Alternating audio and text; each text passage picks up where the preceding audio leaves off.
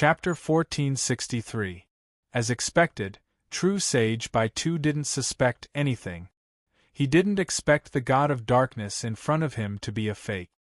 His eyes were cold and indifferent, revealing a powerful, oppressive aura. Since when has His Majesty ever explained his will to you and me? You will naturally understand after you go there. On the throne, the black-robed man was silent for a moment before he slowly said, "Very well." Although he was certain that the darkness ruler wouldn't dare to reject this matter, True Saint Bayou was still slightly relieved when he saw the darkness ruler nod his head in agreement. After all, after devouring the eye of eternal night, no one knew exactly how powerful the ruler of darkness had become. Perhaps the prefix could be removed. The message from the western wasteland also vaguely revealed a hint of conciliation. True Saint Bayou could understand this. After all, even in the wasteland region, sovereigns were still existences that were worth recruiting. In this case, coupled with the dark world, it was only natural that the higher-ups of the western wilderness would change their attitude towards the Dark Lord. Thinking of this, True Saint Bayou's expression became much more relaxed. "Please wait for a moment, Your Excellency Ruler of Darkness. I will open the passage immediately." As he spoke, he flipped his hand and took out a black crystal. This object was in the shape of a perfect polyhedron. Even though it was in absolute darkness, it still gave off a dazzling feeling. Clearly, True Saint Bayou was very confident. Even if the ruler of darkness saw everything, he would not be able to grasp the method to open the passageway. And that was indeed the case. This multifaceted crystal looked ordinary, but it was actually an item from the Emperor Palace. Rumor had it that it was personally refined by a powerful half-step martial monarch. Even though he was in control of the crystal, he could only open the passageway once with permission. In other words, the crystal was the key. Although it was not a one-time use item, authorization was required to open the channel every time.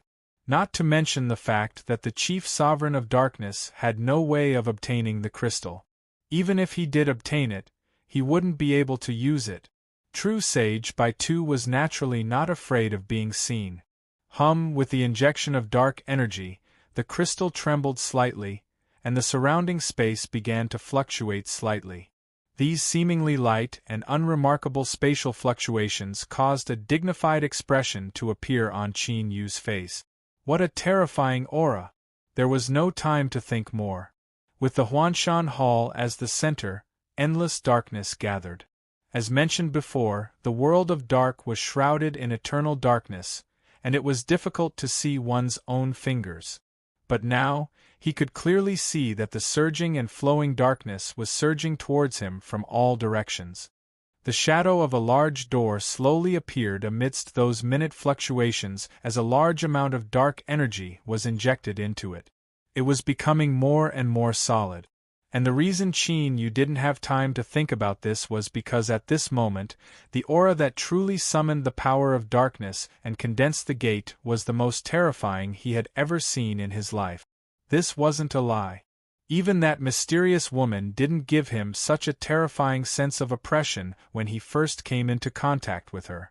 It was like an ant facing a towering Mount Tai. Not to mention exchanging blows with the other party. A single glance from the other party would be sufficient to kill him on the spot. The only similar feeling he had was when he was in World Zero, when he had viewed Yao Tao's memories. In other words, if he wasn't mistaken, this energy came from the quasi-monarch realm that he'd heard of and deeply respected a long time ago, or perhaps it was even stronger. Facing such a supreme being, Qin Yu did his best to restrain his aura, not daring to reveal any abnormalities. He naturally didn't have the mind to think about this. And in fact, besides all of this, there was another reason, that was, Qin Yu discovered that True Saint Bayou had acted right in front of him and hadn't been afraid of being seen at all. He had actually understood what he was doing. No, this wasn't the right way to put it. It wasn't that Qin Yu understood it, but rather that all of this was happening right in front of his eyes. He didn't know the specifics of the process, but he could clearly feel every bit of the dark energy condensing, as well as every minute change occurring within the gate that was forming. He felt as if he could interfere with this process, well, or perhaps with just a thought, he could stop or speed up the opening of the gate. This was an incomparably strange and wonderful feeling, and the source of this feeling was the Huanshan hall he was in right now. Under the cover of his black robes, Qin Yu didn't fear being seen by others. But he still tried his best to restrain his thoughts and avoid revealing any abnormalities. It was just that there was a strange look on his face. He thought that this really was a meat pie that fell from the heavens. If the people of the Western Desolation knew that one of the gates that led to the broken world of the Southwest Desolation domain had fallen into Qin Yu's hands, the first thing they would do would be to kill Qin Yu no matter the cost. That's right, through his connection with the Huanshan Hall, Qin Yu was able to determine that all of this wasn't an illusion. His complexion was calm and his aura didn't change at all. He did his best to suppress the impulses in his heart, but he still couldn't suppress the joy that gushed out from his heart. This caused Qin Yu to feel a bit more confidence towards the unknown future. In the soulless world, after learning of the existence of the Western Desolation and that clan, Qin Yu felt as if there were two mountains pressing down on his heart. Because he had come into contact with them enough, he was able to clearly feel and confirm just how terrifying they were. In particular, Qin Yu learned of a half-sovereign level existence. That sort of strength was unrivaled. And it was clear that the Western Desolation and that clan both had such terrifying powerhouses, and there was definitely more than one. Although Qin Yu had a great deal of confidence in himself, he didn't believe he could resist any one of them.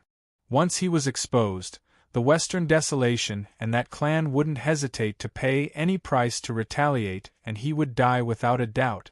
It was because of this that beneath Qin Yu's calm exterior, he had been suppressing and restraining himself. He was filled with an even greater desire for strength. But this required time, and what Qin Yu lacked right now was time. Contact had already begun and hatred had already been formed. The other side wouldn't give him a chance to grow. But now, Qin Yu discovered that he suddenly had the ability to choose when to start the war. A passage with two gates inside and outside. If any one of them was closed, it would become a dead end. In other words, if the situation truly worsened or he faced certain death, then as long as Qin Yu could escape back to the vast Yang world, he could directly close this gate and keep out all powerful enemies. The possibility of forcefully breaking in wasn't completely eliminated, but it definitely wasn't a simple matter. Otherwise, the vast Yang world would be in a mess right now, and it wouldn't be like the Western Desolation and that clan acting in a low-profile manner. In other words, the possibility of this happening was extremely high. Although there was still the problem of Qin Yu needing to escape back alive, compared to his previous hesitation and helplessness, this was already far, far better. So at this moment, Qin Yu was overjoyed. His restless heart was suddenly filled with a great deal of confidence. Thus, he did his best to suppress any attempt, as for the matter of being able to close the gate. Unless it was the most dangerous moment, Qin Yu absolutely wouldn't expose it. "Thank you, Dark Ruler." True Saint Bai Yu tilted his head. He glanced at the throne deep within the hall and at the silent Dark Ruler. He could faintly feel that beneath this Dark Ruler's calm exterior, there were intense fluctuations of emotions. But thinking about it, with this Dark Ruler's status, it was normal for him to be nervous and restless upon learning that he was about to be summoned to the Western Desolation and that he had just swallowed the eye of eternal night. After all, what they were about to enter was the desolate territory, a truly vast world. It wasn't something that a mere broken world could compare with. The ruler level was the strongest level in vast Yang. But in the desolate territory, this was only an overlord of a region, and an overlord who had chosen his side. As for being independent and arrogant, a ruler didn't have the qualifications to do so. At the very least, the majority of rulers didn't have the qualifications. The Dark Ruler had a deep understanding of the Western Desolation, so he clearly knew these problems. He wouldn't lose his status just because his cultivation had risen. After realizing this, True Saint Bayou no longer paid attention to the abnormalities around him. Instead, he wholeheartedly poured strength into the black crystal. With a light sound, as if something had been assembled, a crack suddenly opened in the door that appeared. True Saint Bayou relaxed. He knew that he hadn't made a mistake and the channel had been opened. Now, all he needed to do was provide more strength and open the entrance bit by bit. The first reason he was able to follow the Dark Ruler back to the Western Desolation was because of his status. Since the time was almost up, it wouldn't be difficult for him to leave. The second reason was because after Qin Yu's crazy slaughter, the number of true saints in the Dark World had plummeted. The only one who had the qualifications to open the channel was him. However, True Saint Bayou didn't resist this. In fact, he was a bit happy because he was already impatient to find out who that person was. True Saint Myriad Flow. That's right, it was the mysterious Myriad Flow of the East Sea who he admired so much and was willing to take risks for him. Although he had been rescued by the Eye of Eternal Night, he hadn't been able to obtain any further news of him. This was something that True Saint Bayou found hard to accept. Afterwards, he tried to investigate, but he wasn't able to find any information about True Saint Myriad Flow in the Dark World. This left True Saint Bayou puzzled, but he soon found an explanation. The Dark World was the vanguard of the Western Desolation, but the truth was that the Western Desolation wasn't completely united. The empire that ruled over an endless expanse of territory had its own internal strength, and all sorts of conflicts and strife could occur at any time. It was only because of His Majesty's forceful suppression that everything remained calm on the surface. The broken world of the Southwest Desolation belonged to the Western Desolation. This was the consensus of the high-level figures of the Empire and the Imperial Palace. But, when it came to the specific distribution of benefits, there were different opinions. Everyone wanted to obtain more benefits and have more advantages in opening up a new territory. For instance, His Majesty's children, the idiots who had chosen sides, and the big shots of the Empire who had all sorts of ideas. Thus, although the people that arrived in the Dark World all came from the Western Desolation, most of them weren't familiar with each other.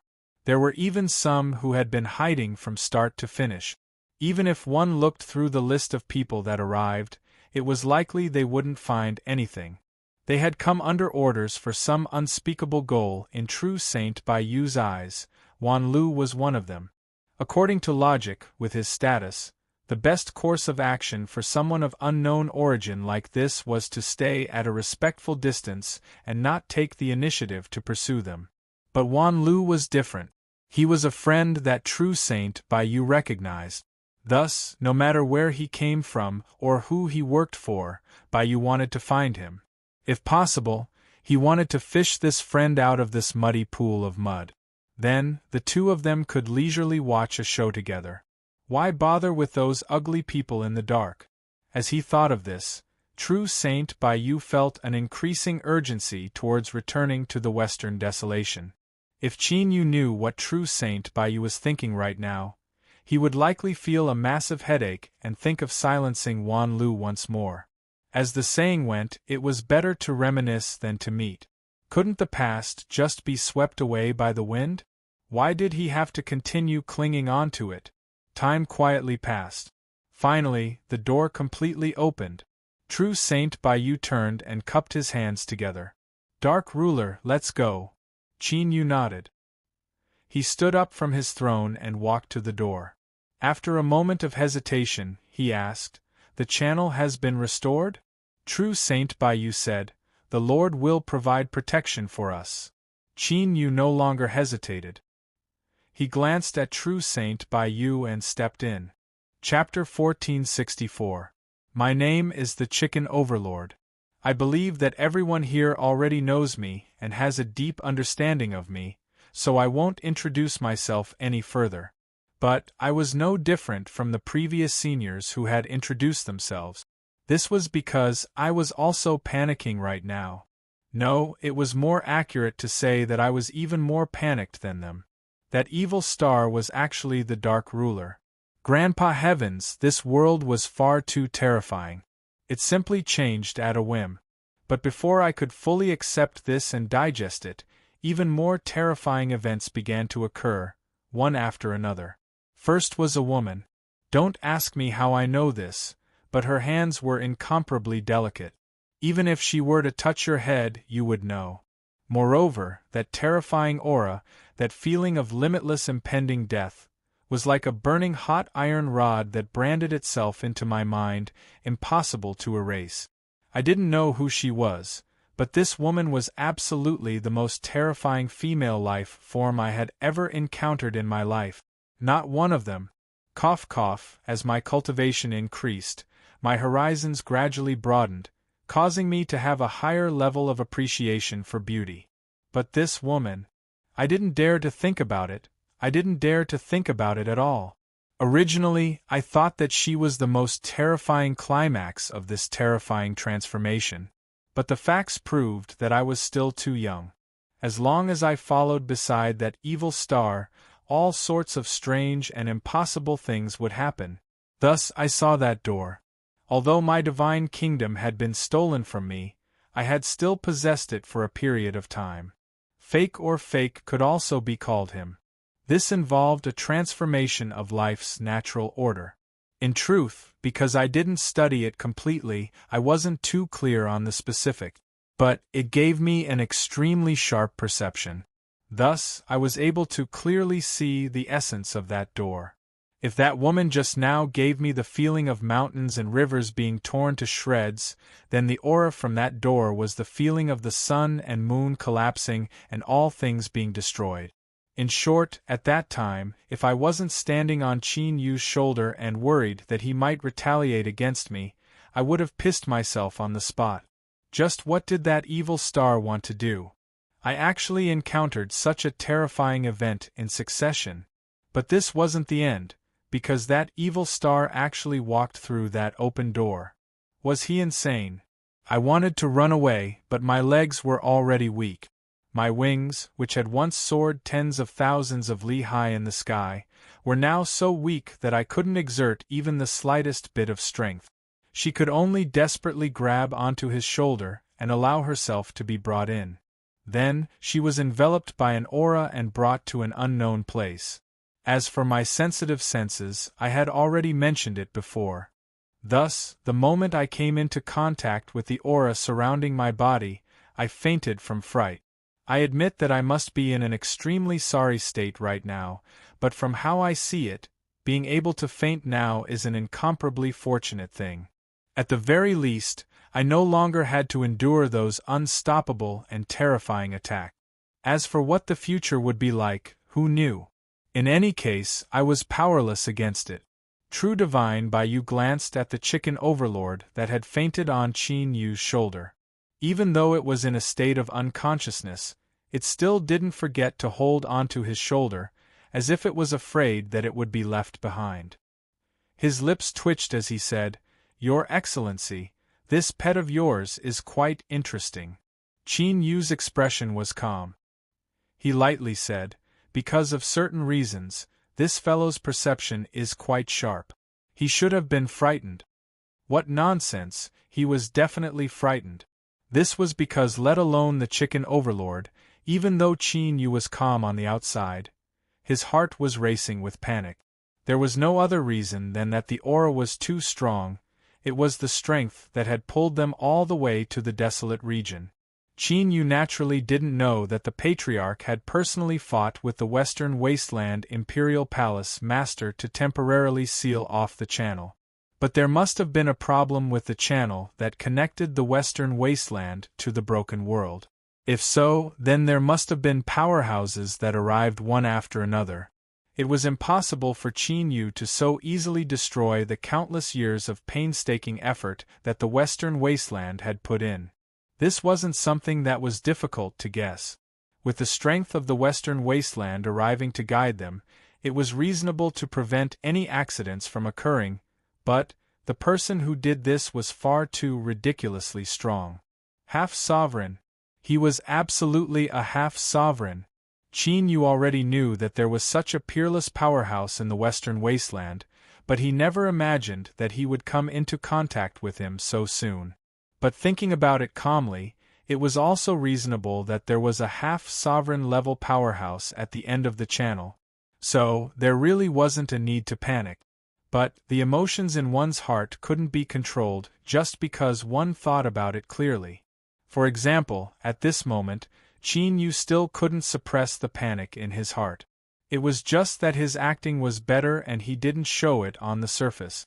Under the black robe, Qin Yu's eyes flickered and he said, "I wonder which lord has troubled me to welcome us into the Western Wasteland today?" Sage-to-be Bai Su glanced at him and revealed a look of respect. "If I'm not wrong, it should be Your Excellency Sakura."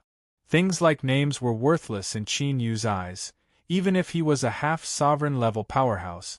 What Qin Yu wanted was detailed information about this half-sovereign Sakura, such as his cultivation and personality. This was his instinct. Once he sensed an uneasy and dangerous aura, he would subconsciously think about it and try to find an option that was beneficial to him. "Your Excellency Sakura?" Qin Yu didn't hide the curiosity in his voice and looked at True Saint Bai Su. There must be a reason for the Imperial Palace to suddenly summon the ruler of darkness into the desolate region. In addition to his own channels, he could vaguely guess what was going on. It seemed that after preparing for a long time, the Empire was finally going to try to obtain that treasure. If that was really the case, the ruler of darkness would obviously play an extremely important role in what was going to happen next. Thinking about his current strength and the conciliatory intention in the letter, True Saint Bai Su made a decision. The respect on his face didn't diminish and he said slowly, "Your Excellency Sakura isn't from a sovereign clan." Instead, he rose from the wilderness and reached his current strength in less than 10,000 years. He's the youngest of the 7 half-sovereigns of the Western Wasteland. However, his strength is considered an extremely powerful existence among the half-sovereigns of the Great Wilderness. True Saint Bai Su chose to get close to him. After all, these things weren't a secret. With the ruler of darkness's strength, he would easily find out about it in the future. Now that he had the right time and place, he had the opportunity to use these things to exchange for a favorable impression from the ruler of darkness. Although the ruler of darkness wasn't too important in True Saint Bai Su's eyes, of course, this had nothing to do with his cultivation level. It was because with his status in the Western Wasteland, a ruler was indeed nothing. But the future was constantly changing and no one knew what would happen in the end. If he occasionally spread some good karma, perhaps there would be some unexpected harvest. After all, in this world, even if one wanted to be a spectator outside of a quagmire, they still needed to stand firm and steady. Otherwise, they wouldn't know when they would be dragged into it by others. And making good karma was clearly the best way to stabilize one's position while maintaining a neutral stance. Qin Yu could roughly guess what True Saint Bai Su was thinking.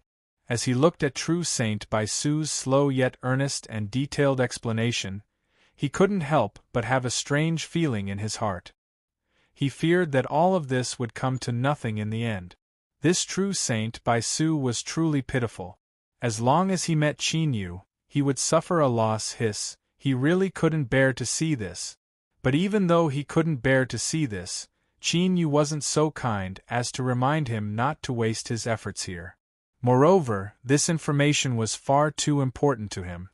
Although knowing the approximate information of a half-step sovereign wouldn't change the situation he would face in the slightest, at least he wouldn't be in the dark anymore. At the very least, he would have a bit more confidence in his heart. The passage was incomparably long.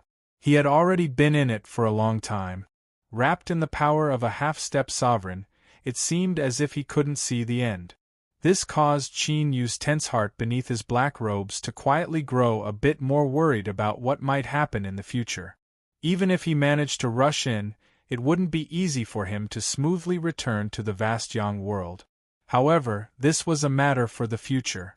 He didn't know what would happen right now, so there was no need to think about the long term. Moreover, no matter how long the passage was, it would eventually come to an end. When a glimmer of light appeared at the end of the passage, True Saint by Sue nodded and fell silent. Schwar in the next moment, brilliant light sprinkled down, covering Qin Yu within. He couldn't help but narrow his eyes as he looked at the skies above him. Then, his heart shook and he suppressed the sourness in his eyes, revealing a bit of shock that he couldn't hide. This was because in the skies above, 9 suns had appeared together. This scene surpassed his imagination.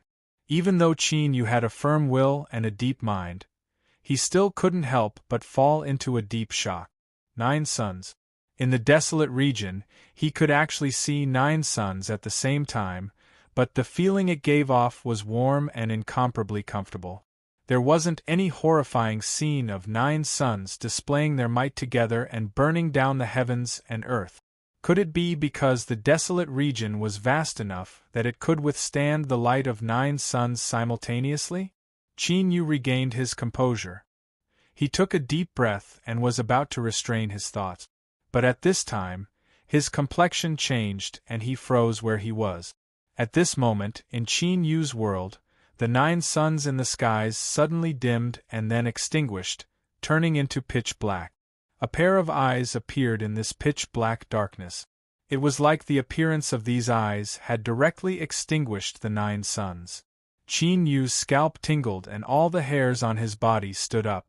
He felt as if he would explode on the spot. Of course, this was an illusion.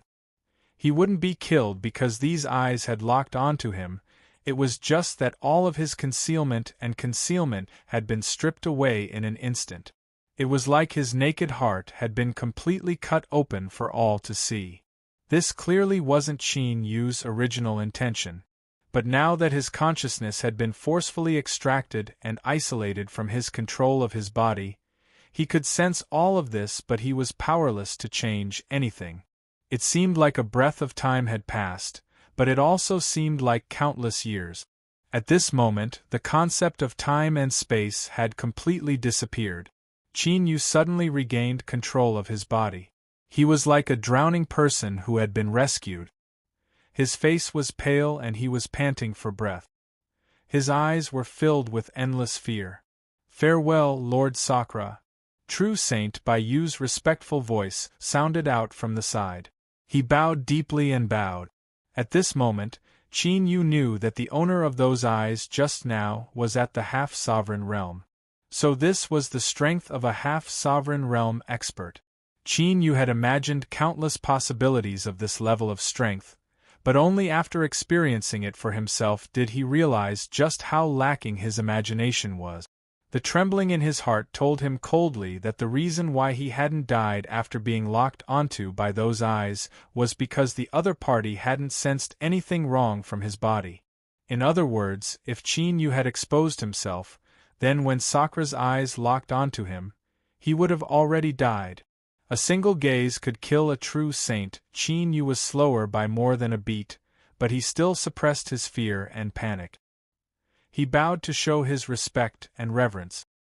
He was incomparably clear in his heart that if he hadn't obtained the Dark Emperor crown, he wouldn't have been able to resist the gaze of a half-sovereign realm expert. Thinking about the enemies in the future, there would be more than one half-sovereign realm expert, and it was very likely that there would be even more powerful existences. Even though Qin Yu was mentally prepared for the strength of the Western Wilderness and that clan, he was still filled with difficulty and hesitation. Could he really contend against such a powerful enemy? Chapter 1465. After a long time, True Saint by Yu stood up and looked in a certain direction with respect in his eyes. Half-sovereigns were the cornerstone of a country. No matter what influence one belonged to, they were treated with the highest respect and reverence. He turned to look at Qin Yu. True Saint by Yu's eyes revealed a bit of surprise. He felt that his previous decision was correct. Dark Ruler, His Excellency Sakra has left. You can get up. The reason he exclaimed in admiration was very simple. It was because he was able to react so quickly after being probed by a quasi-monarch. Moreover, he was able to react in such a dignified manner. Just this was shocking enough. Qin Yu's body trembled as if he had been standing for a long time. He slowly straightened his body and revealed an incomparably pale face. His lips twitched and he revealed an extremely forced smile. "I've made True Saint Baiyu laugh at me." True Saint Baiyu shook his head. He earnestly said, "On the contrary, I admire the Dark Ruler. There is no ridicule in my words. You do have the qualifications." Qin Yu looked at his expression and his smile became even more bitter. "Perhaps, but this feeling is really bad. It makes me feel as if my entire life of cultivation has been useless." True Saint Baiyu had a thoughtful expression. He nodded and said, "Indeed." It was clear he had a similar unpleasant experience. Then, he comforted Qin Yu, looking at the vast and endless Western Desolate. "There are only 7 half-sovereigns. In fact, with your current cultivation, you are an absolute powerhouse in the desolate region and have the qualifications to stand on your own side. There is no need to belittle yourself." After a brief pause and a moment of hesitation, True Saint Baiyu lowered his voice and said, "I can't be sure of the specifics right now. But as long as the Dark Ruler does this well, his future will be bright." Qin Yu took a deep breath and then slowly exhaled. "I hope so." The reason he had suffered such a heavy blow was because of the terrifying strength of a half-sovereign. But, more importantly, it was because of the retaliation and resistance he would face in the future. Although there didn't seem to be any difference between the two to the current Qin Yu, the truth was that there was still a difference and it was astonishingly large. It was because of this that he felt as if he was carrying a mountain on his back. Even breathing became difficult and sour. True Saint Baiyu smiled. "Let's go." Qin Yu was still alive, which meant he had passed the test. As for the wounds in his heart, they weren't something that could be healed with just a few words. They needed time to slowly heal. Shuar True Sage Baitu led the two out of the passageway and into the distance. Haoyang. The gears of time slowly rotated until the moment when Qin Yu stepped into the channel and was pulled into the western wilds by the half-sovereign. Somewhere in the pitch-black void of the outer world, the old turtle suddenly frowned and turned to look in the direction of the dark world. The aura that he sensed belonged to Qin Yu suddenly vanished. This wasn't destruction or death, but a formidable strength isolating it.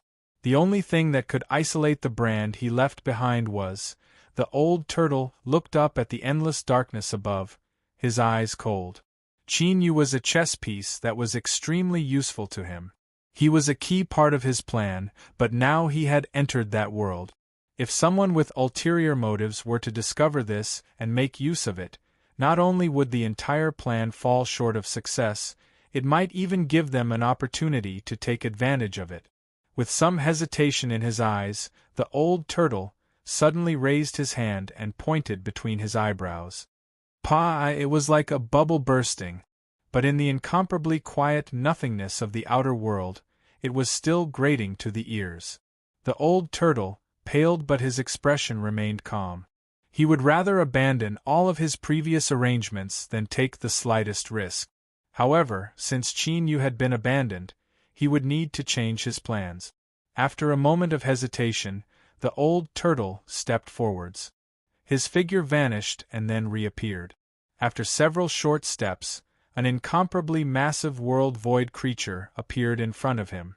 The giant tentacle that quietly swam through the endless darkness seemed to sense some terrifying aura at this moment. It waved its massive body and rushed outwards. Its reaction was extremely fast, but to the old turtle, it was meaningless. Schwa, his figure vanished from where he stood, as if he had never appeared. Not too far away, the panic-stricken world-void creature that wanted to flee suddenly trembled before returning to silence. It retracted its tentacle. Then, like a piece of driftwood in the deep sea, it slowly moved along with some invisible fluctuations. Pa Chin Yu could clearly hear a light sound emitting from deep within his body. Beneath his black robes, his complexion changed, revealing a dark and gloomy expression. After sensing for a long time, he frowned. His complexion relaxed a great deal, but soon puzzlement appeared in his eyes. The connection between him and the old turtle had been severed with that light sound just now, without any trace remaining. It seemed that the shadow of the abyss had already sensed that Chin Yu had entered the desolate region. Out of some scruples or caution, it had severed some sort of mark in Chin Yu's body on its own initiative. Strictly speaking, this should be a good thing. After all, the shadow of the abyss's intentions were unclear, but there was a high chance that it harbored malicious intent. After it had thoroughly awakened, it was no longer the old turtle, but the intruder that maintained the will of the abyss. Just what did it want to do? If a shadow of the abyss's will remained in the vast Yang world, it would likely cause major problems in the future. Chin Yu's thoughts raced. But soon, he bitterly smiled. He couldn't even care about himself right now, so how could he care about anything else? He took a deep breath and suppressed his thoughts. He thought about how he could smoothly return to vast Yang world, and then think of a way to deal with it. At this moment, True Saint Baiyu said, "Darkness ruler, we are here." Arriving did not mean that they had reached their destination. The western wasteland was vast, much larger than the vast Yang realm. Even for a true sage, it would be extremely difficult for him to traverse the entire West Wilderness territory alone. That was why many cities in the Western Baron had built many teleportation gates. Only through this method could they rule over this huge empire. The teleportation gates were divided into different levels, and cities of different sizes had their own matching mechanisms. Of course, Chin Yu couldn't predict the future. Thus, this information was inadvertently revealed in a casual conversation between True Saint Baiyu, who had the intention of befriending him. He believed that Chin Yu could understand his meaning, and this was indeed the case. But, deep in Chin Yu's heart, he could only apologize. As an impostor, there was no telling when he would get into trouble. True Sage Baiyu's attempt to befriend him was not the right choice. Of course, Chin Yu wouldn't remind him. After all, everyone in this world had to pay for their own choices. Even if something happened and True Saint Baiyu was implicated, he could only blame his bad luck. Cough cough, who told him to deliver himself to Chin Yu on his own initiative. Chin Yu had no intention of harming him. Perhaps it was to prevent any accidents from occurring in the channel, but a large area around it did not allow the construction of teleportation gates. Chin Yu followed True Saint Baiyu for a long time before they arrived at the city in front of them. Although the scale of this city was astonishing in Chin Yu's eyes, in True Saint Baiyu's words, it was only a small fifth-tier city. Its only use was to provide a teleportation gate that led to other large cities. He hadn't fully explained this before. Different levels of teleportation gates had great differences in usage. It wasn't as if one could enter a teleportation gate and smoothly reach anywhere they wanted. Perhaps it was to prevent accidents or to deal with sudden problems, but unless there were special circumstances, low-level teleportation gates could only send one to a higher-level city, and so on and so forth. The small city that True Saint Baiyu spoke of caused Chin Yu's heart to tremble. Because in this city, he could feel the aura of a saint. Although it was only a Bittersea half-saint that had yet to transcend, it had to be known that in front of him, a small fifth-tier city that True Saint Baiyu spoke of was actually guarded by a saint. And in vast Yang, a half-saint had the qualifications to establish a sect. Even like the Heavenly Sword sect, they could occupy an independent small world. As expected, the level of strength and the strength of the cultivators in the desolate region were far greater than in vast Yang. In addition, Chin Yu also discovered another matter that shocked him greatly. That was that in this small city, there were a large number of ordinary people living. Of course, they were stronger than ordinary people, and their life aura was also more exuberant. But compared to the power that cultivators controlled, They could only be classified as ordinary people. His divine sense could sense that although these ordinary people lived a difficult life and most of them were engaged in hard labor, they were still alive and well in a city that had a half-saint. In the vast young world, this was an unimaginable matter. Let's go. It's just a small city, there is no need to stop. As true Saint Bayou finished speaking, he brought Qin Yu directly into the city and landed in front of the tightly guarded transmission gate.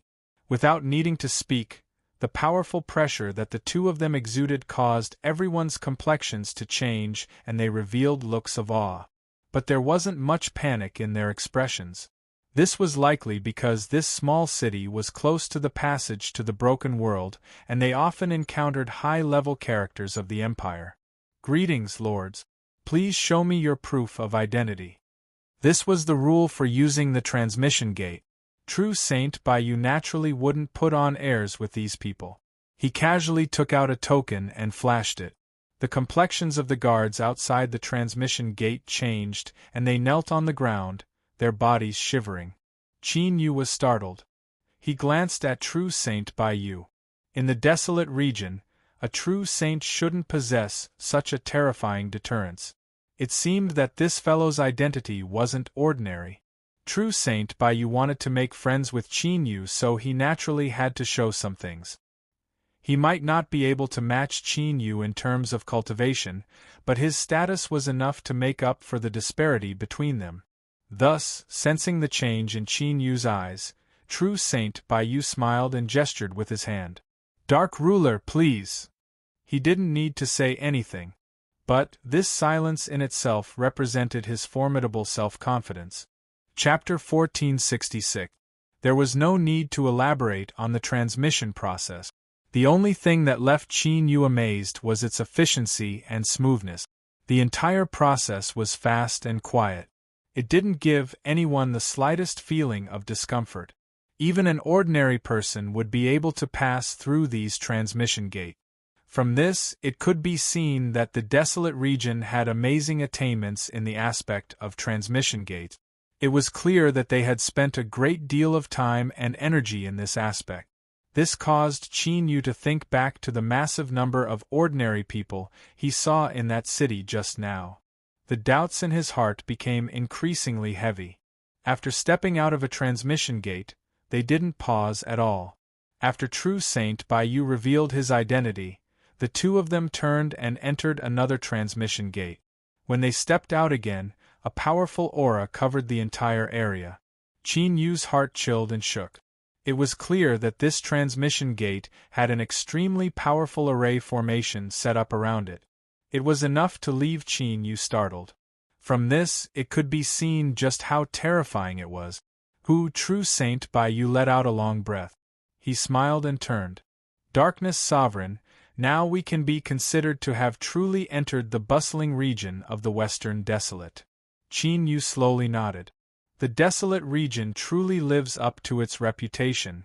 There was no exaggeration in these words. Even the small 5-line city that Bayou spoke of had a half-step saint powerhouse guarding it, much less a large city like this. Although there was a powerful array formation covering the transmission gate, Qin Yu could still feel several terrifying auras looming over him. Among them, the most obscure one was like a bird that flew past the surface of the water in the early morning of winter, leaving behind an extremely dim shadow that was almost ignored. Strong, extremely strong. It even gave Qin Yu the same feeling as when he faced the Darkness Sovereign. In other words, this person was at least at the weak sovereign level. If he had some more hidden cards, he would be a true sovereign.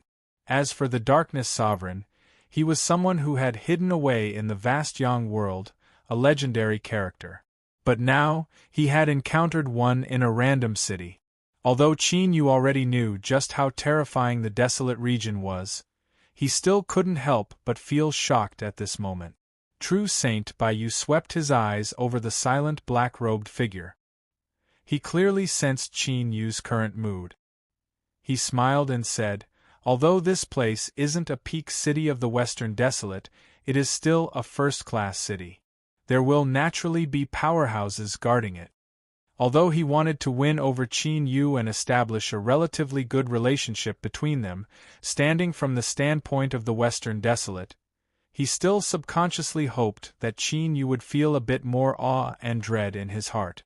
Only then would he be able to see his own position and avoid any rash and impulsive actions in the future. Qin Yu nodded. "Have we arrived?" True Saint by Two said. "Not yet, but after arriving here, we only need to go through another teleportation to reach the imperial capital." After a pause, he smiled and said, "This big city is called Ocean Viewing. Of course, there is no ocean here, so I've always been puzzled as to why it is called this. However, none of this is important. The important thing is that the lords stationed in Guanhai City are old friends with my family. Since I've revealed my identity, I can't just leave without informing them. That would be too rude." Qin Yu said, "If time permits, I can wait." True Sage Baiyu smiled. "I won't take too long. Dark Ruler, please follow me." Indeed, just as Qin Yu had guessed, True Sage Baiyu had an extraordinary status in the Western Desolate. His family actually had a sizable property in Ocean Viewing City. Some people said that the two most ancient professions in the world were thieves and prostitutes. Let's not consider whether or not this was true. But right now, there was a strange look on Qin Yu's face. The place he was brought to was a brothel.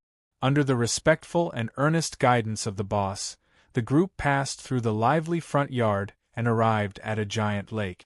Dozens of courtyards of different styles, all exuding a noble and gorgeous aura, were situated on the shore in succession. Among them, weeping willows were nestled. As the breeze blew across the surface of the lake, the gentle and quiet willow branches swayed gently, as if they were countless captivating souls. There was a knock on the courtyard doors. Miss Yun, who had just fallen asleep not too long ago, resisted the weariness in her heart and soreness in her eyes. She wondered where this strange pervert had come from and why he wanted to disturb her peace and quiet in broad daylight. But she still had a sweet smile on her face. She ordered the maids to quickly open the doors and then, with a burst of fragrant wind, welcomed them. She saw the smiling and respectful face of the boss, who was rumored to have transcendent abilities. Then, she saw the two youths behind him who didn't seem to have an imposing aura but were still dazzling. Miss Yun was startled and groaned inwardly. She feared that the purity she had painstakingly guarded for so many years would be destroyed today. Although she had already expected that this day would come, to think that two people would come at once, this caused Miss Yun to bitterly smile inwardly. She couldn't help but feel a bit of apprehension and fear. But this person was someone that even the boss had to carefully curry favor with. What could a mere weak woman like her do? She could only resign herself to adversity. Yun Qing greets the two young masters. "Hot water and tea have been prepared. Please come in and wash away the dust and fatigue from your journey." Her voice was very pleasant to listen to. Most importantly, it didn't have the slightest bit of flattery. Instead, it gave off a sense of calmness and comfort. True Saint Baiyu glanced at the boss and revealed a look of satisfaction. He turned around and said, "Darkness, you can rest here for a while. I will definitely be back before sunset. If you need anything in the meantime, just let me know." After saying that, he cupped his hands and turned to leave. His gaze swept across Qin Yu. Although his expression couldn't be seen under the cover of his black robe, his slightly tensed body showed that he didn't expect such a thing to happen. This guy was actually a little nervous. Could he be a virgin? In this world, there were people who loved beauties more than anything else. However, there were also people who only knew how to cultivate and lived like ascetic monks. True Saint Baiyu's lips curled up. He felt that at least in some aspects, he was stronger than the darkness True Saint. Then, with a strange sense of superiority, he disappeared on the lakeside path. Miss Yun stood up and secretly heaved a sigh of relief. At the same time, she was a little disappointed. As a member of the party, it was natural for her to be observant. Of course, she could tell that the person who left was the most important person in the party. However, she didn't dare to reveal anything on the surface. Since he was a guest that had to be carefully arranged to leave, he definitely wouldn't be ordinary. "Young master, please." Under the black robe, Qin Yu took a deep breath and stepped into the courtyard. Hearing the sound of the courtyard door closing behind him, his nose was filled with a fragrant wind. After taking a breath, his mind started to wander unknowingly. Then, some hot air started to run around in his body. Along the way, the maidservant walked in front and Miss Yun followed beside him. Qin Yu forcefully suppressed his thoughts and didn't let his gaze fall on the girl beside him. Although true Saint Bai Yu had the intention to rope him in along the way, he had just entered the desolate region and he had to be careful. However, when he thought about how the first place he came to after entering the desolate region was actually a brothel, deep in his heart, Qin Yu couldn't help but have a strange feeling. Of course, it was only a little bit. This was because his heart was in shock and he didn't have the energy to think about it anymore. From the outside, the small courtyard looked extraordinary. After entering, he could feel more clearly what it meant to be ingenious and what it meant to surpass the heavens. As far as the eye could see, there wasn't a single place that wasn't exquisite. Although it wasn't conspicuous, it gave off a comfortable feeling. After entering the room and taking a seat, Qin Yu still wore black robes that covered his entire body. However, the people of this brothel were experienced and knowledgeable, so they had encountered all sorts of strange guests. They had heard that in the early years, there was even a fierce general in the army who was fully armored and fought with a big sister on the bed. After that day, although her entire body was covered in blood from being pierced by the armor, she still obtained extremely rich rewards. This was a story that had been passed down in this brothel for a long time and was envied by many newcomers. After all, the rewards they heard were enough to make their hearts race with excitement. Thus, it didn't matter if one was eccentric or not. On the contrary, the more eccentric a guest was, the more popular they would be in this brothel. After all, only a powerhouse or someone with the ability could maintain their own uniqueness. This could probably be explained, as the saying went, risks and benefits coexisted. This strange black-robed guest in front of him, from the way he had appeared, he was clearly someone with great strength. As her thoughts raced, Miss Yun ordered a maid to bring hot water. After Qin Yu waved his hand and sent her away, she continued to smile and serve tea. "You're here to have some fun today, so it's better to relax a little. This tea is excellent, and we only brew it for distinguished guests. You should drink it while it's hot, so as not to waste it." As Miss Yun spoke, she looked at the strange black-robed guest in front of her. She didn't know if it was an illusion or not, but she felt that from the moment they met until now, a great deal of his attention had been focused on her, even though his expression was extremely restrained. Miss Yun had always been confident in her own intuition, and past events had proven that she had the qualifications to be confident.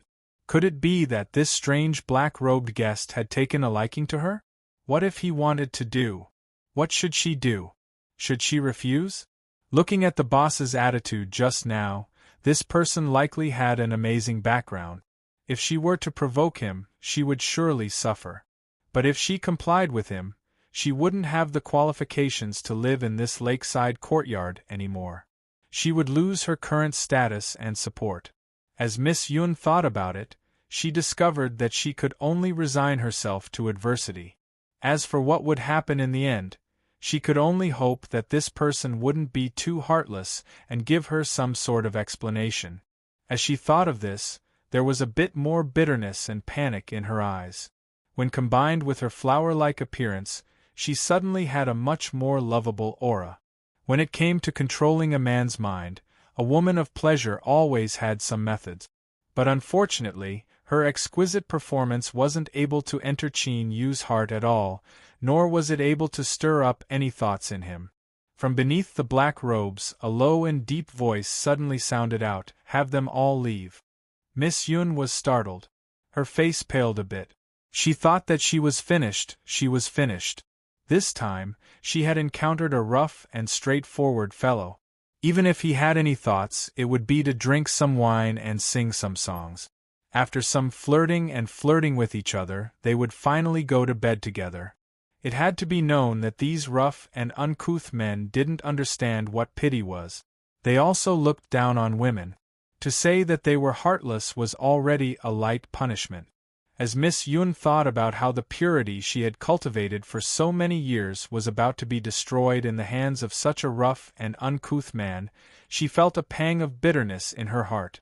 But she had already said that she couldn't refuse, otherwise her fate might be even more miserable than this. Thus, Miss Yun could only forcefully smile and wave her hand. "All of you leave. I will personally serve, sir." The group of maids revealed worried expressions, but they didn't dare to say anything. They respectfully bowed and drew back.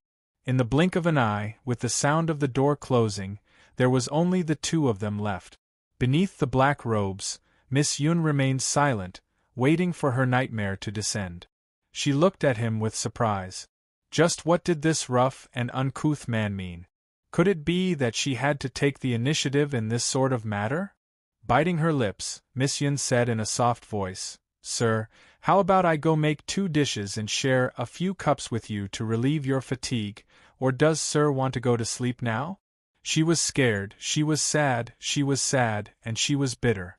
Beneath the black robes, Qin Yu closed his eyes. When he opened them again, they were clear and bright. There was a bitter smile on his face. As he thought, it was just that they looked exactly the same. She wasn't her. When Qin Yu first saw Miss Yun in this garden, he felt as if he had been struck by lightning. He nearly lost his composure on the spot, and this was the reason why he had been ridiculed by True Saint by Tuesday. But in truth, this was only a mere brothel. How could it shake his mind? The true reason was that this young lady in front of him was actually the same as Teacher Liao. No, it was more accurate to say that the two of them seemed to have come from the same mold. This was why Qin Yu had been so anxious. But now, everyone had withdrawn and there were only the two of them left in the room. There was also no monitoring aura, and Miss Yun still looked the same. This could only mean that she wasn't Teacher Liao.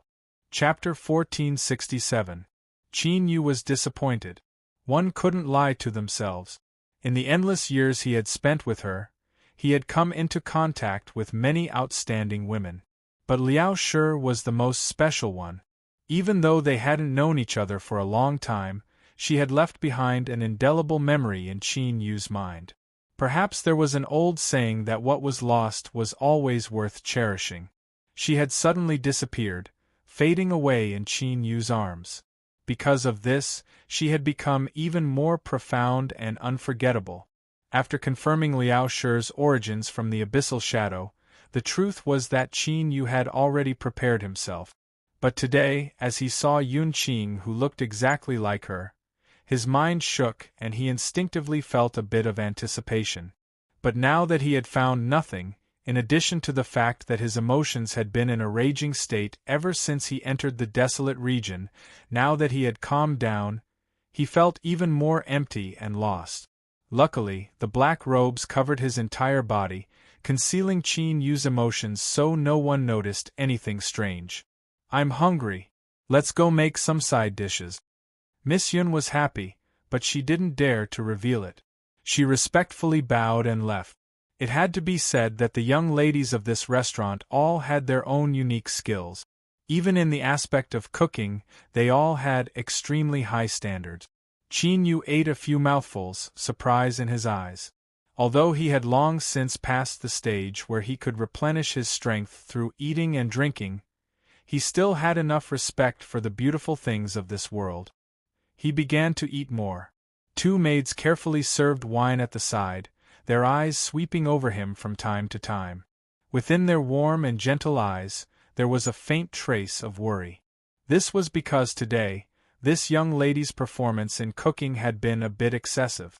It wasn't that every dish was carefully prepared or that she had used 120% of her skill, but that there were so many dishes on the table that it was nearly impossible to place them all. Although the two of them quietly arranged the dishes, trying to save as much space as possible while still maintaining a pleasing appearance. If they continued to cook, they really wouldn't be able to put them all down. Although this strange black-robed man was as calm and steady as he was at the start, who knew what was hidden beneath his appearance? Perhaps he would erupt in anger in the next moment. This was truly an incomparably torturous matter. The two maids still had warm smiles on their faces. Their fingers gently placed dishes, poured wine and poured tea. But their backs were gradually soaked with sweat. In the small kitchen, Miss Yun was staring at the flames under the pot. Perhaps because she was too close, her face was roasted red. At this moment, beads of sweat seeped out of his forehead and cheeks, wetting his hair and sticking it to his face. She raised her hand and ran it through her hair. Her eyes didn't move at all, as if all her attention was focused on the dish she was cooking. The maid standing in the corner opened her mouth, wanting to say something but hesitating. She knew what her young miss was thinking, but if things continued like this, something might really happen. He couldn't help but turn his head to look out the window. That little husky dyer had already gone out for a long time, but she still hadn't returned. Could it be that she was love-struck and had secretly gone to meet her little lover? The maidservant clenched her teeth. Although Dyer was a bit of a troublemaker, she was extremely loyal to the young miss. She always knew what was important and what was not. Since she hadn't returned, that meant they hadn't found her yet. What should they do? After waiting for a while, the dish was ready. If he continued to put it in the pot, the taste would be greatly reduced. This dish was extremely slow to cook, but after it was finished, it had to be placed on a plate in a short period of time. Miss Yun let out a deep breath. She reached out to open the pot and ladle, her movements swift and skillful. Her actions were beautiful and pleasing to the eye. "Serve the dishes." The maid bit her lips. "Miss, there's enough food." Miss Yun smiled. "Don't worry, this is the last dish. After I bathe and change my clothes, I will accompany you." The men of this world were indeed unreliable. No matter how many sweet words they spoke to her in ordinary times, they were completely unreliable in critical moments. In terms of when to advance or retreat, she was well aware that the black-robed guest hadn't been angered yet. He had already shown enough tolerance. This was a bit different from the rough man's previous judgment. She could only hope that he was a meticulous person and not too cold and heartless. The maid let out a sigh of relief. Then, she couldn't help but reveal a sad expression. She thought about how much hardship her young miss had suffered over the years, but in the end she still couldn't escape this calamity. If she knew this would happen, she might as well have chosen that person years ago. She heard that although he didn't hold a high position in the imperial capital, he was still quite powerful. With her thoughts settled, Miss Yun calmed down. After all, she had already expected this to happen, so she wouldn't panic like an ordinary woman. She smiled and said, "Hurry and go. This dish requires a great deal of effort and the ingredients are the best. It's best if you don't waste it." The maid restrained her expression and quickly left. After entering the reception pavilion, she handed over the dishes to the serving maid and said in a soft voice, "The miss said that today's dishes are enough. If guest wishes to taste more, you can only come again next time. The kitchen is filled with smoke and smoke. The miss will bathe and change her clothes first and will soon accompany you." Just how important was speaking? Now that the same matter came out of her mouth, it suddenly had a different flavor, as if it were only natural. In fact, it gave off a feeling that Miss Yun was doing her best to satisfy the guest. Beneath the black robes, Qin Yu smirked at the maid's clever mouth. Then, he continued to eat and drink, his thoughts racing. Although he didn't know much right now, Qin Yu had obtained some harvests from True Saint by Tuesday. Although he couldn't completely outline what the future would look like, he could at least make some targeted considerations. For instance, he should have entered the western wilderness to complete something, and this matter just happened to synchronize with that woman's goal. Thus, she gave up and allowed Qin Yu to be summoned into the desolate domain by the western wilderness. There was a problem here. Did these two matters overlap, or were their goals the same? If it was the former, then that was fine, but if it was the latter, that would be troublesome. With his status as the ruler of darkness, he was summoned into the desolate domain by the western wilderness. But, in the end, he helped that woman fulfill her wish. What would happen to the western wilderness? Even if Qin Yu's identity wasn't exposed, there would likely be a great problem. As Qin Yu pondered, his aura became increasingly silent. But now, this silence seemed a bit colder to the maids. Luckily, this feeling of dread and unease didn't last for too long before it was broken by the sound of bead curtains. After bathing and changing into a new dress, Miss Yun walked in with a light and fragrant scent. Her hair was slightly damp, and her skin was rosy and fair, as if it could be broken by the slightest breeze. Even the maids who were used to seeing this girl's beauty couldn't help but praise her from the bottom of their hearts. She really seemed like someone who had walked out from a painting. I was busy in the small kitchen and was delayed for a bit. Yun Qing asks for young master's forgiveness. As she spoke, she bowed, her long skirt cascading down, drawing out a charming and alluring scene. Miss Yun accepted her fate. As she bowed and asked for forgiveness, a maid waiting outside a mansion's side door had an anxious expression. She had been out for far too long. Even if this girl could think of a way to delay for a while, she had already reached her limit. If she didn't hurry over now, then she really wouldn't make it.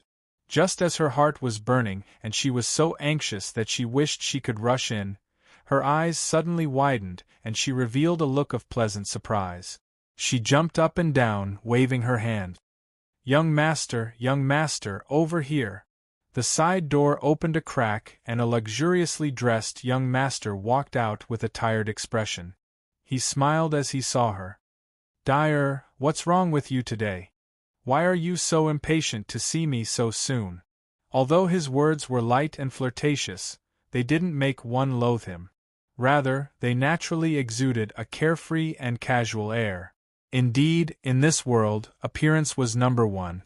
If a lazy and ugly man were to say these words, this young girl would have already exploded with rage and cursed him for being a toad with such a big mouth. With a blushing face, the maid called Dyer stamped her feet. She reached out and pulled him away. Hurry, it's too late." The young master's complexion changed. "Is there a problem with Yun Qing?" His mind was sharp and he immediately thought of the root cause. The maid nodded again and again. The young master stopped and shouted out loud, "Prepare the carriage!"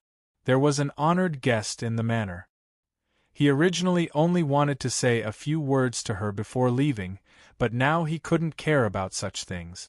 With his father covering for him, that person wouldn't blame him. After all, he had always given off a warm and kind impression.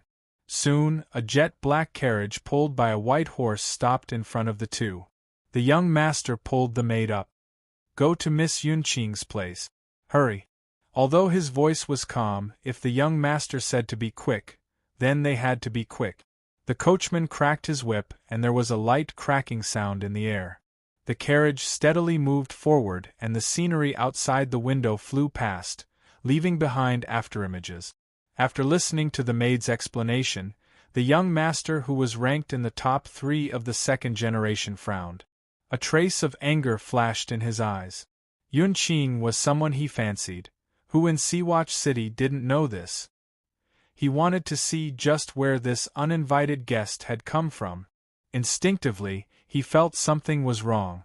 After all, the owner of this brothel could barely be considered one of them. He shouldn't act rashly.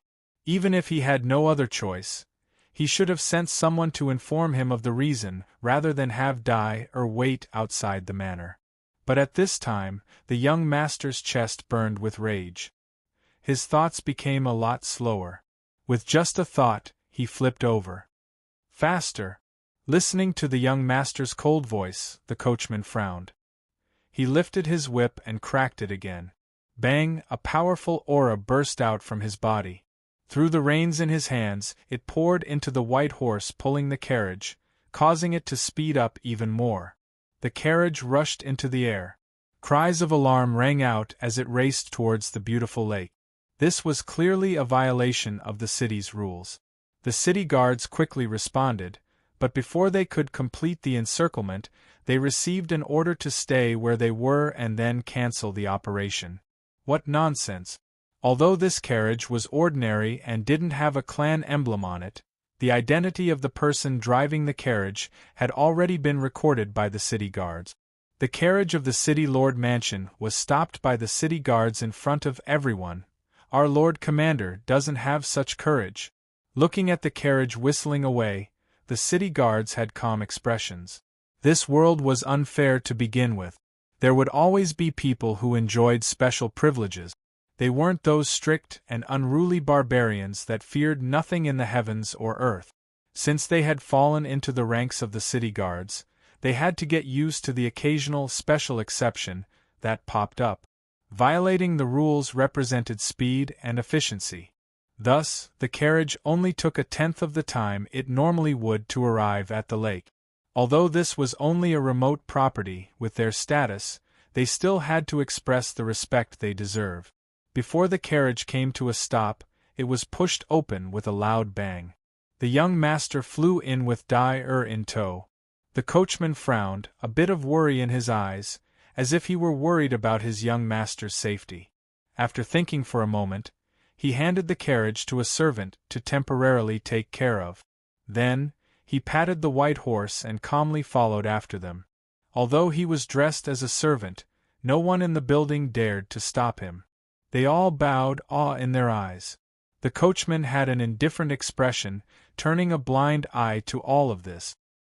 He passed through the bustling and clamorous front court and entered the quiet and secluded lake. As he looked up, he just happened to hear a loud bang as well as a faint angry roar. It was the young master. The driver frowned. He didn't dare to delay any longer. He took a step forward and his figure suddenly vanished. In the next moment, he appeared outside the small courtyard that was violently shaking and releasing a blinding light. As the young master saw him, his complexion paled. He clenched his teeth and roared, "Go, break open the door!" "Yes." The coachman responded in a low voice. He ignored the angry shouts around him, as well as the noise coming from the front court. He stepped forward and pressed his hand down. It was done casually and without the slightest burst of aura. It was just a palm that seemed to brush away Luo Shui, yet it caused the tightly shut door in front of them to shatter with a bang. The powerful aura that surged out even blasted into the walls on both sides of the courtyard, destroying the defensive restrictions as easily as crushing dry weeds and smashing rotten wood. Instantly, countless bricks and stones were sent flying in all directions, and in the next moment, they were crushed into powder by the terrifying aura. What an uproar! The surface of the lake was hit by the violent aura. With a low and dull boom, it immediately stirred up layers of turbulent waves. The ups and downs caused a series of exclamations. "Stop!" Amidst the angry roars, the guards responsible for the safety of the building finally rushed over with the momentum of tigers and wolves. The flagstones under the leader's feet were all shattered. It could be seen that his cultivation was tyrannical and that he was angry at this moment. The branch had been operating in Seawatch City for many years. Tonight was the first time that such a wantonly invasion had occurred. Of course, this was his dereliction of duty. Thinking of the boss's strength and the rich income he received, the guard leader's eyes narrowed. He said coldly, "Take them all down. Kill anyone who dares to resist. This matter must be dealt with cleanly and beautifully." The door was smashed and the walls collapsed. Smoke and dust rose into the sky, obscuring the sight of the intruders. They couldn't see clearly who was causing trouble. And the news from the front court hadn't had time to spread in this short period of time. The young master clenched his teeth and sneered. "I want to see, in this Seawatch City, who has the guts to touch me?" The coachman lifted his hand and the dust in the air instantly dispersed. The guard leader's face had already changed. When he saw the cold eyes of the young master, his heart palpitated and he almost collapsed to the ground. He knelt down with a pale face. "Greetings, young Master Chen. I didn't know it was you today. I didn't mean to offend you. Please forgive me." He kowtowed again and again, followed by a series of slaps in the face. Chapter 1468. With the door broken and the walls broken, this naturally alarmed the people in the courtyard. Qin Yu could faintly hear the sounds coming from outside. Beneath his black robes, his expression was calm. There had never been a lack of jealousy and strife in Pleasure Ground. But he didn't plan on personally joining in. Thus, when Miss Yun's complexion paled, and she forced herself to calm down and ask him to wait a moment, Qin Yu nodded and didn't say anything. Seeing him express his stance and the black-robed guest, who had maintained his composure from beginning to end, Miss Yun felt gratitude in her heart. He vaguely felt that his previous conjecture was probably wrong. How could a straightforward and rough man have such a calm mind? Although she hadn't left yet, she could guess who was outside. At this time, she couldn't help but feel a bit anxious. That noble young master of the City Lord Mansion, although he usually appeared carefree, was actually a ruthless and possessive person deep in his bones. It was because she was aware of this that even though she had been chased by this young master for a long time, Miss Yun didn't dare to relent. She could only maintain a distance between them. Today, she was forced to ask Butterfly for help. She originally only wanted to invite him and borrow the City Lord Mansion's status to tide over today's crisis. But she never imagined that his anger would be far greater than she imagined. As she led her people outside, Miss Yun revealed a worried expression. She didn't know what method she could use to resolve today's matters. It wasn't that she had some sort of impression of Qin Yu, but that once the two sides clashed, no matter who won in the end, the result wasn't something that a mere brothel girl like her could withstand. She passed through the round door and emerged from behind the screen wall. She saw that the courtyard entrance was in a complete mess. The guard captain was kneeling on the ground and slapping himself. His face was swollen and dark red beads of blood seeped out from his nose and mouth. Miss Yun's heart raced and she groaned inwardly. This person had even torn off his usual hypocrisy. It was clear that he was truly angry. She took a deep breath and steadied her mind. Then, she bowed with a pale face. "Yun Qing greets Sir Chen. I wonder what happened today that caused Sir Chen to be so angry?" Chen Shanglu's cold eyes swept over her, a bit of loathing in them. He coldly snorted but didn't speak. At the side, the pale-faced little butterfly said in a trembling voice, "Miss, just now at the entrance of our small courtyard hung red lanterns." Miss Yun's face also turned pale. She immediately understood why this noble young master of the City Lord's mansion was so cold and heartless. She naturally knew the rules of the building. Each of the courtyards by the lake was occupied by a top-notch beauty. Although they usually received distinguished guests from all over the world, they basically never stayed overnight. However, once there was an exception: a red light would be hung outside the courtyard, signifying that there was a joyous occasion in the small courtyard today, and the beauty inside had found a partner. Did the building make the decision on its own? However, this matter had not been confirmed with her. Why did they hang up the red lanterns? No wonder Chen Shanglu was so angry. His usual gentleness and consideration towards her was completely gone. Miss Yun knew that she was currently in an extremely disadvantageous situation. No matter what the reason was, her reputation would be tarnished if a red light was hung up. After tonight, he wouldn't have the right to continue staying in this small courtyard by the lake. Not to mention, everyone would know that she had offended the noble young master of the City Lord's mansion. How would she be able to establish herself in Guanhai City in the future? Taking a deep breath, Miss Yun bowed and said, "Although I do not know why a red light was suddenly hung outside my courtyard, what Yun Qing wants to say is that this is a misunderstanding. I was entertaining a distinguished guest with my maidservants, and did not do anything that was out of line." The tranquility of the small lake was broken. Many courtyard doors opened, and maidservants were sent out to stand on tiptoe, looking in from afar. And at this moment, from the noisy vestibule of the vestibule, there was a sudden cry of surprise, followed by a burst of suppressed laughter. Although it was suppressed, it was full of mockery. Which one of the beauties in the lake behind Linue brothel was not a drool-worthy, peerless beauty? It was extremely difficult for an ordinary person to even meet one of them. Who could imagine that a red lantern had been quietly hung up today? Not to mention that the one who had hung up the red lantern was actually Miss Yun-Ching. Such explosive news naturally caused the crowd of guests to exclaim in surprise. Many of them slapped their thighs in pain, their faces filled with sorrow. However, there were even more guests who could not help but laugh softly after a brief moment of shock and astonishment. This was especially so when they found out that the noble young master of the City Lord Manor was currently catching the adulterer by the lake. The laughter in their hearts became even more comical.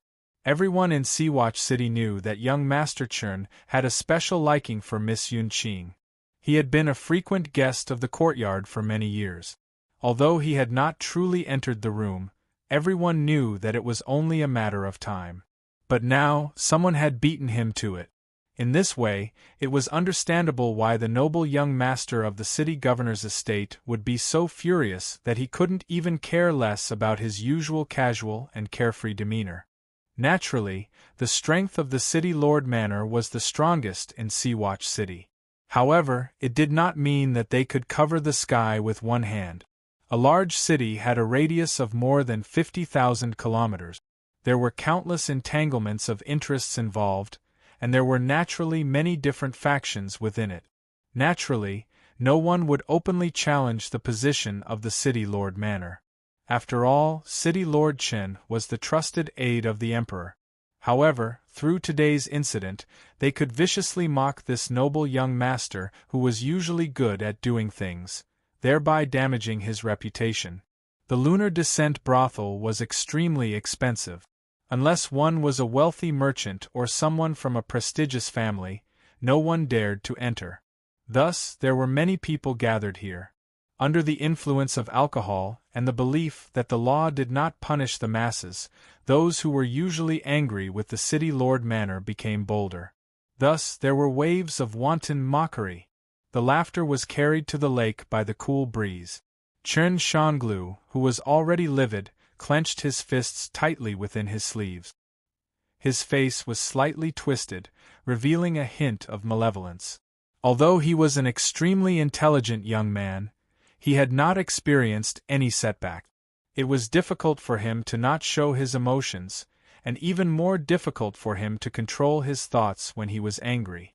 The laughter in the front yard and the indistinct gazes from all around the lake were like swallowing a red-hot soldering iron, burning his body and mind, followed by endless violence.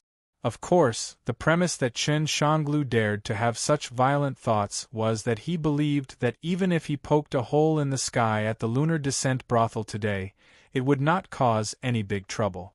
Although he needed to show due respect to this business, he believed that the other party wouldn't disregard his father's attitude just because of a little bit of impudence after being humiliated. His eyes stared gloomily at Miss Yun. The coldness in his eyes made her face pale, as if she had fallen into an ice cave. Yun-Ching, where is the person you chose? I would like to see what kind of person he is, or does this person only dare to hide behind a woman and be a coward? Miss Yun heard the violence and bloodthirst in his words and said with a trembling voice, Young Master Chen, Yun-Ching can assure you that nothing has happened. All of this is just a misunderstanding. Gritting her teeth, she lowered her voice. If you do not believe me, I am willing to let the nannies in your manor verify my identity, to prove my innocence. Miss Xiao Dai naturally knew the humiliation that Miss had suffered. With a thud, she knelt down and grabbed a corner of Chen Shanglu's luxurious robe. Young master, my miss would never lie to you. Since she said it was a misunderstanding, there must be another reason. Please believe in my miss. Chen Shanglu's eyes revealed a trace of hesitation as he looked at the pale Yun-Ching. He knew the capabilities of the nannies in the manor. Since they dared to say such things, could it really be a misunderstanding? But very quickly, Chen Shanglu's eyes darkened again. The truth was no longer important now. Even if he ordered the nannies to verify that Yun Qing was still a virgin, so what? Everyone in the city would think that this was an excuse that Chen Shanglu had purposely given to cover up for himself. It would only invite more ridicule. Today, if they were not at the lakeside, there would still be some leeway. But since they were already here, their face had already been thrown to the ground and trampled on. They would even think of ways to attack the prestige of the city lord's manor through this matter. Although they were far away, did they really not hear the loudest people in the front courtyard? If they dared to do this, they must have a plan in mind. He had to pick up the face that had fallen to the ground with his own hand. Only then could he prevent the situation from worsening and prevent his father from being implicated. After all, this was a very critical moment. The day before yesterday, his father had submitted a secret memorial to the desolate emperor to defend himself. There must not be any more disturbances. Thinking of this, Chen Shanglu's eyes were filled with anger. If not for this little slut, he would have been drinking with a distinguished guest and would not have been humiliated like this. Scram! With a kick, Xiao Dai immediately vomited blood and fell to the ground. Although he did not hit her heavily, a kick filled with hatred was not something that this weak brothel maid could withstand. Yun Qing cried out in sorrow, "Xiao Dai!" She rushed over and hugged her in her arms. She looked up at Chen Shanglu. Although she was still suppressing her emotions, she could not help but reveal a trace of resentment in her sorrowful eyes. Although Chen Shanglu did not place Yun Qing in a very important position in his heart, he naturally felt some affection for her since they had been chasing each other for so many years. Otherwise, when he saw the red lantern, he would not have been so enraged and torn apart his pretense. Now that he sensed her eyes, his heart trembled and a bit of guilt rose up in him. But soon it turned into callousness. He knew that it was likely impossible for him to obtain this woman's affection. But that didn't matter. Even if he couldn't obtain her heart, there would always be a way to obtain her body. Moreover, there were countless beautiful women in this world who knew how to appreciate others. Thinking of this, Chen Shanglu's eyes turned even colder. He sneered. "It seems that Miss Yun Qing likes this person? You would rather have your maid suffer than have him step forward." He waved his hand and said, "Go and invite the person inside to come out. Give him a chance to reveal his identity. If he can suppress the city lord mansion, I will personally apologize to him and leave, pretending that nothing happened today.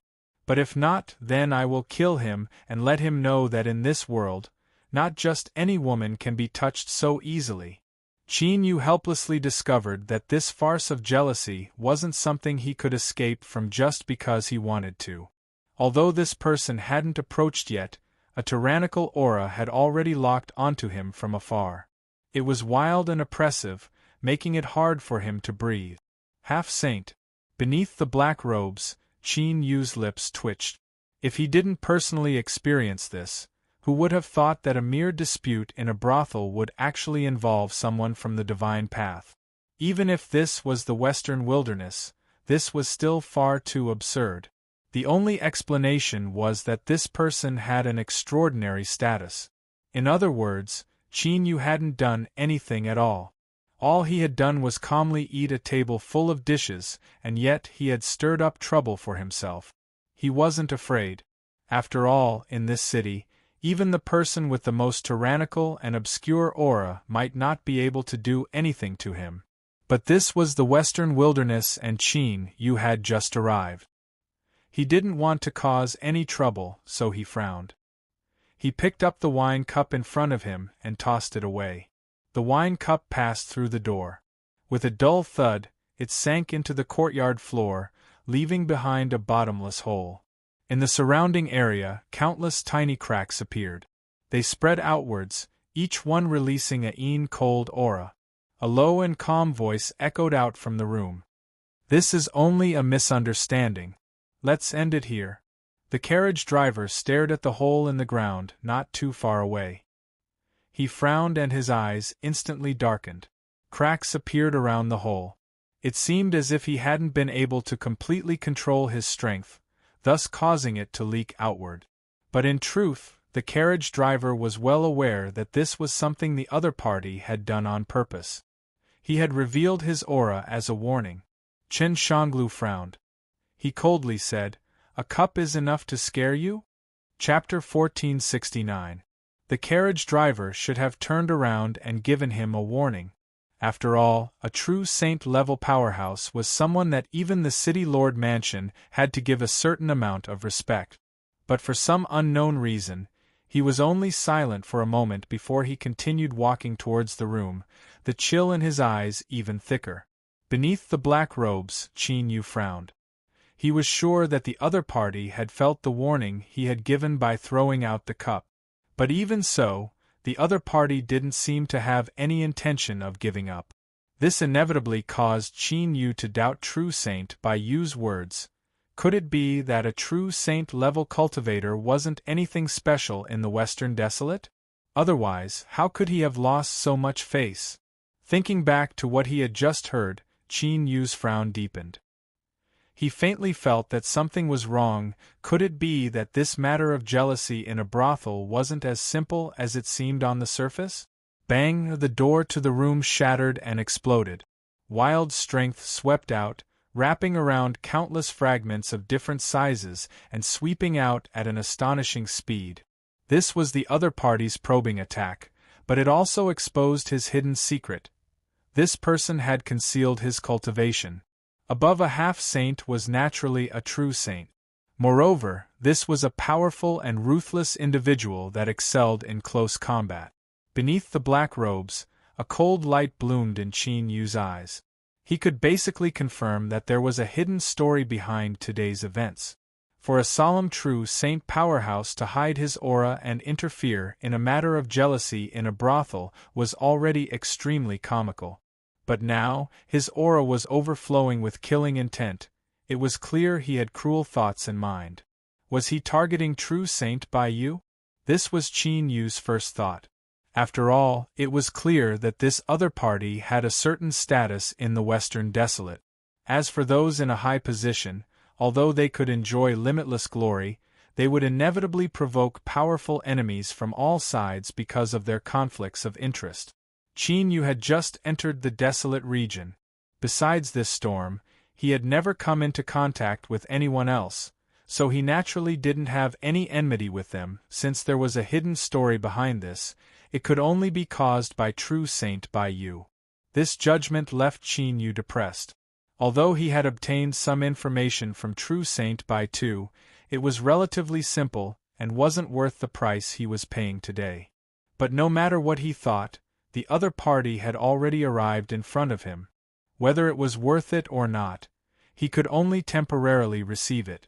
After that, she would ask him for compensation. She couldn't just become this fellow's shield for no reason. He raised his hand and slapped the table. Boom! A terrifying power erupted, and the table instantly collapsed. Everything rushed out of the door. Although there weren't many fragments on the table, it gave off the feeling that it was vast and mighty, like a raging river. The coachman, who had just barged into the room, had a stern and calm expression on his face. He felt that his aura had been completely locked onto, and he was unable to dodge at all. His original plan was to hide his cultivation and get close to his opponent before unleashing a sure-kill attack. However, he no longer had the chance to do so. With a loud shout, the bones and flesh in his body crackled. His entire body suddenly swelled up, and he raised his hand and struck out heavily. With a single punch, it gave off an unstoppable feeling, as if even a myriad of rivers and mountains would be pierced through by a single punch. A wild strength rushed out like a wild tiger, breaking into the table fragments. It wanted to forcefully tear open a gap and kill Qin Yu on the spot. But this person had clearly underestimated the terrifying strength that was released from Qin Yu's palm strike. The fragments of the round table were shaken to pieces by the collision of these two astonishing strengths. But they had nearly exhausted all of their tiger-like wild strength. Even so, they still had enough strength left over to sweep up countless splinters of wood and dust as they hurtled towards the carriage driver. The coachman cried out as if he had been frightened. But his expression remained calm and his eyes were calm without the least bit of emotion. His expression didn't match his cry at all. This was because the coachman had other method. He had received orders to kill the cultivator in the room, and he already knew that this person was tyrannically strong. Even a true saint wouldn't be his match. Thus, the true killing move was only being used now. But the truth was that the closer he was, the greater his chances of success were. A flash of hesitation flashed in the coachman's eyes. Then, he clenched his teeth and bravely stepped forwards towards the splinters of wood. Zila, like a piece of paper being flipped, the coachman's face was instantly sliced open with countless small wounds. There was even a sharp wooden spike that pierced through the defense of his face and directly pierced into his eye. With a muffled groan, blood instantly gushed out. By paying the price of an eye, the coachman had advanced a step further.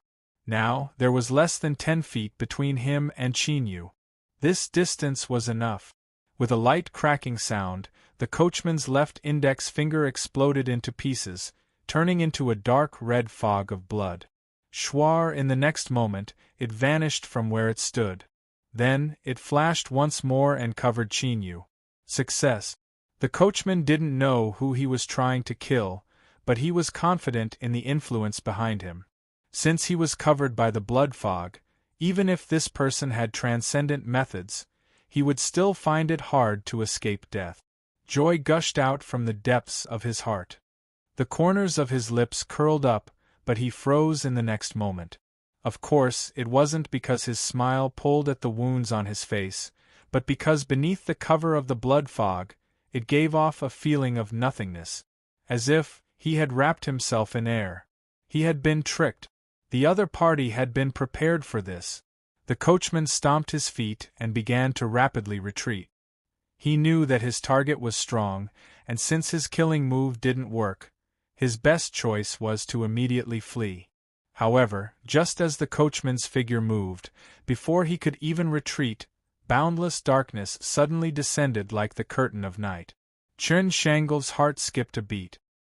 He fiercely looked towards the courtyard. Darkness surged out from within, instantly covering the entire courtyard. The other party clearly had an extremely high level of control over their own strength. When they reached the courtyard gates, they stopped and didn't disperse in the slightest. Even so, Chen Shangolf could feel an icy cold aura from this darkness, as well as a dreadful aura that left one's heart racing. It was like an eternal night had arrived, like an abyss that could swallow all things. It represented endless slaughter and destruction. He had kicked an iron plate. Chen Shangolf's complexion paled. The only thing that made him feel at ease was that the other party clearly feared the strength of the City Lord Mansion and didn't want to make a scene. Thus, they restrained their strength and didn't involve him. Previously, Chen Shangolf had said that if the other party's status was enough to suppress him, he would forget about today's matter. But in the desolate domain, strength meant everything. It was obvious that the person in the courtyard had enough strength to make Chen Shangolf change his mind. He was extremely angry, but it was just a woman. It wasn't worth it to provoke such a strong enemy. Although the City Lord Mansion wasn't afraid, this world wasn't a place where one could do whatever they wanted without fear. Moreover, such a strong expert couldn't be alone. There had to be someone backing him. If he wasn't careful, he might cause big trouble. Chen Shangolf could be considered the #1 hedonistic son of Guanhai City, but that was only limited to Guanhai City. The desolate domain was vast, and there were countless people with stronger backgrounds than him. Chen Shangolf, who had received a strict education since he was young, was well aware of this. Although he had done many cruel and absurd things over the years, he had never caused any real trouble. But today, Chernshanglov was prepared to give up. Although losing face was something that was extremely depressing and difficult to accept, it was nothing compared to his own interests. Perhaps he could find a way to make friends with the person in the courtyard. This was the so-called no discord, no concord. His thoughts raced quickly. This proved that Chernshanglov was a smart person, but this didn't guarantee that things would develop in the direction he hoped for. Whoosh whoosh, there was the sound of breaking air. Two shadows flew out, roaring, "Protect the young master." Although they said this, the two of them didn't even glance at Chernshanglov. At this time, Chernshangov's expression was constantly changing as he boldly rushed into the pitch-black darkness. Chernshangov's complexion changed. He didn't know when two super-strong true saint-level bodyguards had appeared by his side. Since they weren't his people, there was only one explanation. Someone hoped that the outside world would think that these two people were from the City Lord Mansion. In other words, it was Shui Pan. He had been used. Who was it? And who was the person in the courtyard? Who could tell him just what was going on here? The darkness suddenly began to violently tumble about. A deep and low rumbling sound spread out like thunder.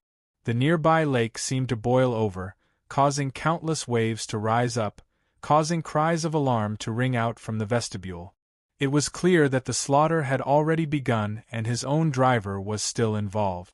In addition to that shout from before, it was as if mud had fallen into one's pants. Even if one had 18 mouths, it would be hard to explain. Chernshangov's complexion paled. He roared out, "Where are the city guards?" His eyes were cold and gloomy as he stubbornly stared at the darkness that covered the courtyard. No matter who it was, he had to control the situation and not let a single person escape. It wouldn't be so simple to drag the City Lord Mansion down with him. As he roared, the sound of breaking air filled the air. A large number of city guards descended upon descending Moon Hall. "Young master!" The captain solemnly bowed. Chernshangov's heart settled. Since the city guards had arrived, it wouldn't be easy for the other party to escape. And if he waited a little longer, the City Lord Mansion would soon respond and send powerhouses to suppress them. At that time, none of them would be able to escape. Surround them. Don't let even a fly escape, Chernshanglov coldly said. On the surface, the situation seemed to be under his control. But for some reason, he felt uneasy. Although he didn't know the identities of the two parties and what their motives were, since they dared to plot against the City Lord Mansion, they naturally had a certain level of confidence. In other words, he didn't know what the outcome of this matter would be. Thinking of this, Chernshangov's heart became even more gloomy. He glanced at the pale and shaken Yun Qing from the corner of his eye. Although her expression was flawless, the women in the hall had always been good at putting on an act. Regardless of whether this matter had anything to do with her, she had to be apprehended and interrogated after this. Even if she was innocent, it was ultimately because of her that he was involved and the City Lord Mansion was involved. I can't just let this matter rest like this. Yun Qing raised her head and exchanged glances with Chernshanglov. Her body stiffened and her face turned even paler. She had long known that this noble son of the City Lord Mansion was not a kind person. Now that they had fallen out, based on his personality, he would definitely not let this matter rest. But she was like a fish on the chopping block. Even if she sensed danger, what could she do? Thinking of this, Yun Qing's heart became even more miserable. She hugged Dyer tightly, tears rolling down her cheeks. Guanhai City had always been peaceful. Firstly, the City Lord Mansion was extremely domineering. After punishing a few offending actions, no one dared to provoke them easily. Secondly, the entire West Wilderness was under the rule of the capital and was in a relatively stable state. However, this did not mean that it did not have the ability to deal with sudden situations. The City Lord was entertaining important guests when he received the news. After a quick analysis of the situation, the two deputies in the city immediately made a decision. One of them stayed in the residence to look after the situation, while the other led the experts in the residence and soared into the sky. In the living room, True Saint by Su frowned slightly and looked outside. On the main seat, the city lord of Guanhai City, Chen Yuanshan, smiled and said calmly, "Perhaps there was an accident. After all, the city is too big and there are bound to be some mistakes in the management. Nephew Bai Su, please don't tell on me." He was calm and collected, full of confidence as he spoke. Chen Yuanshan had risen up from the wilderness and eventually became the city lord of a large city. He had experienced many ups and downs and would naturally not care about such a small matter. Chapter 1470. Moon Pavilion. In the sound of breaking the air, Deputy General Su Shen led the masters of the mansion to arrive, and a powerful pressure was released in an instant. Humph! With a cold snort, Su Shen's eyes swept around. At this moment, the inside and outside of the lake instantly fell into silence. It was said before that no one in Seawatch City dared to openly provoke the City Lord Mansion. Another reason was that Su Shen's cultivation was tyrannical. He had long been a true saint. His cultivation was getting more and more perfect. It was rumored that within 100 years, he was likely to break through the Dominator realm. In addition, his temperament was cold and his means were extremely overbearing. So far, it was known that he had personally made a move 4 times, and each time, a true saint would die. Naturally, no one wanted to provoke the City Lord Mansion's Deputy General. Chen Shanglu did not have the pride and arrogance of a young master in the mansion. He quickly bowed and saluted. "Uncle Su is here, I can rest assured." This was by no means a compliment, but a real relief from the bottom of his heart. Since Su Shen personally suppressed it, no one could make a splash. The facts of the past were enough to prove this point. Su Shen returned the salute. He did not have the slightest arrogance because of Chen Shanglu's courtesy. "Young master, do you know what happened here?"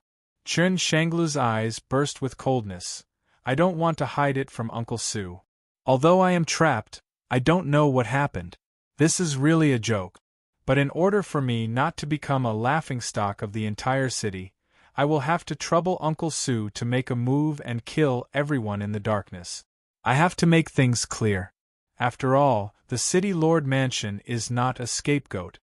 In the last sentence there was a murderous intention.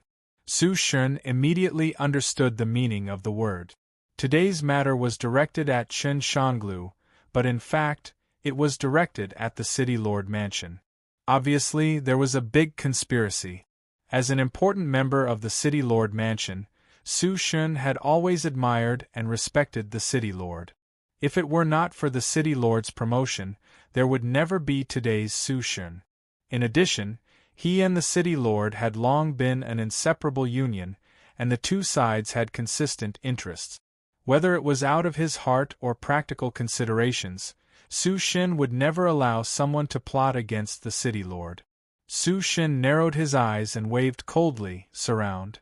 Behind him, many experts from the City Lord's mansion spread out and sealed off the darkness that covered the courtyard. Like Chen Shanglu, Deputy General Su Shen also thought of the storm that the City Lord residence had just experienced not long ago. With the status of the City Lord, he needed to personally submit a secret memorial to His Majesty the Desolate Emperor to ensure that he was not involved in that matter. Now that the attitude of the imperial capital was ambiguous, no one knew whether that matter would stop or further expand the scope of investigation. But no matter how things developed, the most important thing for the City Lord Mansion to do now was to remain silent and not continue to stir up trouble. However, from what had happened today, it seemed that someone did not wish for the City Lord's mansion to remain silent. Su Shen's eyes were cold. After thinking about it, he took out a token and handed it to his confidant. He whispered a few words and the man soared into the sky. Very quickly, a large number of city guards arrived at the Lunar Descent restaurant, directly locking it down and bringing it under their complete control, sealing off any possibility of an accident occurring. The darkness that enveloped the courtyard was still shaking violently. It was obvious that the battle inside was still going on. Su Shen could perceive the powerful aura that was bursting out. He frowned and immediately calmed down. The reason for the calmness was very simple.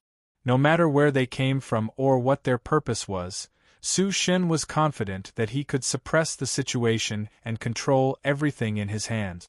As long as he caught these people, Su Shen could open their mouths and find out the whole thing. If he wanted to keep them alive, he couldn't just watch from the sidelines. In case someone was killed inside, many things may be buried forever. Su Shen took a deep breath and took a step forward. His aura instantly changed.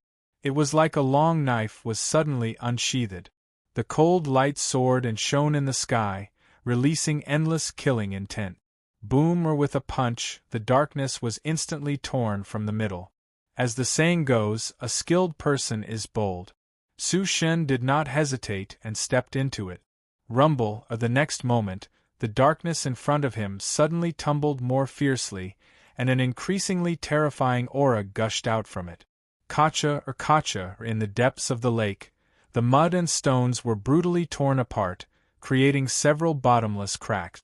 It was like a ferocious mouth, crazily swallowing the lake water, forming a huge whirlpool. In the midst of the exclamation, a group of lights flew up, wrapping around the guests and various beauties. They fled in panic. The next moment, in the luxurious and exquisite vestibule area, the entire high-rise building collapsed. It collapsed. The boss of the descending moon hall rarely appeared. It was rumored that he had a great background. At this moment, he appeared in the flustered crowd. His eyes widened as he looked at the scene in front of him. His face instantly turned pale and his body trembled slightly. Things were getting out of hand. They would definitely not let it go. Once they found out that it was him, he had no confidence that he could survive. After a brief moment of hesitation, a trace of sadness appeared on his face. The boss raised his hand and slapped between his eyebrows. With a muffled sound, red and white matter splashed everywhere. The headless corpse fell on its back, and blood gushed out from the broken neck like a fountain. There was another exclamation in the crowd. The faces of those who knew his identity changed slightly. They quietly retreated to the back of the crowd and nervously sent a message to the outside. Originally, they thought that today was a farce of jealousy, but who would have expected that things would get out of hand? First, Su Shen personally came with people, and then a large number of city guards blocked the descending moon hall. And now, the nominal boss of this building actually committed suicide in his own building. Even if they used their knees to think, they would know that it was definitely not simple. Something happened, something big happened. Chen Shangolf had already learned that the boss of the descending moon hall committed suicide. His heart thumped heavily, and his face became more and more livid. But now, he couldn't care about this for the time being, because Su Shen had been fighting in the darkness for a long time, but he had not suppressed the strong enemy. At this time, the darkness surged violently, like an inflated and squirming stomach, giving people an extremely terrifying and strange feeling. Suddenly, a terrible thought flashed through his mind like lightning, making Chen Shangolf's body stiff, and his eyes were filled with horror. Could it be that everything today was just a trap, specifically aimed at the City Lord Mansion? Su Shen brazenly rushed into the darkness, and was the prey that fell into the trap? Chen Shangolf opened his mouth, and was about to roar and summon the city guards to attack. But at this time, there was a sudden cough in his ears, and then an icy cold hand directly grabbed his neck. "Tell them to stop and don't move." Chen Shangolf glanced at the black-robed figure. He didn't know the identity of the person who came, but he felt a chill on his neck and the hairs on his back suddenly stood up. And at this moment, the city guards in front of Chen Shangolf discovered the sudden appearance of the black-robed person. They all roared in anger. "Let go of the young master!" Qin Yu coughed a few more times, and under the black robe, there was a flash of amazement in his eyes. He thought that this person was worthy of being a powerhouse of the desolate region. His methods were truly terrifying and amazing. With his cultivation, he almost suffered a great loss. It had to be known that in the vast Yang world, ordinary true saints couldn't be said to be as simple as chopping vegetables, but they couldn't be considered anything too difficult. How could they be as distressed as they were now? His thoughts turned quickly, and his eyes swept over the noisy city guards who were eager to try. He suddenly clenched his fists and said calmly, "Tell them to be quiet. Loud voices can't solve the problem, and they can't die for you." Chern Shangel's heart trembled. He forced himself to remain calm and raised a hand to stop the city guards from continuing to roar. He slowly said, "I hope you know who you are holding in your hands right now." He took a deep breath and his voice became even calmer. His eyes were calm and steady. "I am Chern Shangel, the only son of Seagay City's City Lord Chen Yuanshan. No matter who you are, if you dare to touch me, there is no way you can leave Seagay's City alive. So, no matter what you want to do, you had best think clearly about whether or not you can withstand the consequences." His last words were filled with threats. In this world, no one was an independent individual. There were always some people that you cared about and were close to. If you lost your life, that was fine. But, if you weren't careful, you might bring a terrifying calamity upon them. Qin Yu turned his head to look at Chern Shangel. Although his face was slightly pale, he was still as calm and composed as before. He was a bit surprised by Chern Shangel's current performance. It seemed that there were some outstanding characters amongst the second generation of Silkpants. In terms of temperament, Chern Shangel was clearly one of them. But that was it. So, he only nodded and said, "I know." These 3 words were spoken in a light and casual tone, without any hint of emotion. Chern Shangel felt as if his threats had fallen into thin air. His heart trembled and a great sense of unease rose up in him. His intuition told him that this black-robed person in front of him was an extremely terrifying character. It seemed as if he didn't fear the strength of the City Lord Mansion at all. The darkness that covered the courtyard suddenly vanished without warning, revealing 3 corpses lying on the ground. One of them was the carriage driver from the City Lord Mansion. This person's eyes widened and he revealed a horrified expression, as if he had just experienced an extremely terrifying event. The other 2 people had died miserable death. One of them had a hole pierced through his chest, and his heart that should have been beating had long since disappeared. In addition, the other person's back was broken. His entire body bent backwards at an astonishing angle, and his body was almost stacked together. In just a moment, 3 true saints had fallen here. Although this was the desolate region's sea-viewing city with countless powerhouses, such a terrible event hadn't happened in a long time. Su Shin's face was gloomy. He stepped towards Qin Yu. His eyes narrowed and his lips curved up in a cold arc. "Sir, your words are too euphemistic, but I come from the border army. I always do things directly and I don't like to beat around the bush.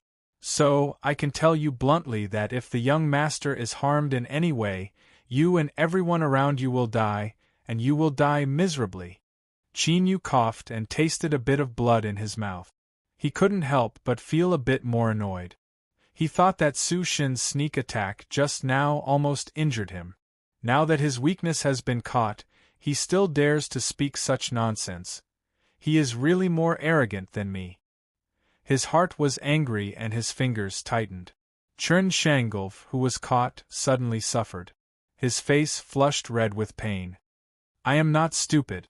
The meaning is very clear, so there is no need to say the same threat twice. In addition, you'd better stop now. I am not too courageous. If I am shocked and my hand trembles, it is hard to say whether I will die or not. But Chern Shangel will definitely die in front of me." Su Shin's face was expressionless, as if he had not heard Qin Yu's words. He still maintained the original pace and continued to approach in silence. His whole body was rising, causing a strong psychological oppression. "You dare not make a move. These simple words directly touched Qin Yu's heart. Although he teamed up with Su Shen and killed the previous 3 true saints, he knew in his heart that the city lord's mansion was likely to be used by others, trying to muddy the water, or there were other purposes. Therefore, it was not a correct decision to completely fall out with them. It would only add a strong enemy for himself. When he first entered the desolate region, it was better to be safe. Before he figured out the situation and had no foundation, it was obviously an extremely stupid thing to wantonly make enemies. But even if this was the case, Qin Yu would not admit it. He believed that since the commotion here was too big, true Saint Bai Yu would soon find out. Qin Yu had to control the situation and delay until he arrived. Then, he would hand this mess over to true Saint Bai Yu to deal with, and Chen Shangolv in his hands was his only bargaining chip. So even though Qin Yu's heart was exposed, his voice was still cold and without the slightest bit of fluctuation. You can try. 5 words against 5 words.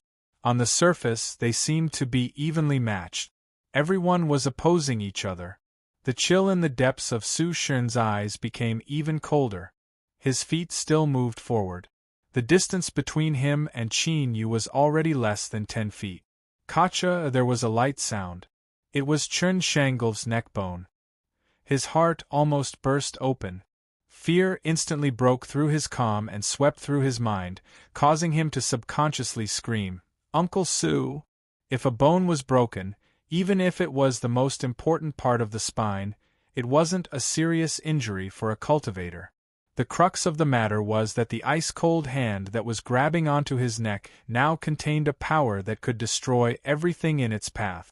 Once it erupted, when his neck was twisted, it was enough to instantly erase his soul and tear his body apart into countless pieces of broken bones and rotten flesh. Su Shen frowned and sighed inwardly. He had wandered between life and death countless times, and he believed that his eyes wouldn't be wrong. Although this black-robed man was strong, he didn't have any thoughts of risking his life. Since he wasn't willing to go all out, he naturally wouldn't dare to touch the young master.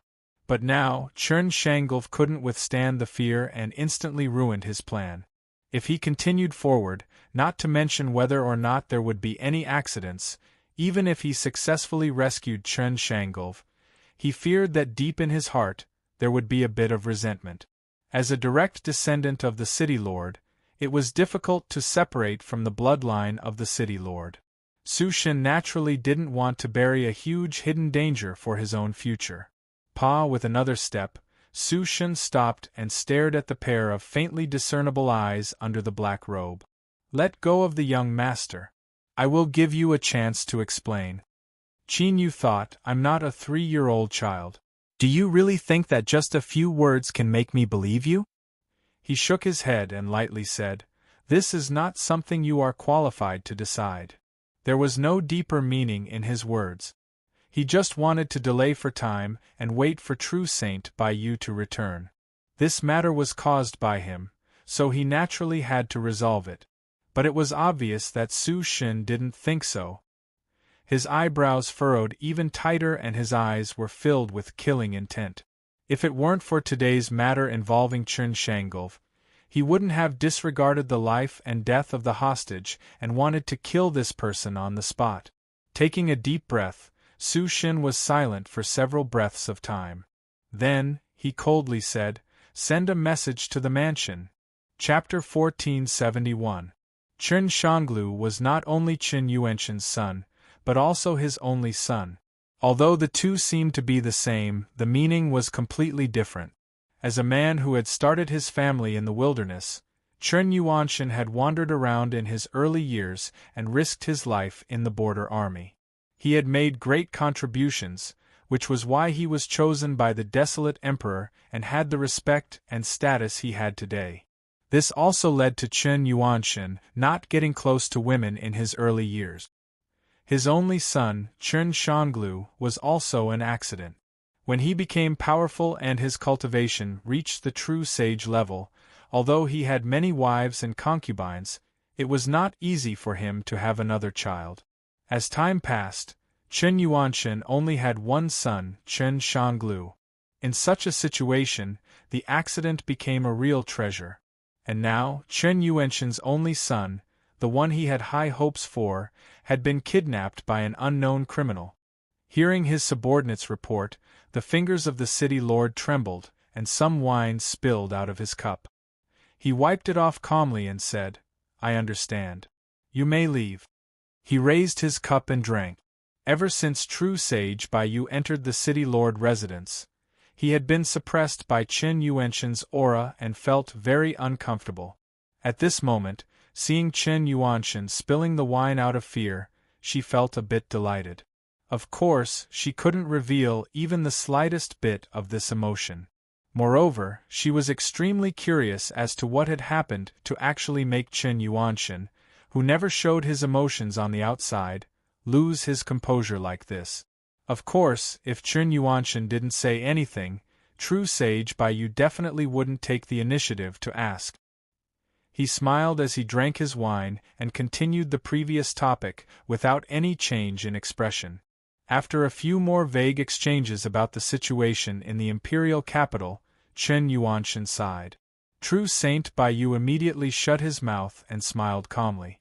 On the opposite side, Chen Yuanshan put down his wine cup with a light puh sound. His eyes revealed a bit of self-deprecation and helplessness. Nephew Bai Su, Shang Lve has caused some trouble for a moment. I'm afraid this old man will have to excuse himself for the time being. I'll go over and take a look, lest I ruin your family's business if things get out of hand. True sage Bai Su's heart skipped a beat, but he forced himself not to reveal a strange expression. Oh, which business is Uncle Chen talking about? Lunar Pavilion. Chen Yuanshan chuckled. Young people are so ridiculous. I don't know when they'll be able to restrain themselves. After all, he was his only son. For him to be able to maintain his composure at this moment, his self-restraint was already on point. How could he not be anxious? After saying this, Chen Yuanshan got up and walked out. True sage Bai Tu stood up and said, "Uncle Chen, I'll go with you.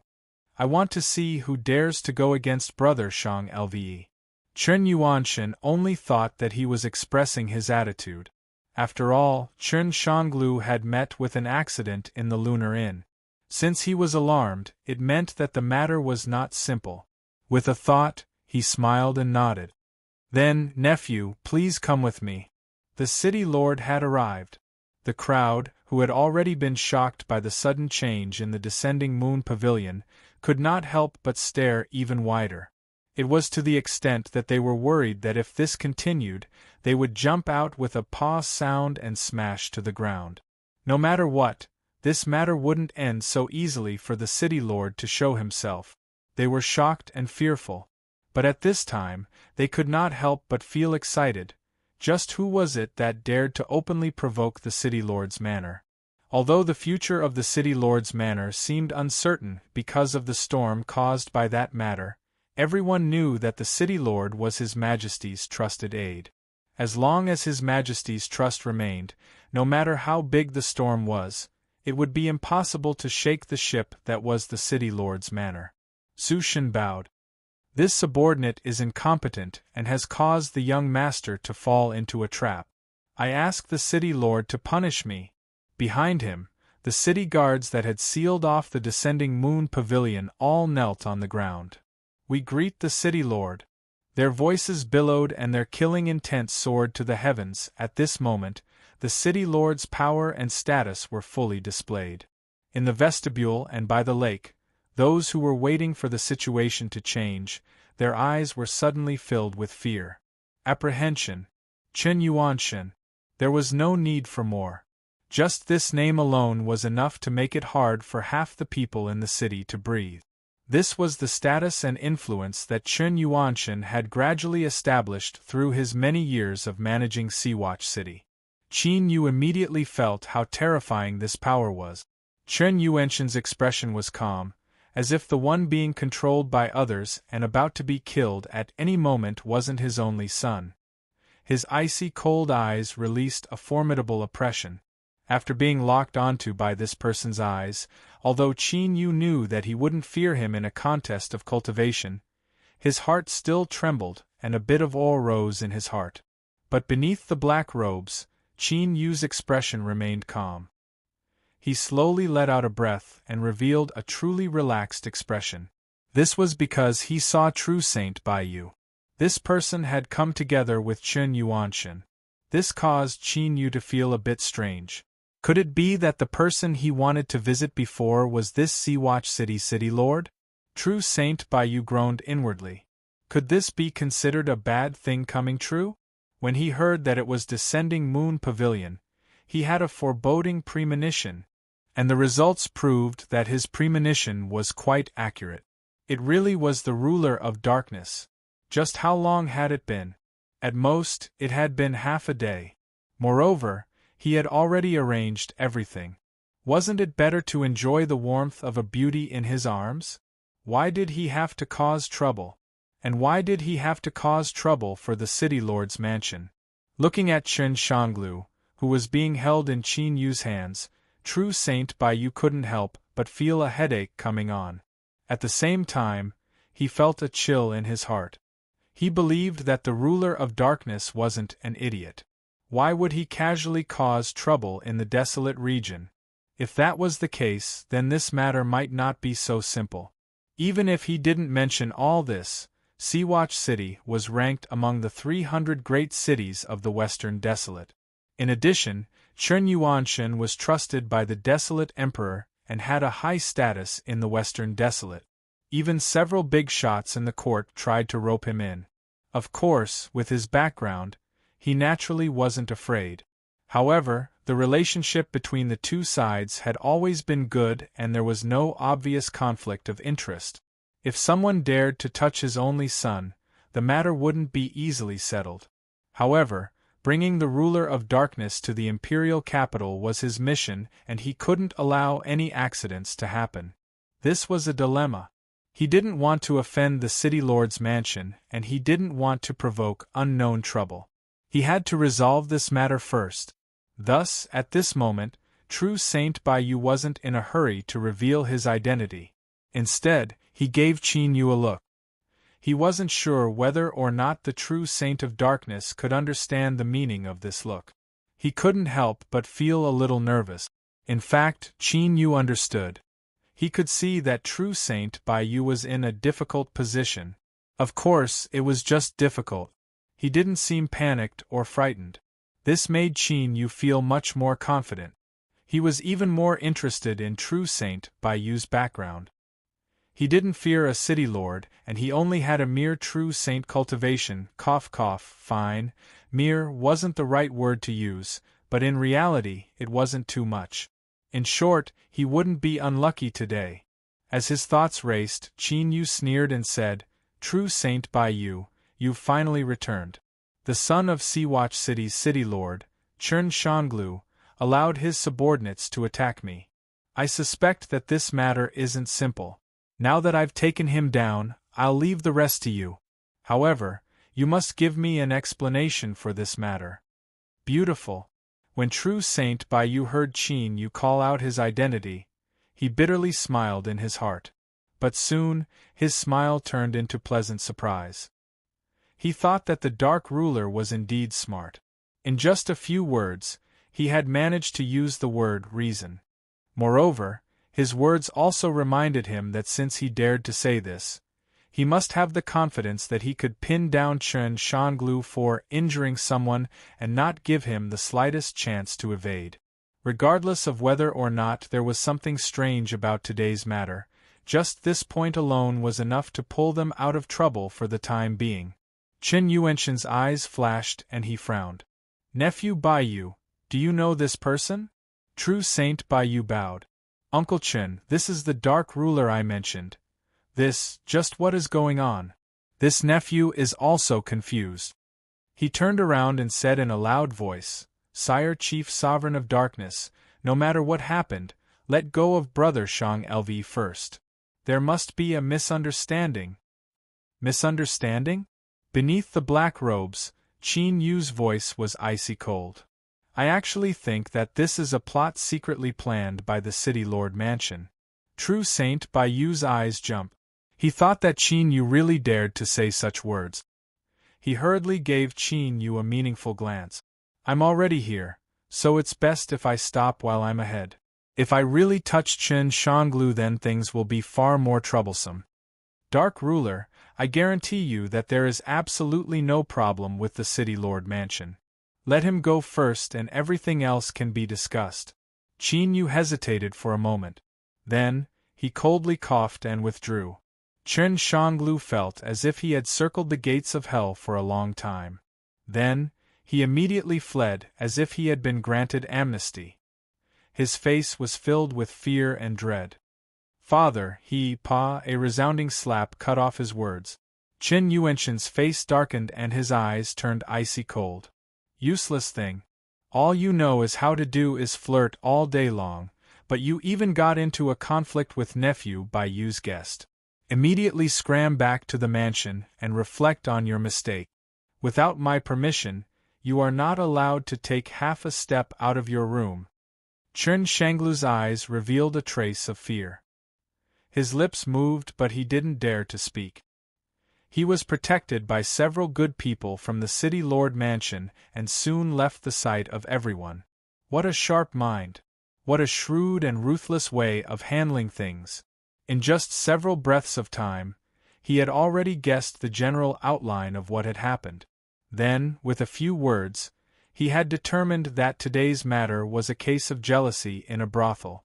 If so, then even if the ruckus was a bit bigger and 3 true saints had perished, it would at most be ridiculously fierce and their reputation would be tarnished. He didn't give anyone a chance to stir up a storm over this matter, and at the same time, he could also take this opportunity to see how all sides would react.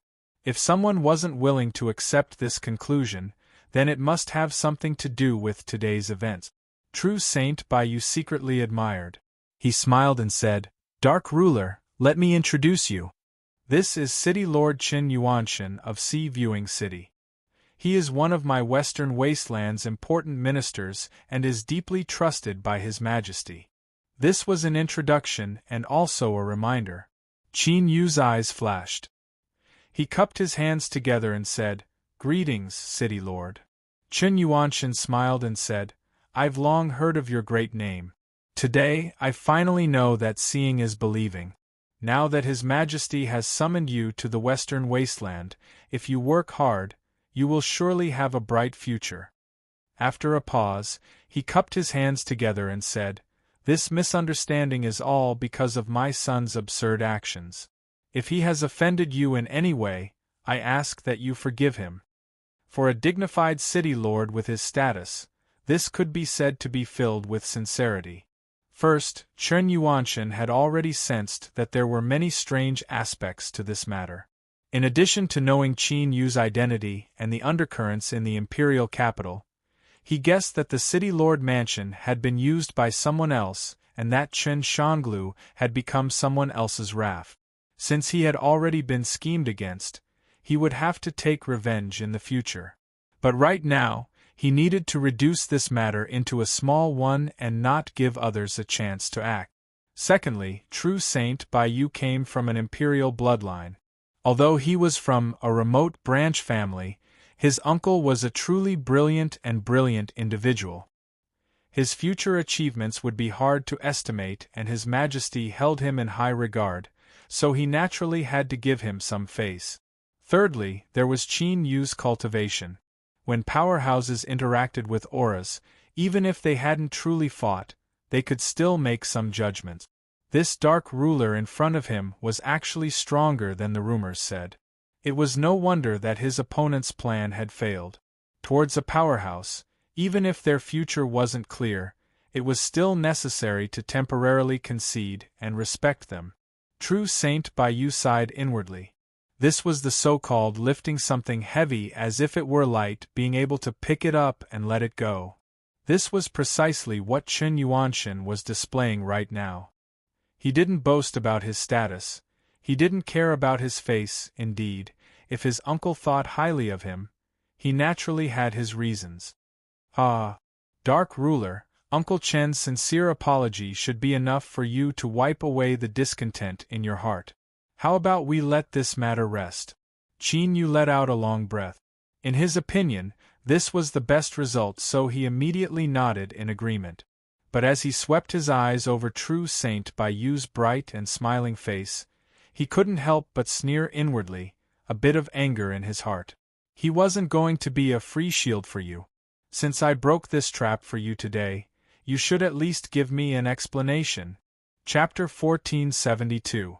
A strong start but a weak finish. This was probably the most appropriate description of the conflict at Descending Moon Hall. The audience that had been waiting to watch a good show was greatly disappointed. Of course, although they were disappointed, they didn't dare to reveal any emotions. One didn't need to be a genius to know that the entire City Lord Mansion was suppressing a fire. No one wanted to jump out and be the dead bird that had its head smashed in. After agreeing to be more intimate some other day, Chen Yuanshan smiled and cupped his hands together before leaving. Qin Yu looked at Chen Yuanshan's departing back and felt a sense of unease surge within him. There seemed to be something hidden in the City Lord's smile. As the City Lord Mansion's side left, the city guards also left.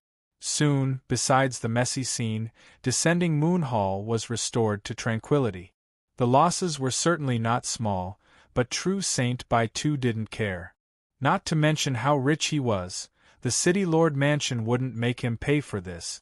There would always be compensation afterwards. The most important thing right now was to figure out just what had happened. After waving away the panic-stricken temporary manager of Descending Moon Hall, True Saint Baitu pulled Qin Yu into a relatively intact courtyard. As for where the girls in the courtyard would go, that wasn't within his scope of consideration. Ruler of Darkness, tell me everything that happened today. There cannot be any omissions. Looking at True Saint Baitu across from him, Qin Yu sneered inwardly. He thought that this fellow wasn't an idiot.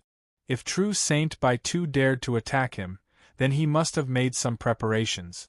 Things might not end here. The sooner he found out, the better. Without hiding anything, Qin Yu calmly recounted what had happened from beginning to end. True Saint Baitu's expression became increasingly solemn. His eyebrows furrowed and his face darkened. He looked at True Saint Baitu, looked at Qin Yu, looked at him again, and there was no response. Qin Yu sneered inwardly. He had spent a great deal of effort and taken a great risk to help True Saint Baitu block this matter. Did True Saint Baitu want to deny it? He lightly coughed and said, "True Saint Baitu, don't you think you should give me an explanation for today's matter?" Thoughts of extorting others, fine. Qin Yu had to admit that he did have them. After World Zero, he had become somewhat addicted to them. But now was different from the past. Qin Yu's thoughts leapt up a few times before he suppressed them. But at the very least, he could use this favor to exchange for some useful information from True Saint Baiyu. As long as this fellow was prepared to continue being on good terms with him, he wouldn't refuse Qin Yu's proposal. Qin Yu was calm and unperturbed. He had already prepared himself to deal with True Sage Baiyu. No matter what he said, even if he had a glib tongue, he had to come up with something solid to smooth out this matter. Free shield? That's impossible. He, Qin, did not open a charity hall. But soon, Qin Yu discovered that True Saint Baiyu had a strange expression on his face. He looked at Qin Yu as if he wanted to say something but stopped himself. This left Qin Yu puzzled. What sort of rules were these? It was completely different from what he had imagined. Calm down and don't panic. I want to see what kind of tricks this True Saint Baitu can play. Finally, under Qin Yu's calm and confident gaze, True Saint Baitu opened his mouth and said with a bit of hesitation, "Dark Ruler, you shouldn't be thinking that today's conflict at Descending Moon Hall was caused by me, right?" Qin Yu was so angry he nearly laughed. What sort of nonsense was this? If it wasn't because of you, could it be because of me? That's impossible to frame. The two of us entered the Western Desolate together, and how long has it been since then? Could it be that I was wandering around somewhere else and ended up forming a grudge with someone? Qin Yu coldly sneered and didn't respond. But his meaning was clear. True Saint Bai Tu had a wonderful expression. There was anger and there was anger, but he didn't know whether to laugh or cry. He took a deep breath and waved his hand. At first I was thinking about where I should start and give you some reminders, but now it seems I can't delay any longer. I have to let you know just what sort of situation you are in right now. He reached out a hand and pointed at Qin Yu. Dark Ruler, please listen well. Today's matter was directed at you. This is absolutely true. So, the reason why my family's building has become like this is all thanks to you, of course. I was the one who chose this place and I can consider myself unlucky, but I must make things clear. Qin Yu's eyes widened. Although he couldn't see his expression because of his black robes, it wasn't hard to sense that he was shaking from the bottom of his heart through his body language. Although this was only True Saint Bai Tu's side of the story, Qin Yu had a bad premonition as he looked at his expression and demeanor. He was clearly the one who had been implicated by True Saint Bai Tu and suffered an undeserved calamity, so how did he suddenly become the protagonist of this story? True Saint Bai Tu coldly sneered. Do you think that since you just entered the desolate region and haven't provoked any enemies, no one will come looking for you? But I'm sorry. What I want to tell you is that there are people in the Western Desolate who want you dead, and it isn't just one. And the worst news is that these people who want you dead all have extremely high status and strength. Even I don't want to provoke them. So, in other words, in my ignorant state, because I sent you into the Western Desolate, I have already been implicated in this trouble. As he spoke to her, there was a hint of anger in his voice. He hadn't fully grasped this matter before. If he had known that the one who had chosen Qin Yu was that person, then he would have never stepped into these muddy waters. This was the so-called beating a drowning dog. Such a good opportunity could be easily removed as long as he succeeded. This was a powerful competitor for the throne. One didn't need to be a genius to know that his cruel and merciless relatives wouldn't let him go. But it was clearly too late to say all of this now. True Saint Bai Tu took a deep breath and suppressed the annoyance and anger in his heart. He looked at Qin Yu and saw that although his complexion wasn't too good, he was still calm. His eyes flashed with a bit of surprise before they turned into faint appreciation. Ignoring everything else, the Darkness Ruler's courage and will were outstanding. Even after knowing that he was in such a dangerous situation, he was still able to remain calm. The room fell silent. Qin Yu rubbed between his eyebrows and slowly said, True Saint Bai Tu, tell me everything you know, consider it as me owing you a favor. This was the first formal transaction he had ever made. Since True Saint Bai Tu had already started it, he shouldn't refuse. Of course, as for whether or not he would return the favor, that would depend on his mood. After all, this person was fake and the real Darkness Ruler had already died without a trace. If he wasn't satisfied, then he could look for someone else. True Saint Bai Tu revealed a solemn expression. Good.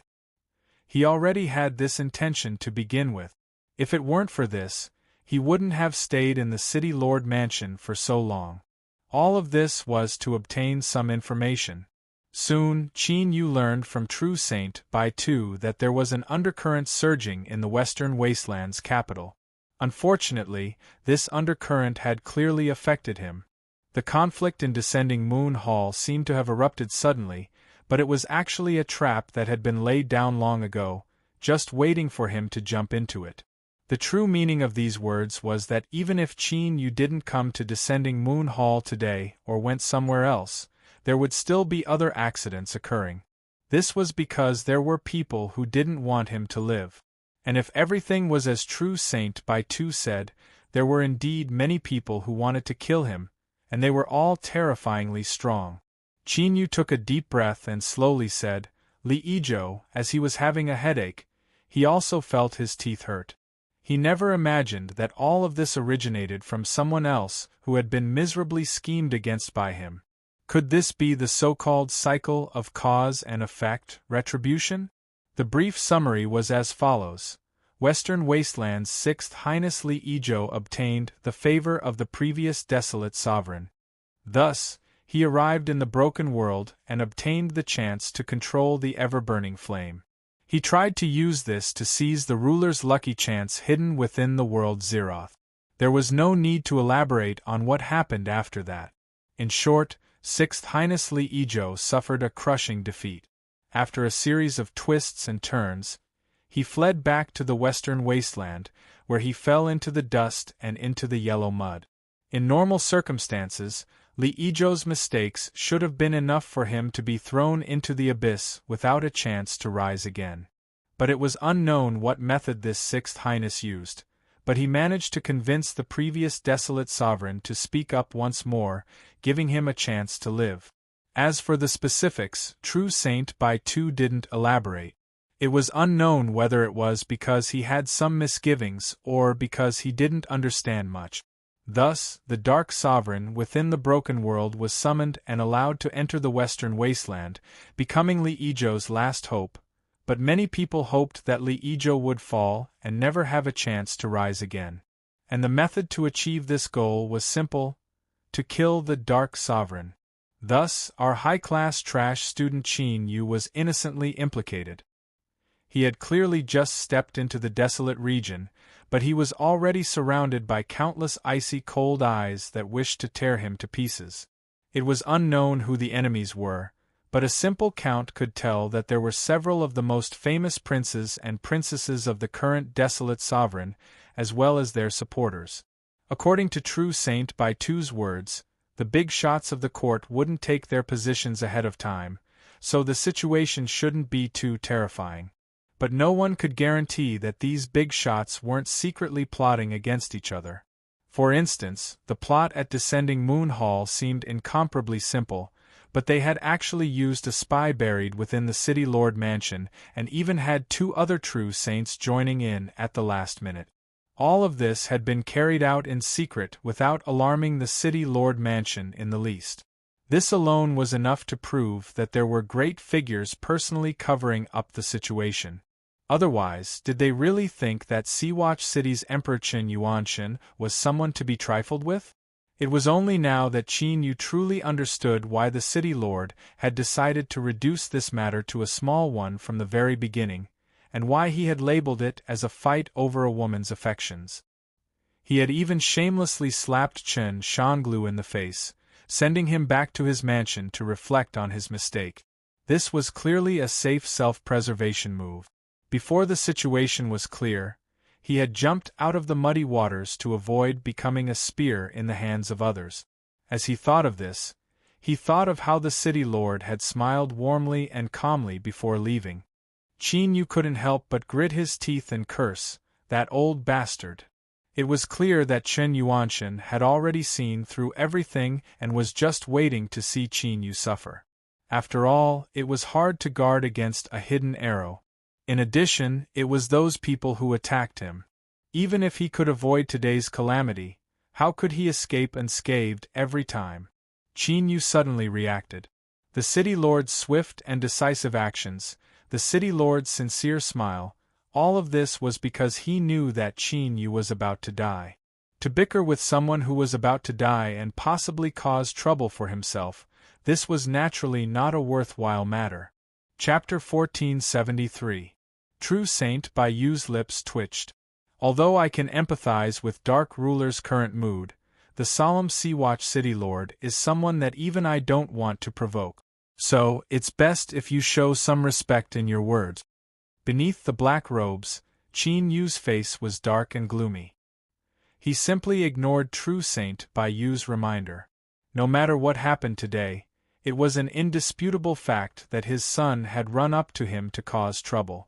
How could he not curse at him? His thoughts raced.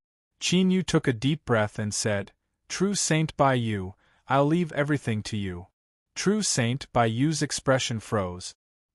His eyes widened and he quietly looked at Qin Yu for a long time.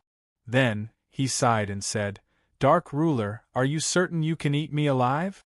Of course, this was a relatively tactful way of saying this. What Bai Yu truly wanted to say was that the world was so difficult, so just how thick was one's skin? Qin Yu was expressionless, pretending as if he didn't hear True Saint Bai Yu's taunts. In the western wilderness, he was nothing more than a rootless duckweed. He naturally had to grab onto True Saint Bai Yu, otherwise did he really think he could rely on his own strength to fight against all the powerful enemies around him? Stop messing around. So, he remained silent. Beneath the black robes, his calm eyes met True Saint Bai Yu's, clearly expressing his thoughts. What you said was right. True Saint Bai Yu was secretly annoyed. But, he discovered that in the current situation, there was nothing he could do about Qin Yu. It was easy to escape from this quagmire, but if something happened to Qin Yu, did you really think that the old man who moved out the imperial palace was so old that he didn't have any strength left? Don't forget, the reason why the Sixth Highness was able to obtain opportunities again and again was all because of the previous desolate emperor. And within the emperor clans, filial piety was something that was rare, especially in the family sitting on the chair. This in itself proved that the old man still had considerable authority in the internal affairs of the western wilderness. Even His Majesty needed to make concessions and tolerate him. If Qin Yu died, the Sixth Highness would be beyond redemption. Would he be any better off? It had to be known that if the old man had an opinion, someone would still die. Thus, True Saint Bai Yu helplessly discovered that what he said just now was the truth. Qin Yu had eaten him alive. But at this time, as Qin Yu looked at True Saint Bai Yu's face and saw his emotions fluctuate, he let out a sigh of relief.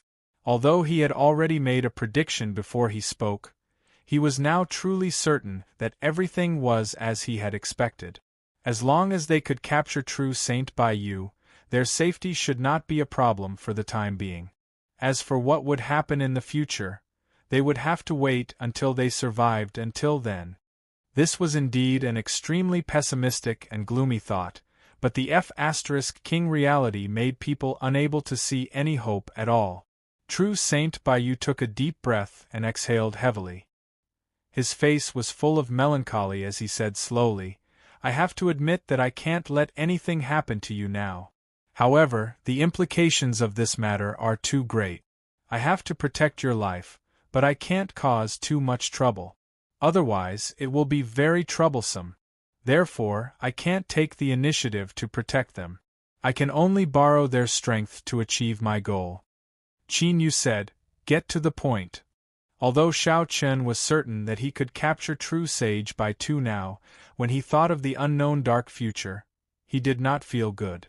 In this sort of emotional state, Qin Yu naturally wasn't in the mood to listen to his long speech. True Saint Bai Yu choked on his breath and nearly rolled his eyes. He clenched his teeth and said, "We will stay in Seawatch City for one more day. The day after tomorrow, an elder of my family will be returning to the imperial capital. I will ask him to take a detour and bring us along." This was the best method that True Saint Bai Yu could think of right now. Even if his thoughts were seen through, no one could say anything. In the end, he was only trying to protect himself because he had no other choice. Beneath the black robes, Qin Yu frowned. Stay for one more day? They had only been here for a short half a day, and yet such a great storm had been stirred up.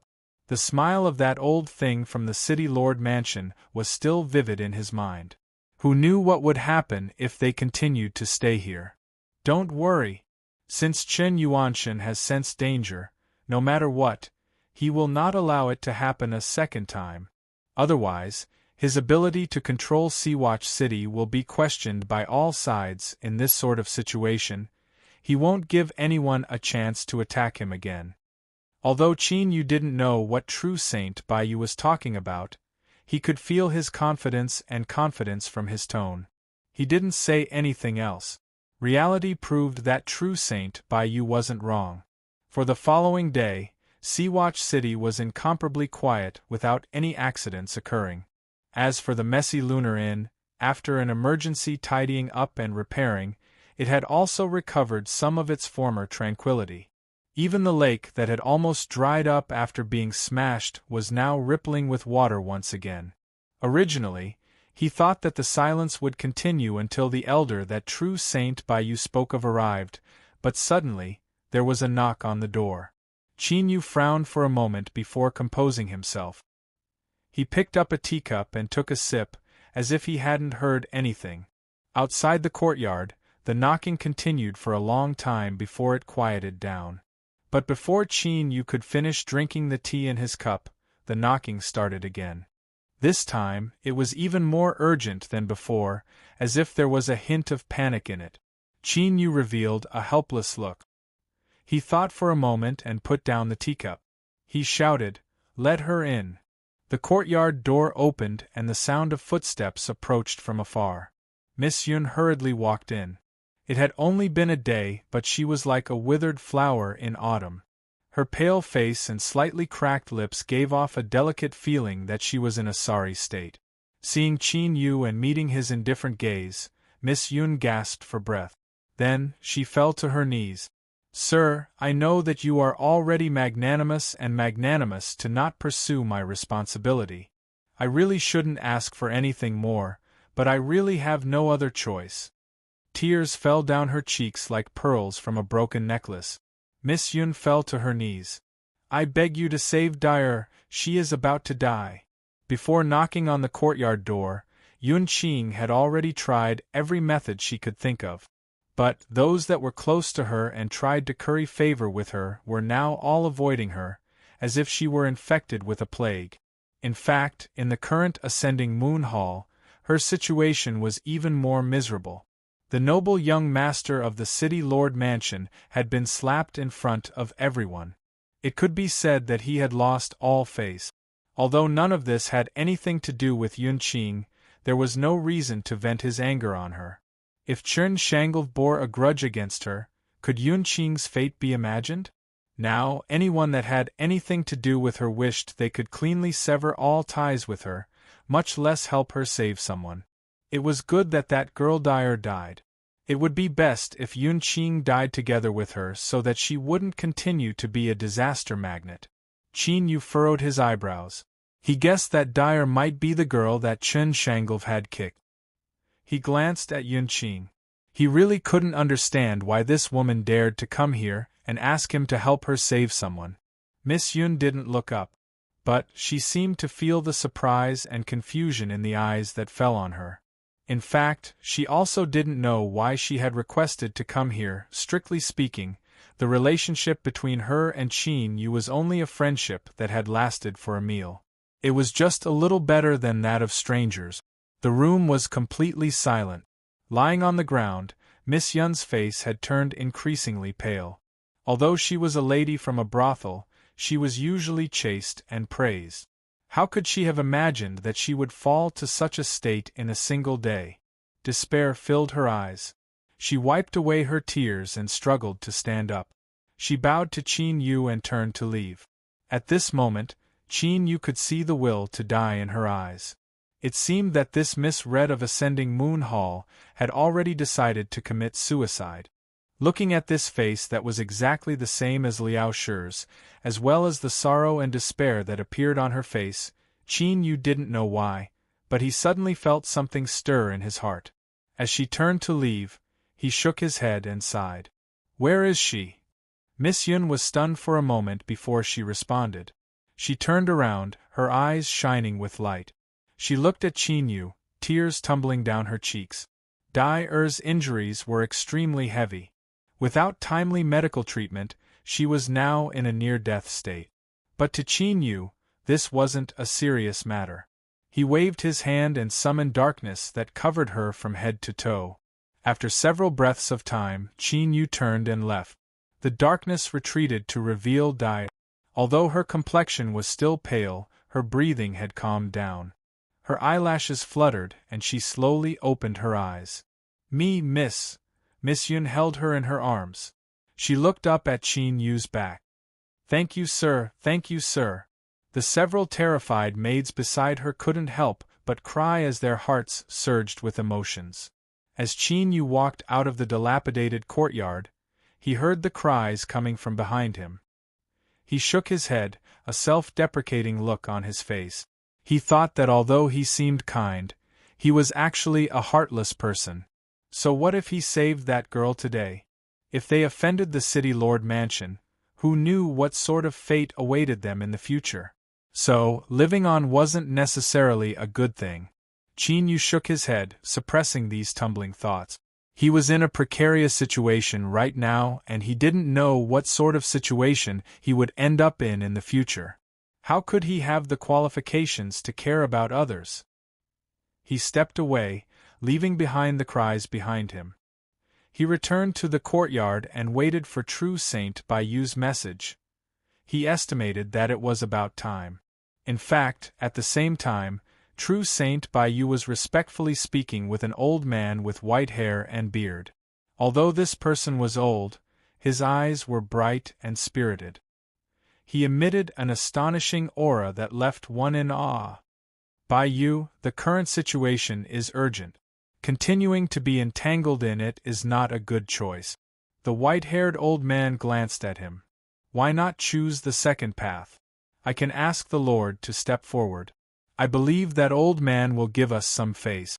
True Saint Baiyu forced a smile.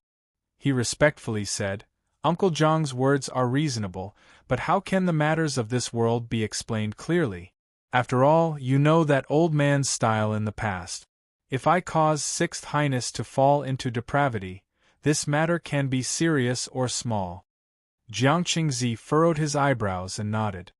Your considerations are reasonable, but looking at your complexion, it seems there is another reason for this?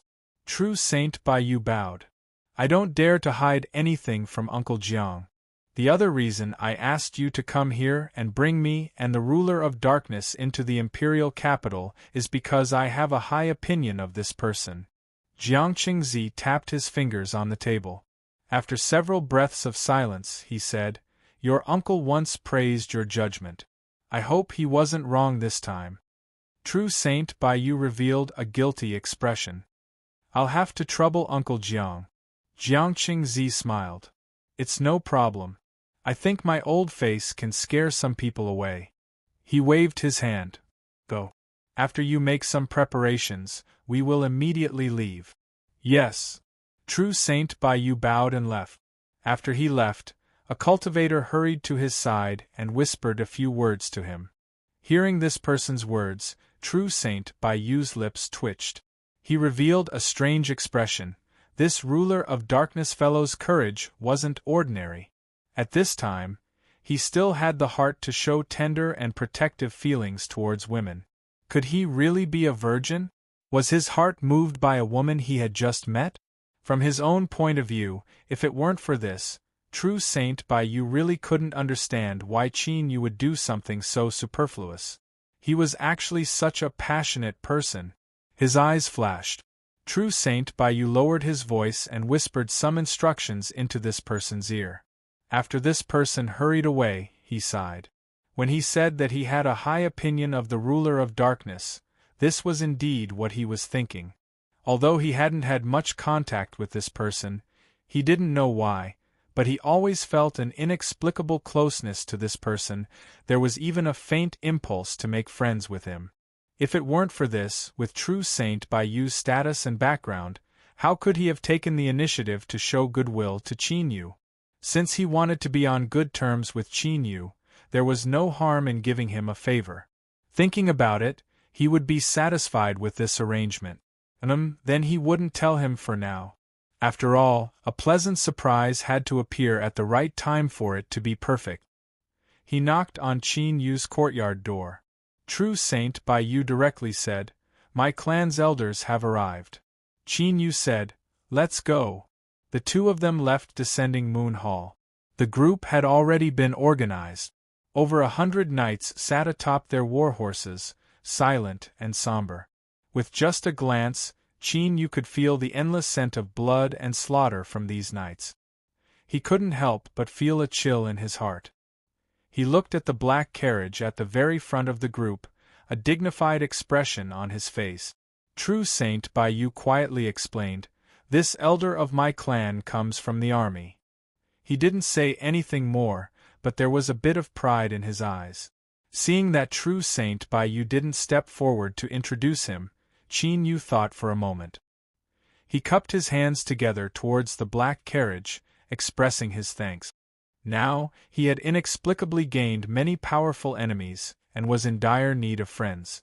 As for True Saint Bayou and the influence behind him, no matter how he looked at it, they were Qin Yu's best choice. Because of this, he didn't mind taking the initiative to show goodwill.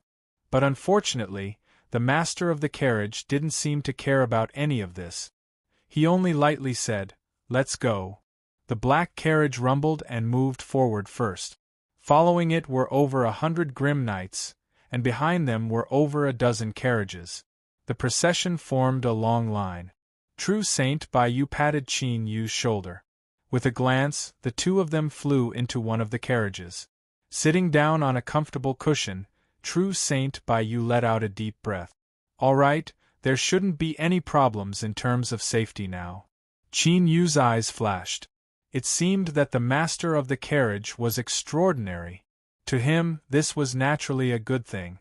But as he thought about how even someone of True Saint Bayou's status had to find such a powerful person to escort him into the imperial capital, Qin Yu suddenly felt that his actions of entering the imperial capital were no different from a sheep walking into a tiger's den.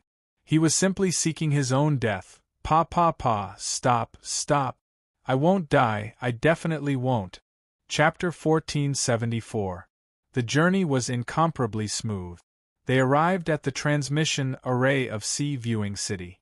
This place had obviously been notified and had been cleared ahead of time. In the eyes of countless awe and indignation, the black carriage was the first to enter the transmission array, followed by a knight riding a warhorse. Standing on the ground, the giant transmission array connected to the imperial capital was like a bottomless vortex, swallowing everyone inside. In the carriage, Qin Yu frowned slightly. He turned his head and looked somewhere behind him. "It's Su Shin," True Saint Bayou lazily said. After entering the carriage, he appeared extremely relaxed. "This person is Qin Yuanshan's deputy general. He already had peak true divine strength a few years ago, and it is rumored that he isn't far from breaking through. He is a fierce character." After a pause, his eyes swept over the black robe and he continued, "This person's only shortcoming is that he is narrow-minded and will always take revenge for his grievances. In descending Moon Hall, you made him lose face. With Su Shin's temperament, he will naturally bear a grudge." Qin Yu frowned. He lightly said, "Thank you for reminding me. Now I have one more enemy." Although he said this, he didn't worry too much. As the saying goes, when there are too many lice, there won't be an itch. Thinking about the enemies Qin Yu already had, what did it matter if there was one more Su Shin? True Saint Bayou faintly smiled. Looking at the dark ruler under the black robe, he felt that this person was more and more humorous and was a calm and composed character. For him, this was an extremely difficult hurdle to overcome. But if he could smoothly pass it, it also represented his formidable ability, and he would naturally be favored by others. At that time, there would be many people willing to extend an olive branch to the dark ruler. But sending charcoal in a snowy day was far better than adding flowers to a brocade. And what he was doing now was the job of sending charcoal. Thinking of this, True Saint Bayou's eyes vaguely swept over a carriage behind him, a smug smile on his face. Su Shin's eyes were gloomy. He coldly snorted, "Dark ruler in descending Moon Hall, you may have one, but between you and me, it is not yet time to determine victory or defeat." He turned and lightly said, "Reporting to the city lord, the Western Border Army has already left. The security in the city can be temporarily suspended." "Yes, Deputy General." After receiving the order, several city guards soared into the sky and hurried away. Western Border, Imperial Capital. As the heart of the empire, the imperial capital was not just a megacity. To be precise, it was made up of three parts: the capital region, the imperial city, and the imperial palace hidden behind layers of powerful defenses. All the teleportation portals connected to the imperial capital were built at the edge of the capital region. Legend had it that apart from the few teleportation portals built in the depths of the imperial palace, no one was allowed to build teleportation portals in the entire imperial capital. Anyone who disobeyed would be treated as a traitor. This was naturally to ensure the safety of the imperial capital. Even if the world were to change, no one would be able to directly descend into the imperial capital. As one of the most famous cities in the desolate region, it received countless people and resources every day. As a result, the number of teleportation gates at the border of the capital region was one of the largest in the entire wasteland. Not only were they huge, but they also had a shocking capacity. Resplendent rays of light shot into the sky, which meant that someone had arrived at this megacity or left reluctantly. It was not easy to live in the imperial capital, but even so, as the most bustling city in the desolate region, this was still the dream of countless people. It represented endless good fortune and good fortune. Perhaps it was just a turning point, but it could help someone leap up and achieve something that others envied. Sitting in the carriage, the entire teleportation process was incomparably smooth. It was only when the wheels began to roll that Qin Yu discovered that he had arrived outside this megacity. Across from him, true Saint Baiyu had his eyes closed in meditation. He suddenly opened his eyes, a smile on his face. "I've finally returned." There was a hint of unconcealable excitement in his words. Qin Yu reached out and opened the carriage window. He looked out. From far away, he could see the towering city that lay on the earth like a great beast. At this time, 9 suns hung high in the sky. But when facing this great city, it gave off a feeling as if all light was blocked out. Dignified, solemn, boundless momentum, as if it could swallow the heavens and chase after the sun, ruling over all things in the world. Qin Yu's eyes were dazed for a moment. It was only after a long time that he took a deep breath and suppressed the shaking in his heart. True Saint Baiyu smiled. "The imperial capital is the #1 city of my western desolate region. Even in the entire desolate region, besides the founding emperor city of the central desolate region, it can be said to be one of the best." There was a bit of pride in his words. Qin Yu slowly nodded. "It is indeed the most magnificent city I have ever seen in my life." But true Saint Baiyu would never have imagined that Qin Yu, whose voice was filled with awe and emotion, would actually be thinking about what method he could use to overthrow and defeat this city. With Qin Yu's current cultivation, it wouldn't be an exaggeration to say that he was bold enough to have such thoughts. But to dare to think about it, just this point was enough to surpass ordinary cultivators by countless times. Of course, one could also understand that Qin Yu's ability to seek death had reached the peak. In order to conceal his true emotions, or perhaps it could be said that he was using a distraction method to alleviate the great fear deep in his heart. Qin Yu took a deep breath and slowly said, "True Saint Baiyu, there is something I would like to ask you." True Saint Baiyu shifted his body, changing into a more comfortable position. "Speak." Qin Yu said, "After entering the Western Desolate and even arriving at the imperial capital today, I have discovered that in this vast territory, there are a massive number of ordinary people everywhere. Why is this?" This question had lingered in his mind for a long time. True Saint Baiyu smiled. "Ah, that's right. When you were in the broken world, it was difficult to see ordinary people coexisting with cultivators. But that is because the broken world is in a special state of existence and because your cultivation level is relatively low. Well, this matter is a bit complicated, but in summary the reason is simple. The reason why ordinary people exist is so that more and more cultivators can be born." Hearing this, Qin Yu suddenly reacted. His rise had been too fast, so he didn't understand too much about the common sense of the high-level cultivators. For instance, children. True Saint Bayou looked at him. You've realized? As a cultivator's boundary rose, they would gradually transform their life force. But as they became stronger and stronger, wanting to give birth to future generations became increasingly difficult. This was similar to those creatures that were born with incomparably powerful bloodlines. As long as they were able to smoothly give birth to future generations, they would possess astonishing strength. But for them, if they wanted to smoothly give birth to a future generation, they would need to spend countless nights of hard work. Qin Yu's lips twitched. If he wanted to explain, then explain. Why did he have to be so ridiculous? Just as he was deep in thought, he nearly broke his back. Strictly speaking, this was because the vast majority of cultivators in this world, no matter how high or low their cultivation was, all of them cultivated from a weak and small state. Only when there was a sufficiently large population of living beings could more cultivators be born. Then, the outstanding ones would soar into the heavens and maintain the current cultivation world. If there were no ordinary living beings as a foundation, then the seemingly prosperous and powerful world of cultivators would be like an ancient tree that had its roots cut off. Although it seemed incomparably lush, once it exhausted all the water in its body, it would eventually wither away. However, Qin Yu's eyes flashed.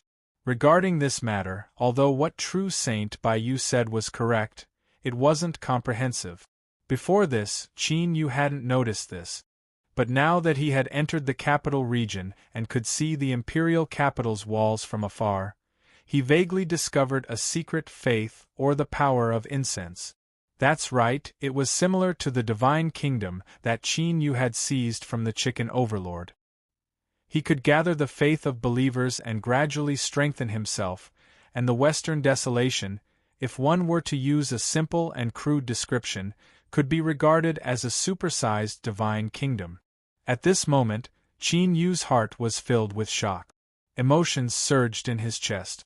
After he seized the divine kingdom, he had felt how amazing it was and faintly felt that it wasn't on a level that ordinary cultivators could come into contact with. But no matter what, Qin Yu never imagined that it would eventually evolve into such an astonishing form. That's right, Qin Yu's intuition told him that his guess was correct. The Western Desolation was indeed a supersized divine kingdom. But it was clear that in order to complete this sort of advancement and transformation, there would inevitably be countless twists and turns, a process that would require one to overcome all sorts of difficulties. But this discovery caused Qin Yu's heart to be shaken and shocked, and at the same time, he felt a bit more confident. So what if it was the Western Desolation? It was nothing more than a supersized divine kingdom. He, Qin Yu, also had one. Putting aside the disparity in strength between them, there was no difference in essence. If he thought about it like this, then it didn't seem so terrifying. Qin Yu's thoughts raced. Little by little, he suppressed the endless shock in his heart. He glanced at the chicken overlord from the corner of his eyes. After entering the Western Desolation, it had become particularly quiet. It seemed that once things calmed down a bit, he would have to have a good chat with it about matters related to the divine kingdom. Just what had that old white ape that had died taught it? Perhaps some seemingly unremarkable omissions contained crucial information. True Saint Bayou revealed a surprised expression. He looked at the dark ruler who was clearly lost in thought. He thought that this was a very simple matter, so why was he so lost in thought? It was probably because after seeing the imperial capital, his heart was shaken. He had barely managed to maintain his calm just now, but after a moment of distraction, he still couldn't help but fall into a state of shock that he couldn't extricate himself from. He could understand, he could really understand. True Saint Bayou didn't have the least bit of ridicule in his heart. Thinking about an ant that had suddenly developed its spiritual wisdom and looked up at a human city, this was similar to the shock Qin Yu felt in his heart. Of course, with Qin Yu's current dark ruler's state and the strength he possessed, calling him an ant wasn't appropriate. But if one viewed the Western Desolation as a single entity, then in front of the terrifying strength contained within the imperial capital that was its heart, Qin Yu could at most be considered a relatively powerful ant. This wasn't excessive at all. Chapter 1475. Ahem. True Saint Bai Yu said solemnly, the Western Desolation is indeed incomparably powerful, but a ruler can also become a hegemon. For example, Chen Yuanshan, who you and I met before, was able to become the lord of Guanhai City even though he was only at the level of a weak ruler. Thus, ruler of darkness, all you need is an opportunity before you can rise to the top. Although mental strength didn't seem obvious, it was actually extremely important and involved many aspects. Once one lost their drive, it would be extremely difficult for them to advance. Since he had decided to befriend Qin Yu, True Saint Bai Yu naturally didn't want to see his efforts go to waste. Under the black robe, Qin Yu glanced at him. When he saw the concern on True Saint Bai Yu's face, he couldn't help but feel a little guilty. After all, if True Saint Bai Yu knew what he was thinking, he would probably jump up on the spot and be the first to chop him into pieces. Thank you for your reminder, True Saint Bai Yu. The carriage fell into silence. True Saint Bai Yu thought about it and didn't say anything else. He had already reminded Qin Yu. Whether or not Qin Yu could successfully break free and stabilize his mind depended on himself. There was an extremely vast region between the Jiangyi region and the northern wilderness. The reason why they could see the northern wilderness city walls was because it was large enough.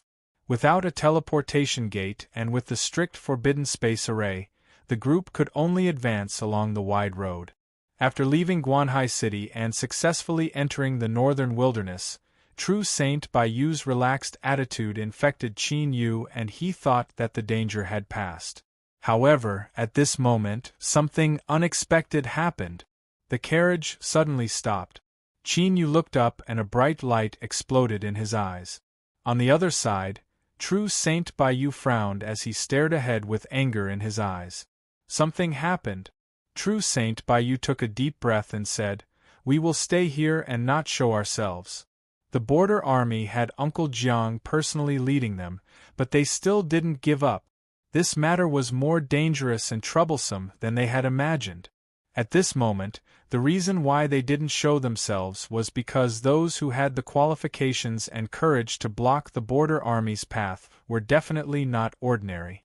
At a time like this, it was obviously a better choice to be a coward. At this moment, on the wide road leading to the northern wilderness, a person sat in the middle. There was a square table beside the chair. The table and chair were all blood red. It was the same as the robe he was wearing. The war horses that the knights rode on seemed to have smelled something terrifying at this moment, as they kicked restlessly. The eyes that were revealed under the visor stared at the blood-robed tea drinker who was sitting calmly in the round chair.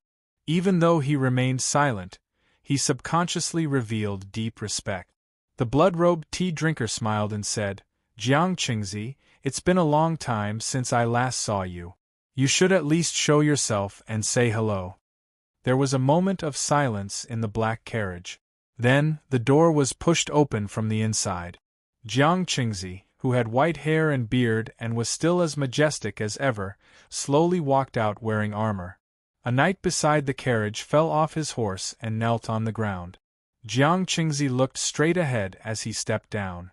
"Blood Flag, it has indeed been a long time. I didn't expect you to still be alive." Inside the circular chair, Blood Flag, who had withdrawn from the border army for many years, suddenly began to laugh loudly. His voice continuously reverberated through the air, startling the war horses into continuously backing up. The knights did everything they could to calm him down, and their eyes all revealed expressions of shock. Humph! A cold snort sounded like thunder exploding on the ground. It suddenly swept into everyone's ears and swept away the impact of the laughter. Jiang Qingzi narrowed his eyes and said coldly, "They are just some juniors in the army. Why make things difficult for them?" If anything happens, I will take responsibility. Blood Flag restrained his laughter, but the corners of his mouth were still slightly hooked up. On the surface, he looked like a rather handsome young man, but his face was pale. The most eye-catching part was his dark red lips, as if he had just drunk blood. There are countless generals in the Western Border Army, but only a few of them are worthy of my attention. Jiang Qingzi, you are one of them. That is why I will give you some face. Hand over the people in the carriage who do not belong to the Border Army, and I will leave immediately. I will not make things difficult for you. The deeper meaning was that if he did not hand over the people, then don't blame him for being ruthless. A single person dared to make such a declaration in front of hundreds of slaughtering knights who had rushed out from piles of corpses, as well as the Border Army General Jiang Qingzi. This alone was enough to show how arrogant this person was. The air was completely silent. Including Jiang Qingzi, everyone remained silent. This meant that Blood Flag indeed had the qualifications to be arrogant. He had the qualifications to be arrogant, and he alone could threaten everyone on the other side. Trouble. Jiang Qingzi sighed in his heart. He originally thought that with the prestige of the Western Border Army and his old face, he would be able to temporarily suppress this matter. As long as they entered the capital and handed over the Master of Darkness, this matter would no longer have anything to do with them. But who would have thought that the Blood Flag would suddenly appear and block their path? If it was someone else, Jiang Qingzi would not hesitate to order his subordinates to charge forward and kill the person who blocked their path on the spot. He would not be afraid of any criticism or investigation afterward. This was the tyrannical confidence that was built up from the glorious achievements of the border armies since the establishment of the Western Wilderness, and the blood of countless comrades. But the person in front of them was Blood Flag, a person who had left the Western Border Army for many years, but was still a flag and even a legendary figure. He was evil, cruel, and ruthless. He was a demon that everyone feared, but he had also made countless contributions. Within the Western Border Army, he was one of the most famous figures. Facing him, the most outstanding soldiers in the army had already lost their courage and drive. Of course, taking a step back, even if the elites under his command still had the strength to fight, Jiang Qingzi was not willing to let them die here. They were all elites who had fought against the Western Border barbarians, and walked out of mountains of corpses and seas of blood. They were summoned to the capital to receive their rewards. The knives and axes of the barbarians did not kill them, so how could Jiang Qingzi allow their blood to be spilled on the land outside the capital? But if it was just him alone, it was important to know one's own limits, and Jiang Qingzi was one. He could not block Blood Flag. Even if he used all his strength, he would soon be defeated. Taking a deep breath, Jiang Qingzi's eyes gradually brightened.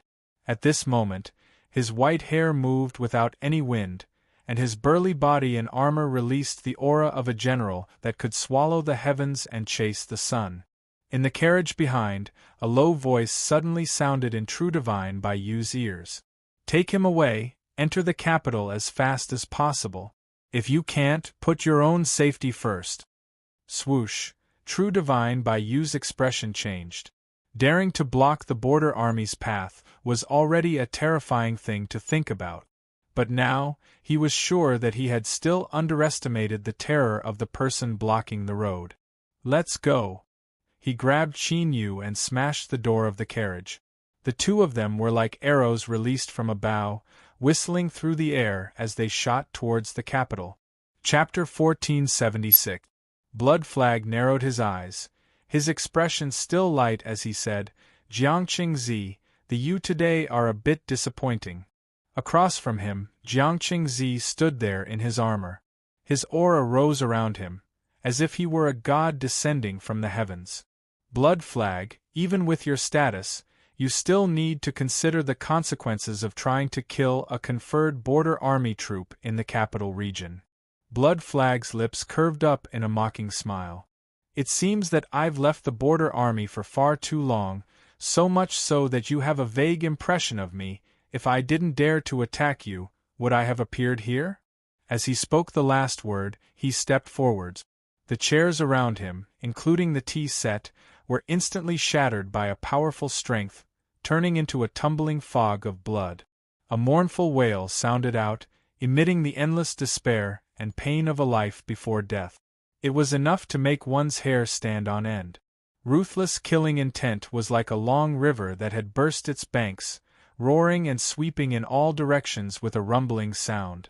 But when it was less than 100 feet away, it was twisted by an invisible strength. It gathered together and fused together with the blood fog, turning into a giant blood saber that slashed down. There was no sound as it broke through the air. This was because beneath this saber, the concept of space had been lost. It appeared, it cut down, it was already right in front of them. Jiangqing Zi's pupils shrank. With a loud shout, he punched out. His metal-covered fist collided with the blood-red saber. In the next moment, with a heaven-shaking explosion, it was like a bolt of thunder had exploded, forming a terrifying shock-wave visible to the naked eye. It swept outwards in a ring shape, instantly destroying the incomparably hard and broad road. Wherever it went, dust would rise into the skies. Facing Blood Flag's slash, the old general didn't fall into a disadvantage. At least on the surface, he was still awe-inspiring, like a heavenly god descending to the mortal world. But at this time, Jiangqing Zi's complexion changed, revealing a look of anger. "You actually succeeded. By a run." His shout was supported by his powerful cultivation. It instantly drilled into the ears of true Saint Baiyu, who was pulling Qin Yu and shooting towards the imperial capital. His complexion paled. With his status, he naturally knew of Blood Flag's ominous reputation. It was because of this that he felt even more terrified. This was because he was a madman. Once he went crazy, he was a terrifying character without any scruples. It was precisely because of this that Blood Flag was transferred back from the border army and suppressed in the imperial capital to sharpen its temperament. If it wasn't for that, he would have already become one of the new giants in the Empire's military and a real big shot in the West Wilderness. Therefore, before he escaped, Jiangqing Zi reminded him to prioritize his own safety. He must have predicted this moment. Right at this moment, a huge force suddenly exploded and forcefully pulled True Sage Baitu to a stop. Baisu, who was filled with shock and anger, desperately trying to rush into the imperial capital, felt the soreness in his bones as they groaned. His face immediately turned green. He angrily glared at Qin Yu. Just as he was about to ask him what he wanted to do, his body trembled in the next moment and endless anger filled his eyes. A blood-red vortex suddenly appeared in the direction the two of them were heading. As it rotated, it looked like a bloody mouth. From this whirlpool, True Sage Baitu could feel a cold and violent killing intent. At this moment, his hair stood on end. If it weren't for Qin Yu sensing something and forcefully stopping them, they feared they would have already drilled in. Although he didn't know what this vortex was, he didn't need to be a genius to know that once they were swallowed in, the consequences wouldn't be good. Although he already knew that Blood Flag was a madman, when he truly determined that Blood Flag didn't hesitate to try and kill him, True Sage Baitu still felt a terrible feeling. It was like a bucket of ice water had been poured over his head, causing his bones to ache from the cold.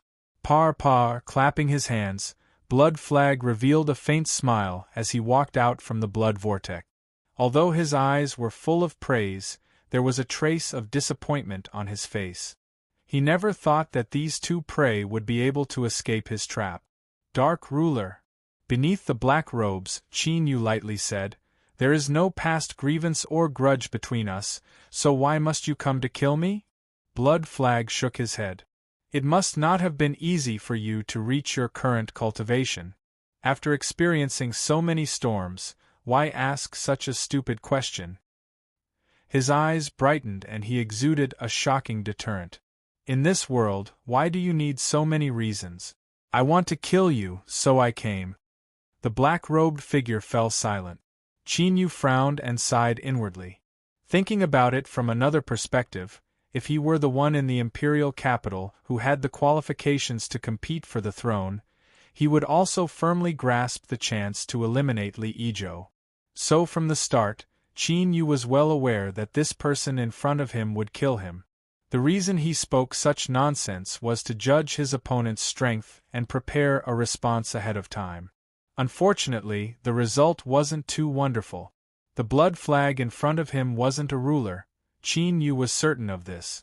At his current level, he could faintly feel the impregnable shackles above his head. This was the gate leading to the ruler realm.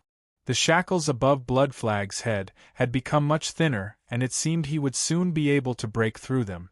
But he was still restricted within. If it wasn't a ruler, then with Qin Yu's current strength, he didn't need to fear it, but he felt an intense threat from Blood Flag. It was bloody and fatal. There were two possibilities for this. One was that Blood Flag had some extremely formidable trump card in his hands. Once he used it, he could instantly release a devastating strength. The second was that Blood Flag had other methods that could temporarily increase his strength and erupt with the might of a ruler. Qin Yu was more inclined towards the second possibility. If he only had a single trump card, how could Blood Flag dare to be so arrogant? The only possible explanation was that he could use it repeatedly. Only this could explain why he had the confidence to dare to kill people in the capital regions. But even so, did Blood Flag not care about the imperial capital's investigation? After all, from True Saint Baiyu's expression, he could tell that stopping a border army soldier from killing people in the capital regions was clearly an extremely vile matter. He isn't afraid of being investigated. True Saint Baiyu's voice sounded out in Qin Yu's ears. Blood Flag's background is a bit complicated. In short, you can understand it as the imperial military tolerates him, and this tolerance extends to the imperial palace. If we die today, we can only die in vain, so do you understand? We cannot die like this. Qin Yu's eyebrows shot up. Even in this situation, Blood Flag still wasn't prepared to escape by himself? Even if he wanted to befriend Blood Flag, he had never heard of anyone willing to gamble with their own life. The corners of True Saint Baiyu's mouth twitched as if he had sensed the shock in the black-robed man's eyes. He gritted his teeth and growled, "If I could escape alone, I would have done so without hesitation. However, it's too late now. The Blood Flag has locked onto us and sees us as its prey today. The Blood Flag has never let its prey go." Rumble, rumble, rumble. Behind them, loud explosions rang out from the intense battle, causing the earth to tremble slightly. Jiang Qingzi's opponent was Blood Flag, and Qin Yu and True Saint Baiyu were also facing Blood Flag. Their auras were exactly the same, and the feeling of threat and terror they gave off was also exactly the same. Qin Yu exclaimed in his heart.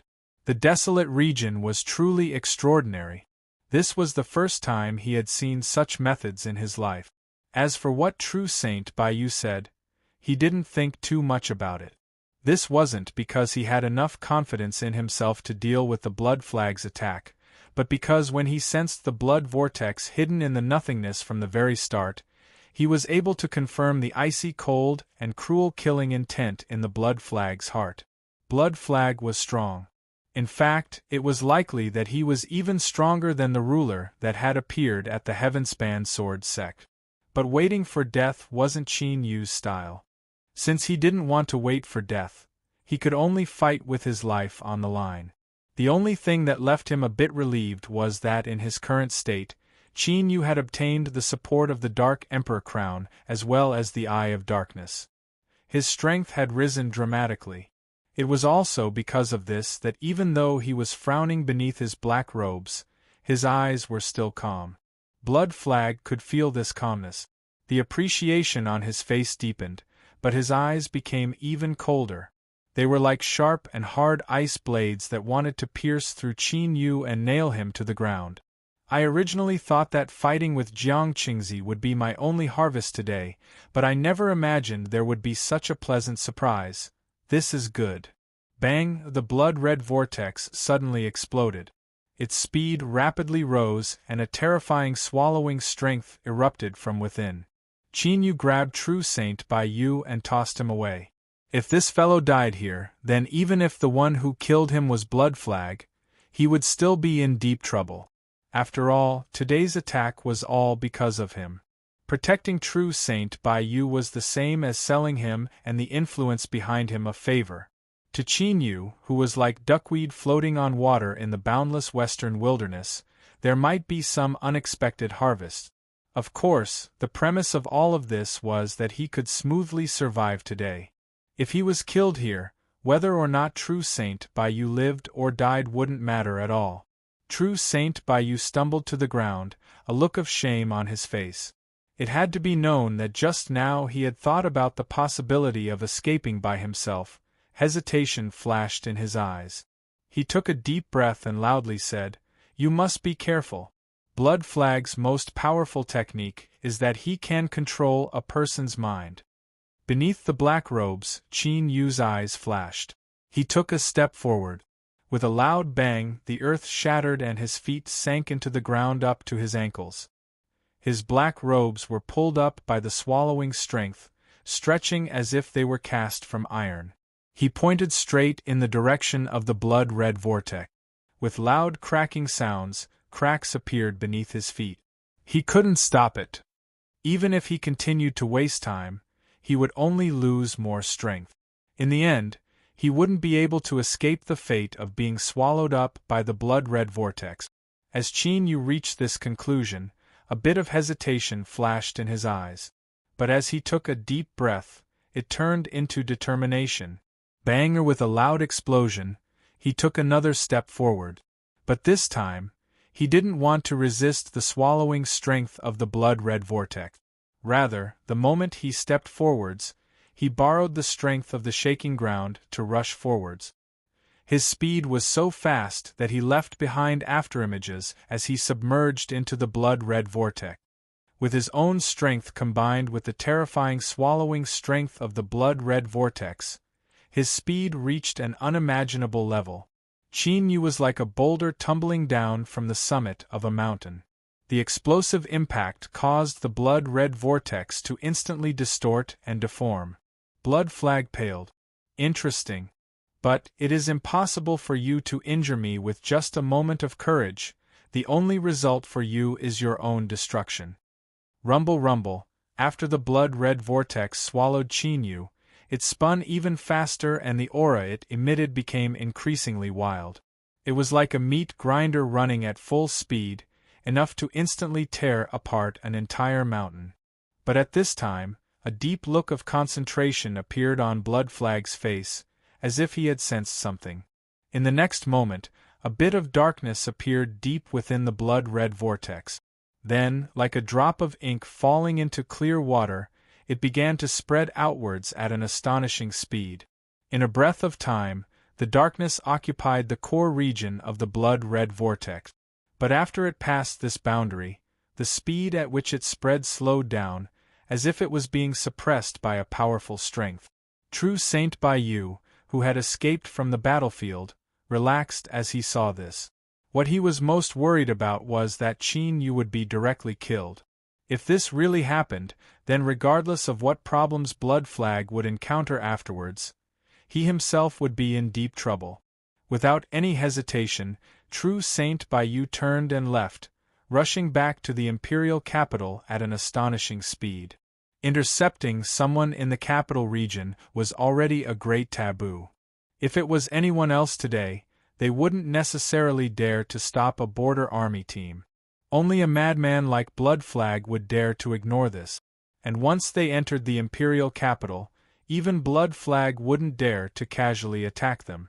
This was because even a madman didn't want to die.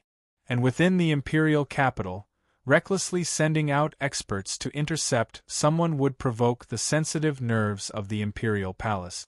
Whether it was to protect the dignity of the imperial palace or to make an example of someone to warn the future generations, they would never tolerate this. This point had already been amply proven in the past. Thus, true Saint Bayou was very clear that the assassination in the capital region was the bottom line. As long as he could return to the imperial capital, no one would dare to attack him again. Suddenly, true Saint Bayou's expression changed drastically. He maintained his high-speed escape mode and didn't try to dodge. That was because he knew that his aura had been completely locked on, and there was no way for him to escape. With a low roar, a jade ornament that true Saint Bayou was wearing shattered with a paw. Boundless power rose up and gathered behind him, forming a powerful defense. In the next instant, a blood-colored palm suddenly appeared, and without any hesitation, it slammed heavily towards true Saint Bayou. With a loud sound, his entire body was blasted down and smashed heavily onto the ground. Mud and stones flew everywhere, forming a terrifying trench in the ground. However, in the next instant, there was a whistling sound as true Saint Bayou, who was vomiting mouthfuls of blood, flew out again and continued to rush towards the imperial capital. His eyes were filled with shock, anger, and fear. His respect for Blood Flag instantly increased by a few levels. Just a casual slap from the Blood Flag had such power. If he hadn't sensed that the situation was bad and used his life-saving treasure, he would have already been turned into a pile of broken bones. Blood Flag's strength was even greater than the rumors said. Darkness Ruler, this is all I can do for you. Whether or not you can survive will depend on yourself. Boom! A blue gust of wind suddenly appeared, directly wrapping around true Saint Bayou. His speed suddenly rose, and he disappeared from sight. Blood Flag glanced at the black vortex that was spreading outwards. He frowned and suppressed the killing intent in his heart. Although the fact that a prey had escaped, and it was an imperial bloodline that he was very interested in, as long as he killed the Darkness Ruler, he would be satisfied today.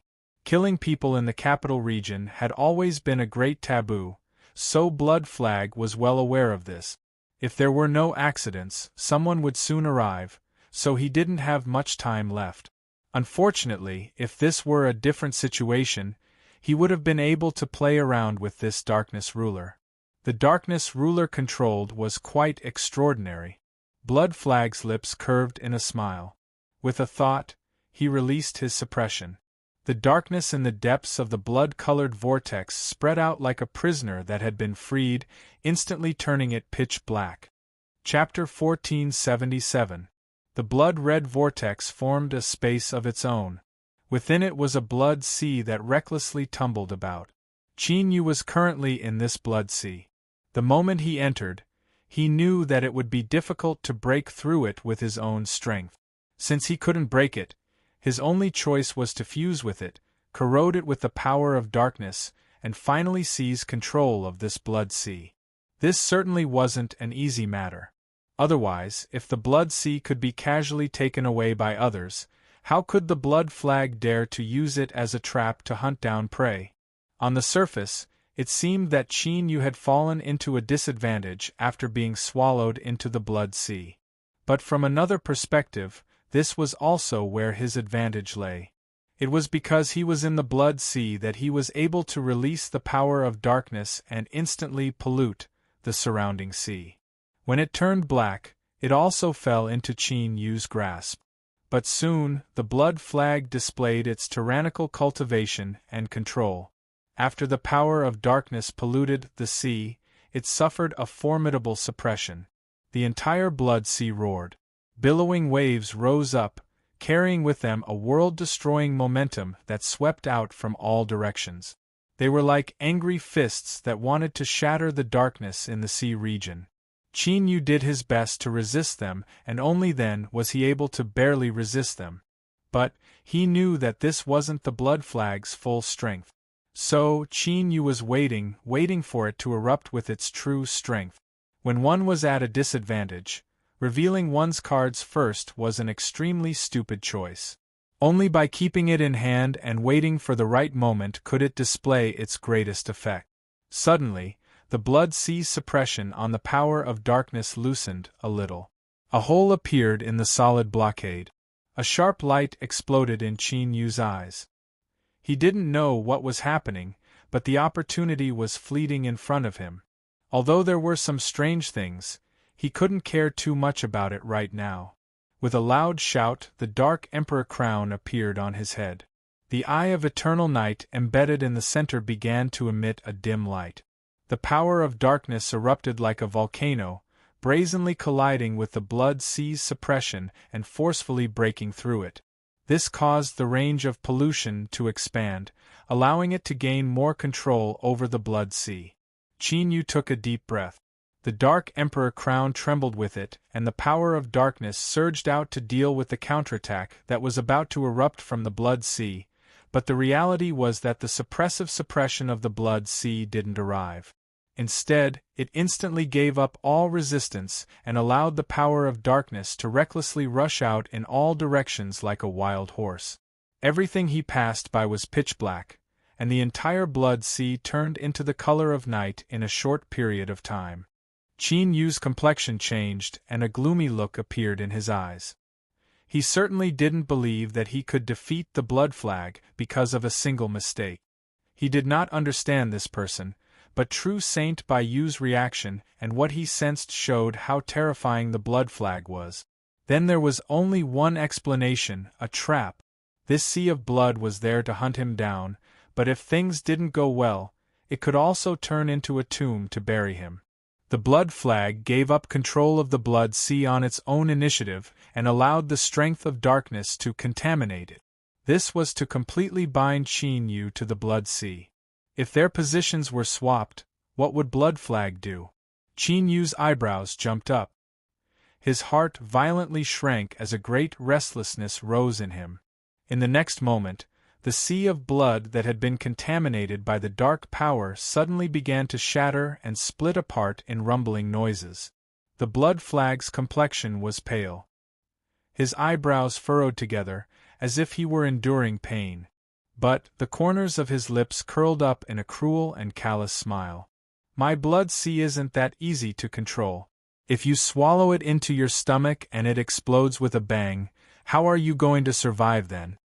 The strength of darkness contaminating the blood sea was, strictly speaking, an application of the strength of the great Tao.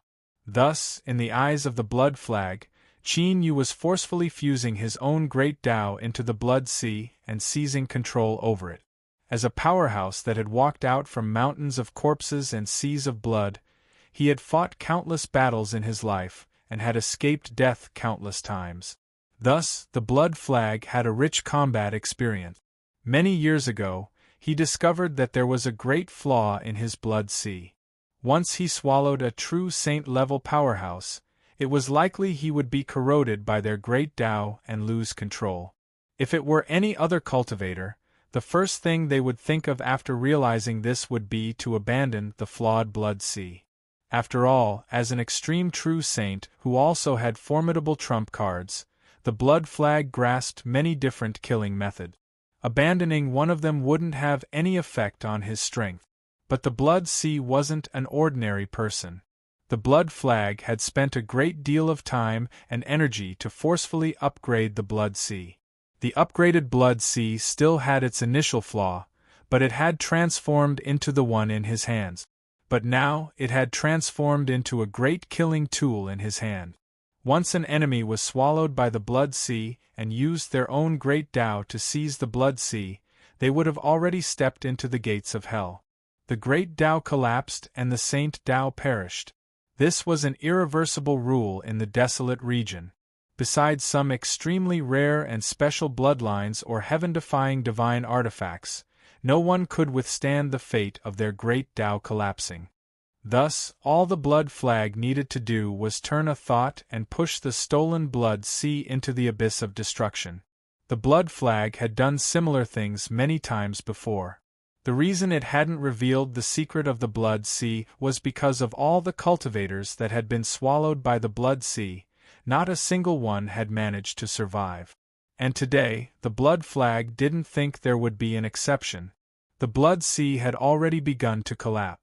The Darkness Chief's great Tao would inevitably shatter along with it. Unless he was at the ruler realm, it would be difficult for him to escape death. As for the Darkness Chief, He naturally wasn't at the ruler realm. This was something that the blood flag had already confirmed. The crazily spinning blood-red vortex suddenly froze. Tiny black cracks began to appear within the blood-red vortex. They were dense and numerous, like a spider web weaving together. They covered every corner of the vortex, splitting it into countless fragments of varying sizes.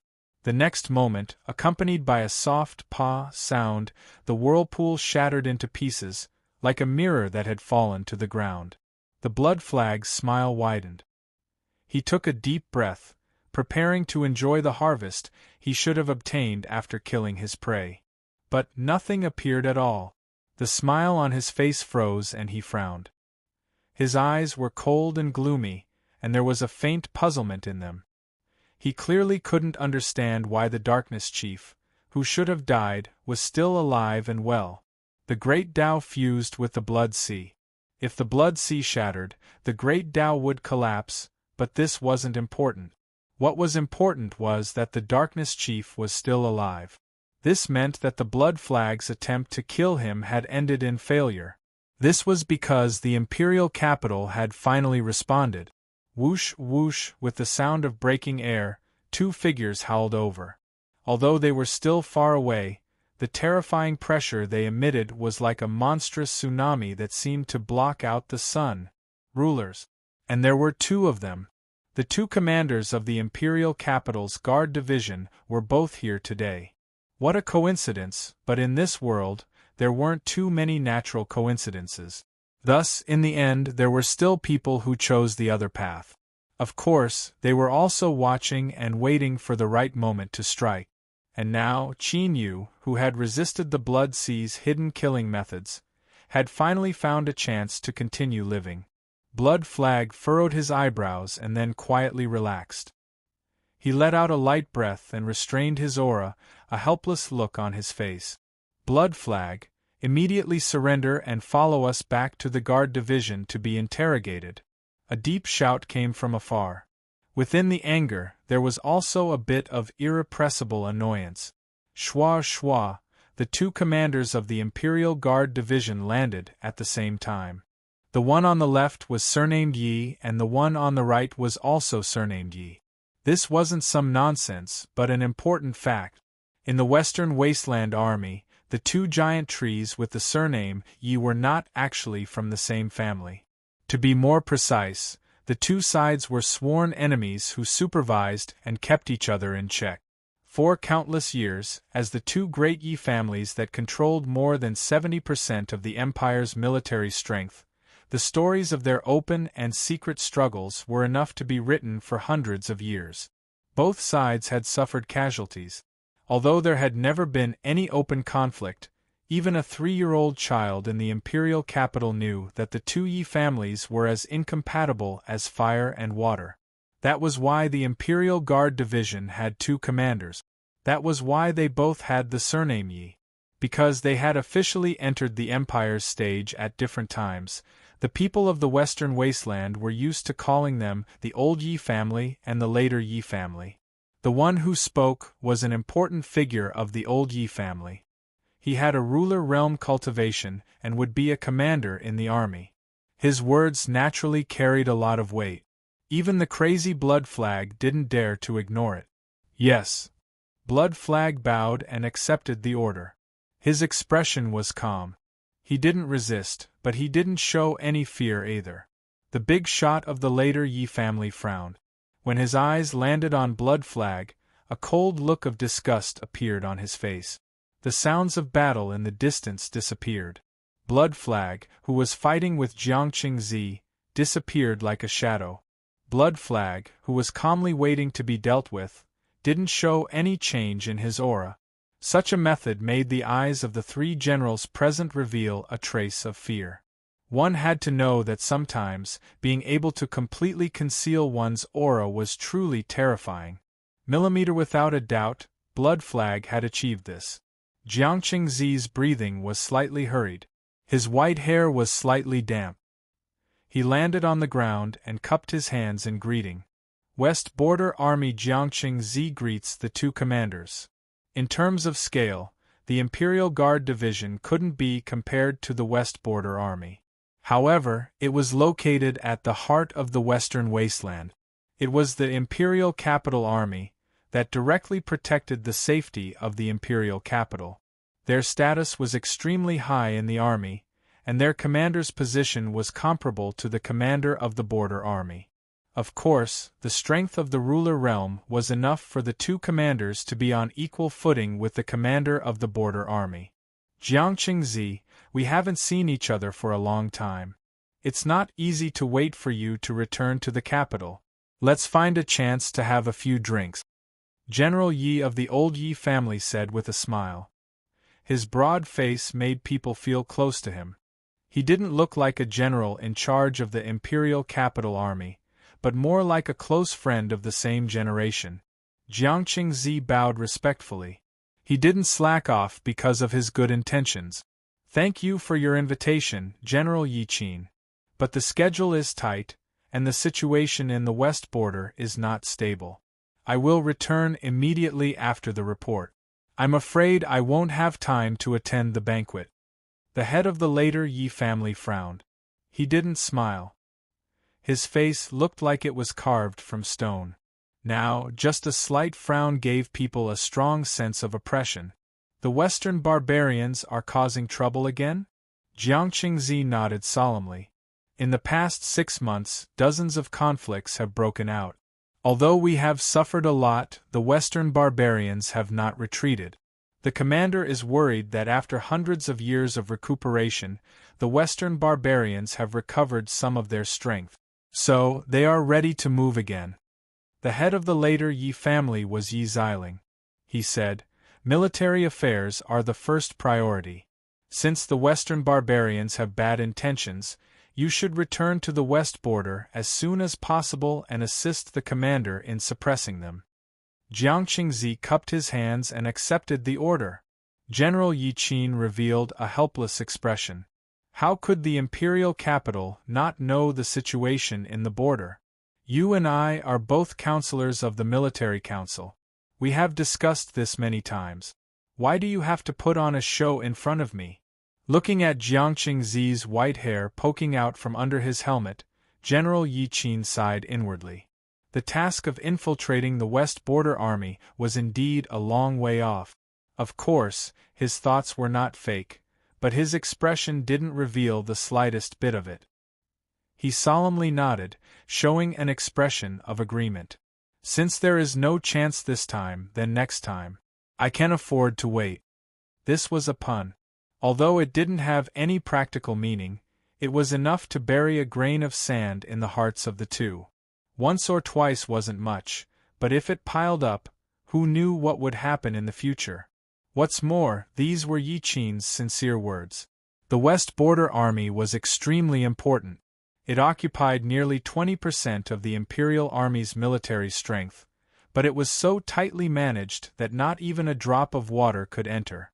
For many years, the old Yi family had made countless attempts, but all of them had ended in failure. Of course, this was something that could not be tolerated, and Jiangqingzi was an extremely important chess piece in the eyes of the old Yi family. Although he wasn't the commander of the West Border Army and was only ranked 4th, this old general had taken root in the West Border Army ever since he joined the army. Step by step, he had become the 4th general of today from a small soldier. It could be said that his trusted friends and old friends were all over the West Border Army, and he had extremely high prestige and rallying power. If they could establish a good relationship with him, then the old Yi family's involvement in the West Border Army would be half a success. This involved nearly 20% of the Empire's military strength. Of course, this wasn't something that could be easily resolved. Thus, the old Yi family had long since made ample preparations to run into a wall in front of Jiangqingzi. Jiangqingzi revealed a helpless expression. A bitter smile appeared on his lips as he cupped his hands together in response. Yi Xiling's face was expressionless. His face was as cold as stone, completely concealing the emotions in his heart. But thinking about it, he must be gnashing his teeth in hatred towards Yi Qin for trying to poach him. Roping in, evading, watching from the sidelines, things had come to an end for the time being. The three generals of the army didn't lose their composure too much. Yi Qin said in a deep voice, "Blood Flag, come with us." Blood Flag, who had his head bowed in silence, raised his head when he heard this. His lips curved into a smile. "I rarely fail, but I didn't gain anything today. I have to take a good look at this unexpected ruler of darkness before I can leave with you too. Blood Flag, don't cause any more trouble. There is a limit to the military's tolerance towards you," Yi Xiling coldly said. But his eyes were even colder, revealing an undisguised callousness. Blood Flag's smile deepened. He licked the corner of his lips, his scarlet tongue extremely demonic. "Are you threatening me?" The air suddenly fell silent. Yi Xiling frowned. He stepped forward and raised a hand. "As the commander of the Imperial Guard Division, I warn you one last time. Give up resistance and leave immediately. Otherwise, you will be treated as a traitor." Chapter 1478. Qin Yu sighed inwardly. He knew that he couldn't continue to hide. Otherwise, regardless of what punishment Blood Flag would receive, he would have many more enemies. In the end, this tense situation was all because of him. Everyone was well aware that Qin Yu was still alive and well. He wanted to stay out of this and watch from the sidelines, waiting for the Blood Flag to suffer a calamity after the lively show?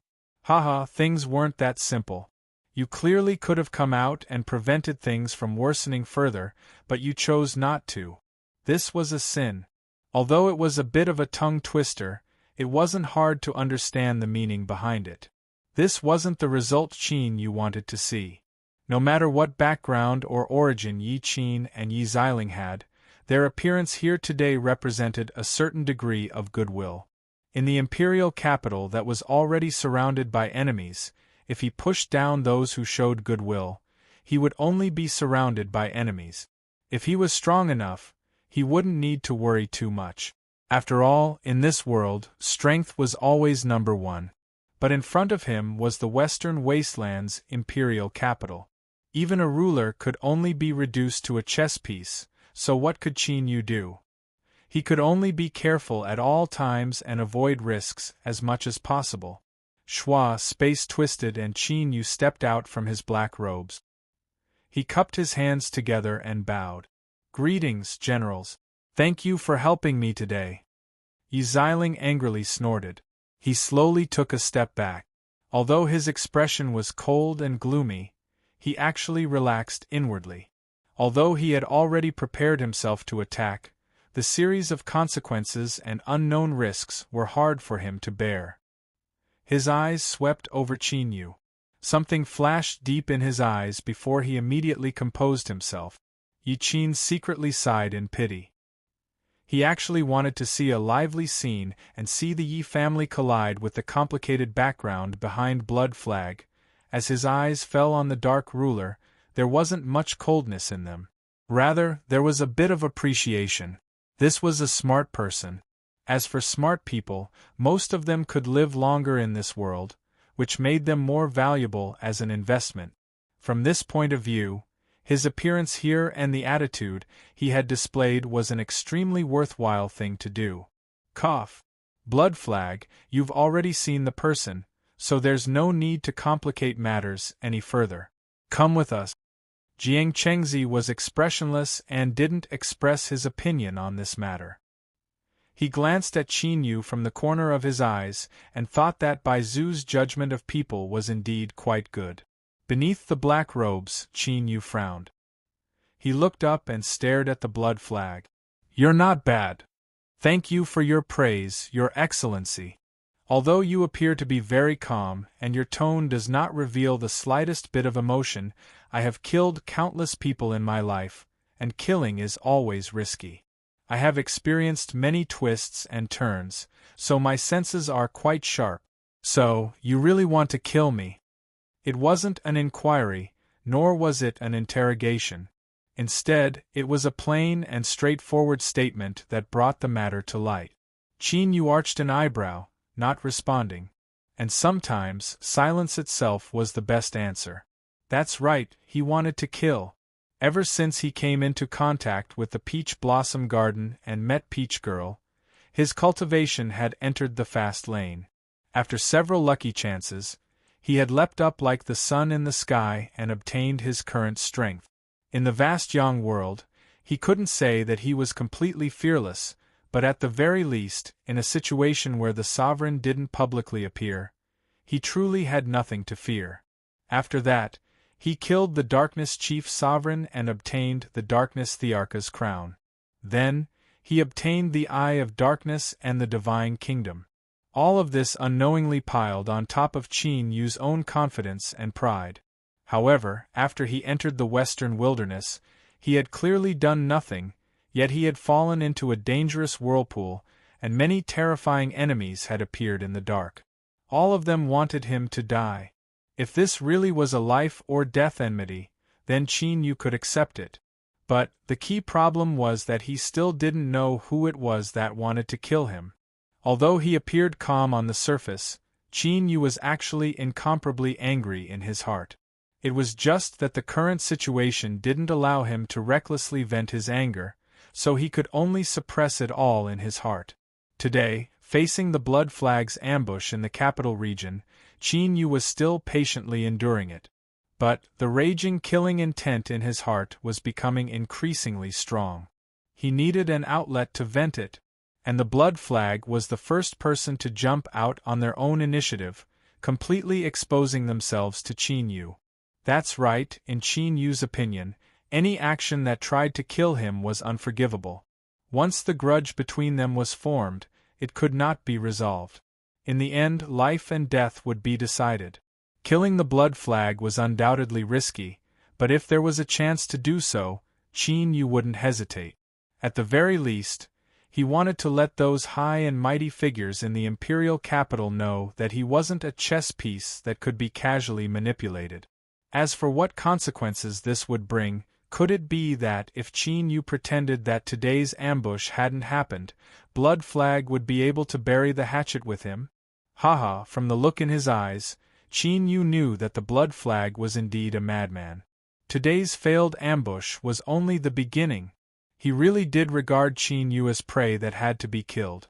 The Blood Flag wanted to kill Qin Yu, and Qin Yu wanted to kill him. As for the consequences, that could wait until after he was killed. Since Li Yizhou was able to forcefully drag him into the Western Wilderness, then he wouldn't be without strength. At the very least, he had a powerful supporter behind him.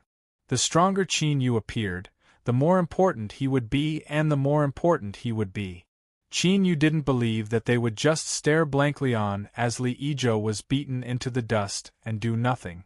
Today's silence didn't mean that they would remain silent in the future.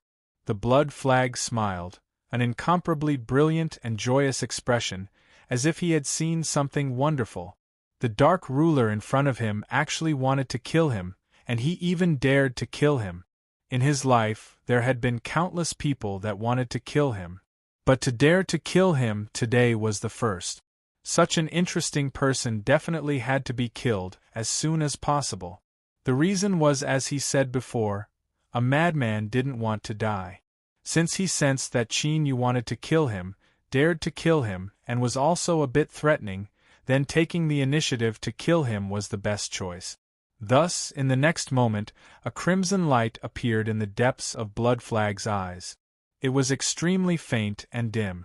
Even if it was standing in front of him, it would be hard to detect. And most importantly, Blood Flag's own aura didn't change at all during this process. But Qin Yu could sense a dangerous aura. Since he was certain that Blood Flag hadn't given up on killing him, Qin Yu naturally dreaded this powerful madman. So, the moment that crimson light appeared in the depths of Blood Flag's eyes, Qin Yu had already locked onto it. All of the hairs on his back stood up. He didn't know what methods his opponent was using, but his instincts told him that he had fallen into great danger. Avoid. This was Qin Yu's first thought. But in the next moment, the world in front of him was completely covered in blood red. In Qin Yu's world, The crimson light in the depths of Blood Flag's eyes instantly expanded countless times over, swallowing him whole. Wrapped in this crimson light, an endless chill erupted from deep within his body, sweeping out to fill every inch of his flesh and blood. It forcefully deprived Qin Yu of control over his body. This deprivation targeted not only his mortal body, but even his soul. At this time, the only thing Qin Yu could control was his own thoughts. And that was it. Thus, he could only watch from the sidelines as he slowly lifted his hand and slapped it between his eyebrows. Although the speed wasn't fast, the strength contained within this palm was enough to instantly blow apart his head. At this moment, Qin Yu suddenly recalled true Saint Baiu's warning. The most powerful method of Blood Flag was that it could control a person's mind. So that was how it was. It was truly fierce. The chicken overlord stood on Qin Yu's shoulder. After its body shrank, its feathers became even more dazzling. One could tell at a glance that it wasn't ordinary. In fact, her slightly plump body also shrunk along with her body, giving off a soft and cute feeling. But at this time, at some unknown time, its eyes had quietly turned crimson, as if they had been soaked in blood for a long time. It turned its head, stiff and stiff. Its blood-red eyes stubbornly locked onto Qin Yu's neck, where blood vessels had popped up due to the tension in its body. Suddenly, the chicken overlord stretched out its head and bit down. Its speed was astonishing, so fast that it pierced through the air, emitting an ear-piercing whistling sound. Par, its sharp beak, sharp enough to break through stone, was grabbed by a hand. No matter how much it struggled, it couldn't break free. Qin Yu slowly exerted strength. No matter how the chicken overlord struggled, he grabbed it from his shoulder and lifted it up. He shook his head and sighed, "How shameful. My own pet was actually controlled by someone else, and I nearly suffered a backlash." As his words fell, two beams of light shot out from his black robes, staring at Blood Flag. "The only consolation is that you didn't come without a price." With a stuffy cough, blood gushed out from Blood Flag's nose and his face instantly paled. Shock and anger gushed out from his chest. He shouted out loud, "Impossible!" He found it hard to believe that his true killing move had been directly broken and even caused him to suffer a backlash. This was the first time such a situation had occurred since he had completed his cultivation, and his opponent was a mere ruler of darkness who hadn't even reached the ruler realm. Enough. Yi Xiling lifted a hand and pressed down. With a loud bang, Blood Flag was pushed down and the ground cracked apart. Yi Qin's complexion was ugly. He said, "Blood Flag, don't go too far. Today ends here, otherwise I won't give you any face." In a situation where two of the capital's guard officers were present, Blood Flag had still attacked.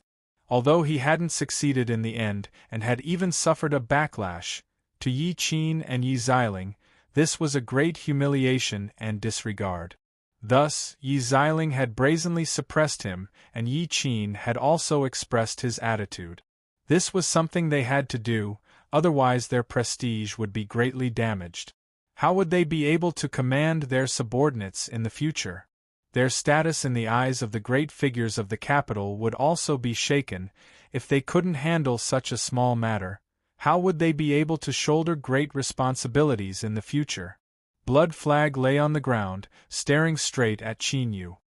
He closed his eyes and then opened them again. "Very good. I admit defeat today, but I will remember you." Chapter 1479. Par Qin Yu suddenly stepped forwards, a cold light flowing beneath his black robes. As his eyes fell on the Blood Flag, there was only a bone-chilling coldness in them. "Since your Excellency Blood Flag is prepared to completely remember me, then you might as well remember me more clearly, lest you forget me in the future." The air suddenly turned silent. All eyes gathered on him, including the suppressed Blood Flag. The corner of his mouth slightly curled up, revealing a trace of mockery. The meaning was very clear. "Do you dare to kill me?" Qin Yu walked to Blood Flag's side and paused for a moment. Then, he lifted a foot and stepped on Blood Flag's head. "You!" Xueqi roared. He only had time to utter one word before his entire head was forcefully pressed into the soil. The gazes that fell on Qin Yu all froze at this moment, including Yi Qin and Yi Xiling, the two generals. They did not expect that Qin Yu would dare to do such a thing in public. Qin Yu could feel the shock in these people's eyes. He couldn't help but feel a bit restless in his heart, but there was even more joy. What he was going to do now was what he had said before he arrived. Qin Yu had an incomparably deep anger in his heart, and he had to vent some of it. Secondly, the blood flag was already determined to kill him, so what if the enmity between them deepened? Trample on him, so be it. You're going to kill me, yet you're not going to let me vent my anger? At this time, Qin Yu stepped atop the blood flag. Beneath his black robes, killing intent swirled deep in his eyes. But he didn't attack because his intuition told him that the blood flag wouldn't be easy to kill. It was even possible that the sight of blood flag being stepped on and unable to resist was only a bait. Blood flag was waiting for Qin Yu to kill him. At this time, countless thoughts raced through his mind. Qin Yu let out a deep breath and drew back. He cupped his hands together and said, "I was too excited for a moment and handled things improperly. I ask that you two commanders not blame me." Yi Qin shook his head and didn't say anything. Yi Xiling grabbed the blood flag. After glancing at Qin Yu, she turned and soared into the sky, vanishing in the direction of the imperial capital. Blood flag has a powerful background. Since you don't dare to kill him today, you shouldn't provoke him anymore. The imperial capital is right in front of you. The matter of Bai Su helping you has come to an end. I hope that you will draw a clear line between you and him in the future. After Jiang Qingzi finished speaking, he cupped his hands and bowed to Yi Qin. Then, he turned around and walked towards the border army. By speaking up in front of this person, they were making it clear that their faction would no longer interfere in anything that happened next. Therefore, no matter what happened in the future, it had nothing to do with them. Chief Sovereign of Darkness, follow me into the imperial capital, Yi Qin said with a smile, but his tone revealed alienation and indifference. Stomping Xueqi's head into the ground was indeed very satisfying, but apart from venting his anger, what was the use of it? Previously, Zhang Xian had thought that the God of Darkness was a smart person. However, it seemed that he had misjudged him. At most, he was just a brute with a bit of smarts. Before this, there might have been some room for reconciliation, but after this matter, any faction that tried to accept him would become the blood flag's mortal enemy. There was no need to say what choice he should make. He was doomed, since the chief sovereign of darkness didn't dare to kill Blood Flag. Then in the future, he would definitely die at Blood Flag's hands. And with Blood Flag's temperament, this day would definitely not be far off. Yi Qin naturally lacked interest in a person who was about to die soon. Qin Yu cupped his hands together and calmly said, "I'll have to trouble you." This was the first time he stepped into the Western Wasteland imperial capital. This was the peak and most bustling city of the Wasteland region, and the situation he faced could be described as bleak and miserable. True Saint Baitu's whereabouts were unknown. He must have been taken away by Jiang Qingzi and was not allowed to have too much contact with him. After Yi Qin spoke a few words, he turned and left, not paying any more attention to Qin Yu. An imperial capital guard coldly brought Qin Yu into a stone room. "Wait here. Before someone comes to pick you up, you are not allowed to casually walk around." Bang! The door closed and the surroundings fell silent. Qin Yu swept his eyes around the stone room, his eyes flashing beneath his black robes. It was clear that this small and extremely simple stone room wasn't as ordinary as it seemed on the surface. Was he under house arrest in disguise? Because of the blood flag? No, that shouldn't be the case. If the blood flag really had such great influence, there was no need for him to personally kill them. There was a high chance that the problem lay with Li Yizhou. It seemed that this Sixth Highness of the Western Wasteland wasn't having a good time right now. Strictly speaking, The reason Li Yizhou had fallen to his current state was all thanks to Qin Yu. To be able to use his status as a broken world cultivator to strike down a highness of the Western Wasteland was something to be proud of. But now, all of this had indirectly affected Qin Yu. Could this be considered being caught in a cocoon of one's own making? If he knew this would happen, he would have gone easy on Li Yizhou and left some face for better or worse. Qin Yu bitterly smiled and shook his head, suppressing these thoughts. There was no meaning in thinking about these things now. From the information he obtained, he was Li Yizhou's last hope. In other words, as long as there was even the slightest possibility, Li Yizhou wouldn't give up on him. Since he had already entered the imperial capital, even if there were some difficulties, Qin Yu believed that Li Yizhou would soon appear in front of him. This was especially true after Qin Yu had revealed a sufficiently formidable strength. The development of events indicated that Li Yizhou's current situation was far worse than he had imagined. This was because for the next 3 days, Qin Yu seemed to have been forgotten by everyone. He was placed under house arrest in this small stone room, with no one paying any attention to him. Beneath his black robes, his eyebrows furrowed tighter and tighter. As he prepared himself for the worst possible outcome, the tightly shut stone door finally opened on the 4th day. Qin Yu was quietly picked up. He boarded a carriage and drove down the long streets of the imperial capital. Your Highness is in a difficult situation and many people are kicking you while you're down. But this is enough to show just how strong your Highness is. They are all afraid. They are worried that after your Highness makes a comeback, you will no longer be someone they can contend with. Within the carriage, Saint Zhou Yan slowly spoke. His voice was calm and relaxed, and there was a natural and convincing aura to it. Fortunately, he was covered by his black robes, so it didn't reveal the strange expression on Qin Yu's face.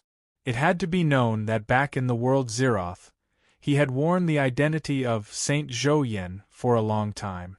After Li Yizhou returned to the Western Wasteland, he actually did not tear apart the real Saint Zhou Yan. This was something he could not understand. Was the 6th Highness of the Western Wasteland too stupid, or was the real Saint Zhou Yan too shrewd? Looking at the Saint Zhou Yan who could explain Li Yizhou's predicament in such a refreshing and refined manner, Qin Yu guessed that it was both. After all, facing Li Yizhou who had been played around by him, it was hard for Qin Yu to admit that this 6th Highness was a smart person. Suppressing all these random thoughts, Qin Yu slowly asked, "Where are we going?" Saint Zhou Yan said, "Your Highness's temporary imperial residence." This answer further confirmed Qin Yu's conjecture. Li Yizhou's current life was indeed extremely difficult. In the current imperial capital, the only thing he could still control was his own temporary imperial residence. The dignified prince of the Western Desolation, with such a noble and illustrious status, had actually fallen to such a state. In the imperial capital, there were really many people who wanted to consign him to eternal damnation.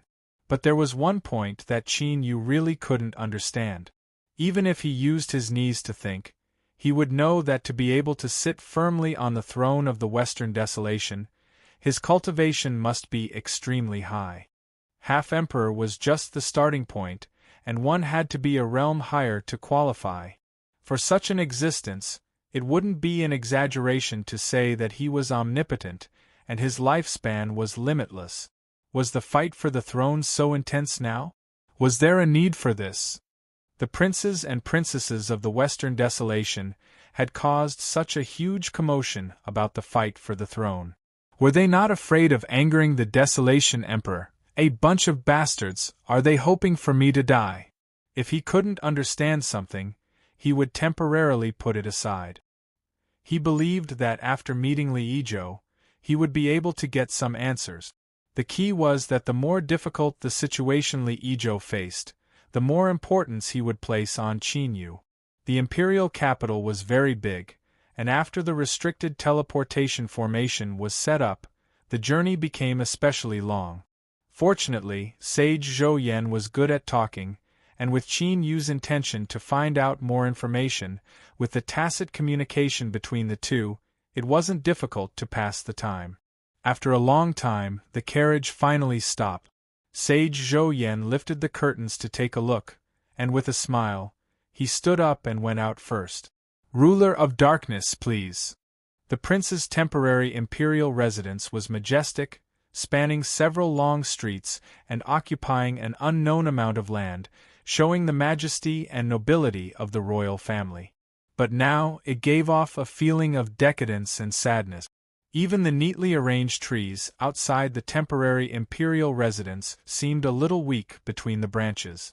What was especially strange was that the guards outside the temporary imperial residence were actually soldiers of the imperial capital. Sensing the surprise in Qin Yu's eyes, Sage Zhou Yan coughed lightly and said, "Now that the imperial capital is not peaceful, His Majesty has ordered the guards to temporarily take over the defense of the temporary imperial residence, which shows how much importance he places on the Sixth Highness." The corner of Qin Yu's mouth twitched. He thought to himself that his ability to bullshit was really top-notch. Most importantly, his face wasn't red, and he wasn't panting. Perhaps because he felt that his attitude was a little overboard, Sage Zhou Yan coughed lightly and led Qin Yu into the temporary imperial residence under the cold gaze of the soldiers of the imperial capital. In contrast to the tight security of the outside world, there were very few people in the temporary imperial residence. Along the way, they only met about 10 servant girls who were walking hurriedly. In the huge prince's temporary imperial residence, it added to the desolate and miserable atmosphere. Due to the influence of the outside world, Sage Zhou Yan, who was very good at talking, also fell into a state of silence. His eyes revealed a hint of worry. His gaze subconsciously swept across Qin Yu, who was quietly following behind him. Sage Zhou Yan secretly complained, thinking that His Highness's luck was really terrible. Originally, he thought that he had found a chance of survival in a desperate situation, but who would have thought that those people would actually invite Blood Flag to take action? Now, as 3 days passed, the assassination incident in the capital region had already spread like wildfire. Everyone knew that Qin Yu had stepped on Blood Flag's head and pressed it into the ground. Who was Blood Flag? How could he let the matter rest after suffering such a great humiliation? Sure enough, news soon spread that he would also be participating in the upcoming major event. With Blood Flag, would Qin Yu still be able to survive? This was a question that could be answered even with one's knee. If he died, then so be it. Sage Zhou Yan did not care at all. However, His Highness's last hope would be destroyed, and he, the trusted aide of His Highness, who was known by everyone in the Western Wilderness, could only follow him into eternal ruin. Walking in the desolate prince's temporary imperial residence, Sage Zhou Yan finally could not maintain his calm on the surface as his heart was filled with fear and unease. But the problem was, who could explain why Zhou Yan suddenly became His Highness' trusted aide? What exactly happened during that period of time? Sage Zhou Yan wanted to confess to His Highness that he did not know anything. When His Highness hurriedly came to find him, he played a joke on him in a moment of panic, but he knew that Li Yizhou was in his most distressed and dangerous state. If he dared to say such a thing, he would definitely be torn to pieces by Li Yizhou's anger. In the end, the prince was still the prince. Even if he was thrown into the abyss, he still had 100 ways to drag him and all his relatives into eternal damnation. His footsteps came to a halt. Sage Zhou Yan took a deep breath and squeezed out a smile. "Dark Ruler, His Highness is in the main hall. You can go in." Just as he finished speaking, the doors opened on their own. Li Yizhou's calm voice sounded out. "There is no need. Sage Zhou Yan is the person I trust the most. There is no need to keep anything a secret from you. Come in together." "Zhou Yan, I want to cry. Your Highness, please forgive me. Can you not trust me so much? This subordinate really cannot bear it." His heart was wailing in pain, but on the surface, he had to shed tears of gratitude. This was truly a test of his acting skills. Qin Yu sighed in amazement. He thought that there really was a mountain higher than the last. Indeed, there was always someone to learn from. In terms of cultivation and strength, someone like Sage Zhou Yan could fight a group of people. But in terms of acting skills, Qin Yu was far inferior. The interior of the main hall was empty. The candlesticks that were embedded into the walls were mostly extinguished. In addition, the curtains of the doors and windows were pulled open, causing the interior to be dark and depressing. Li Yizhou was sitting on a chair in the main hall. In front of him was a cup of tea that had already gone cold. As he heard the sound of footsteps, he slowly looked up. His eyes that were filled with fatigue and pain suddenly exploded with a sharp light. "Greetings, Your Highness." Humorous Zhou bowed to the ground. Beneath his black robes, Qin Yu bowed. "Greetings, Your Highness." Li Yizhou waved his hand. "Rise." He leaned back in his chair. His eyes drooped, concealing the fluctuations within them. "Dark Ruler, you have already been in the desolate region for several days. Do you understand what will happen next?" Qin Yu said, "I know a bit." "Very good. Then I'll save myself the trouble of explaining." Li Yizhou rapped the back of his chair, a cold sneer on his face. "Right now, in the imperial capital, everyone is waiting for me to fall so that they can tear apart my bones and eat my flesh. But I will not allow them to do as they wish. The ambush in the capital region was my mishandling of the situation. From now on, there will absolutely be no similar incidents. That is my guarantee. But remember, this is my final chance. Either I rise up or I fall into depravity. If I can rise up, then all my future glory and honor will be shared with you. Otherwise, I ask that Dark Ruler follow me into a prison that will never see the light of day again." This was a naked threat. But it was also the most effective method to deal with the current situation. Li Yizhou was still Li Yizhou, but compared to when he was in World Zero, he had changed far too much. The hardness, callousness, and wisdom of the Emperor bloodline had awakened within him. But what a pity, in the end, your father is still your father. I'm standing in front of you, so how much do I look like before? Qin Yu cupped his hands together. "Your Highness, rest assured that I will do my best to help you escape your predicament and rise up once more." When he made his statement, he was wondering why that woman hadn't contacted him yet. She had already come to the desolate region, so why couldn't she explain things clearly? Just what was she waiting for? Chapter 1480. Qin Yu didn't wait for an explanation. Instead, he received a decree from the imperial palace, ordering him to enter the palace immediately without delay. Li Yizhou personally came to see him off. He said in a low voice, "There is no need to panic. The reason we are entering the palace today is because of the importance of the matter. There is no room for mistakes. We need to confirm it one last time." "I see." Qin Yu's voice was calm. Under his black robe, white sweat appeared on his forehead. He suddenly realized why that woman hadn't contacted him yet. It seemed that she already knew that Qin Yu hadn't passed the test. When he first entered the desolate region and stepped out of the passage, Qin Yu still vividly remembered those eyes. If even a half-emperor couldn't be completely trusted, then the confirmation in the imperial palace must be even higher. If his identity was exposed, the phrase "unable to escape even if he grew wings" was incomparably appropriate for Qin Yu. His first thought was to run away now. He was the fastest to come out, but he was also the first to be suppressed. This was the imperial capital of the Western Wasteland. There were countless hidden dragons and crouching tigers. With Qin Yu's current cultivation, if he revealed the slightest mistake, he would be immediately suppressed and even die on the spot. Since he couldn't run, he could only brace himself and walk into the imperial palace. After boarding the carriage, countless thoughts raced through his mind. Before he could sort them out, he had already arrived at the imperial palace. Qin Yu revealed a bitter smile. He took a deep breath and walked out of the carriage. If it was a blessing, it wasn't a curse. If it was a curse, he couldn't avoid it. At this point, all he could do was stabilize his mentality and try his luck. The scale of Li Ijo's palace was astonishing, but compared to the Western Wasteland Imperial Palace, it wasn't even worth mentioning. As Qin Yu landed on the ground and saw the towering palaces in front of him, he could feel a terrifying aura that was as vast as a sea, one that was incomparably powerful and dignified. It was an invisible power that shrouded the entire imperial palace.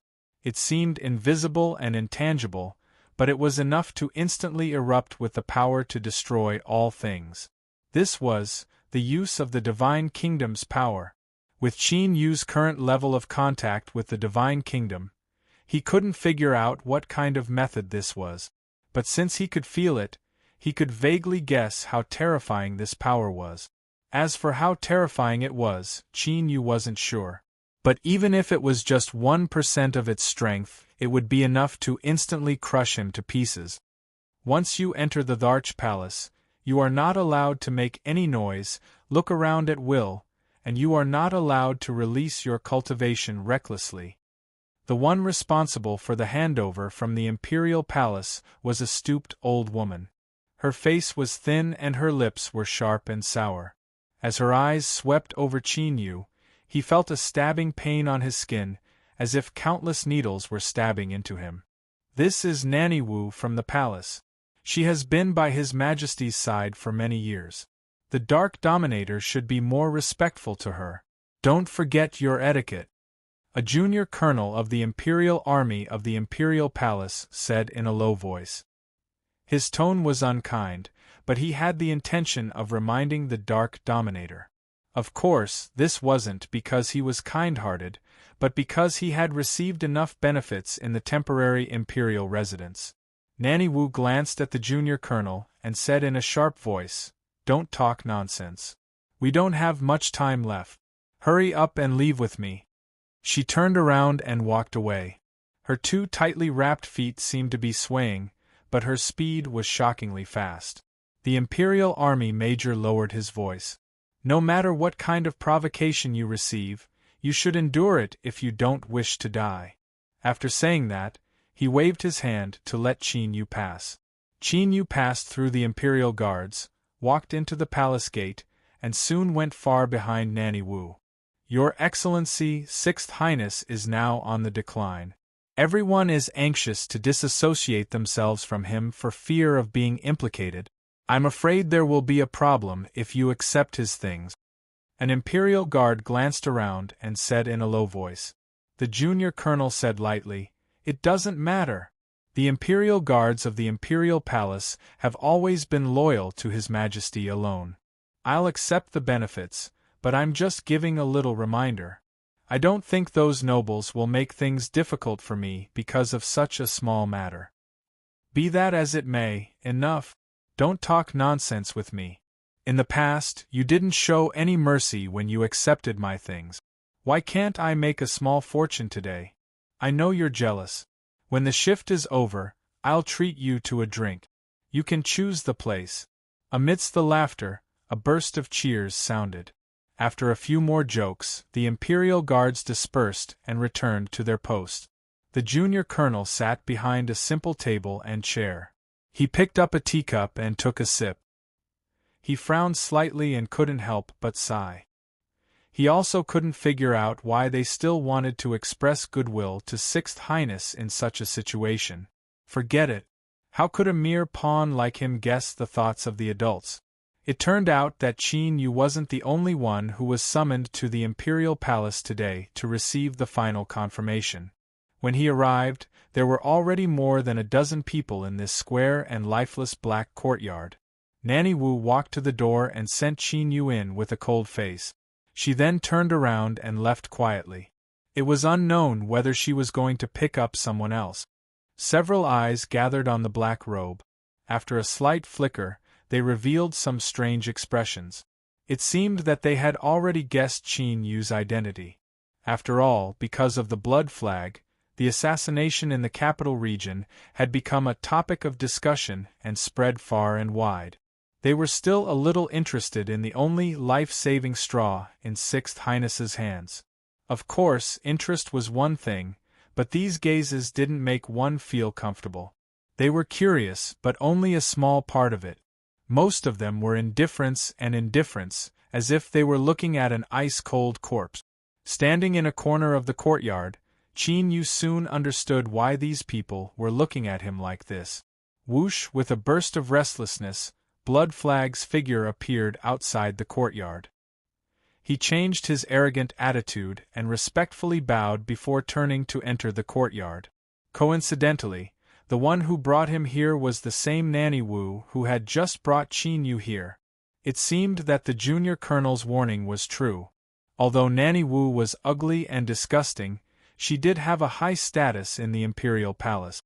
Otherwise, with Blood Flag's personality, how could he even place a mere nanny in his eyes, let alone bow to her on his own initiative?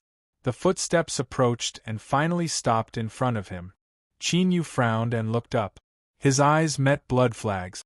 "What a coincidence, we meet again." Blood Flag smiled. But the corners of his mouth and every wrinkle in his eyes exuded a bloodthirsty aura.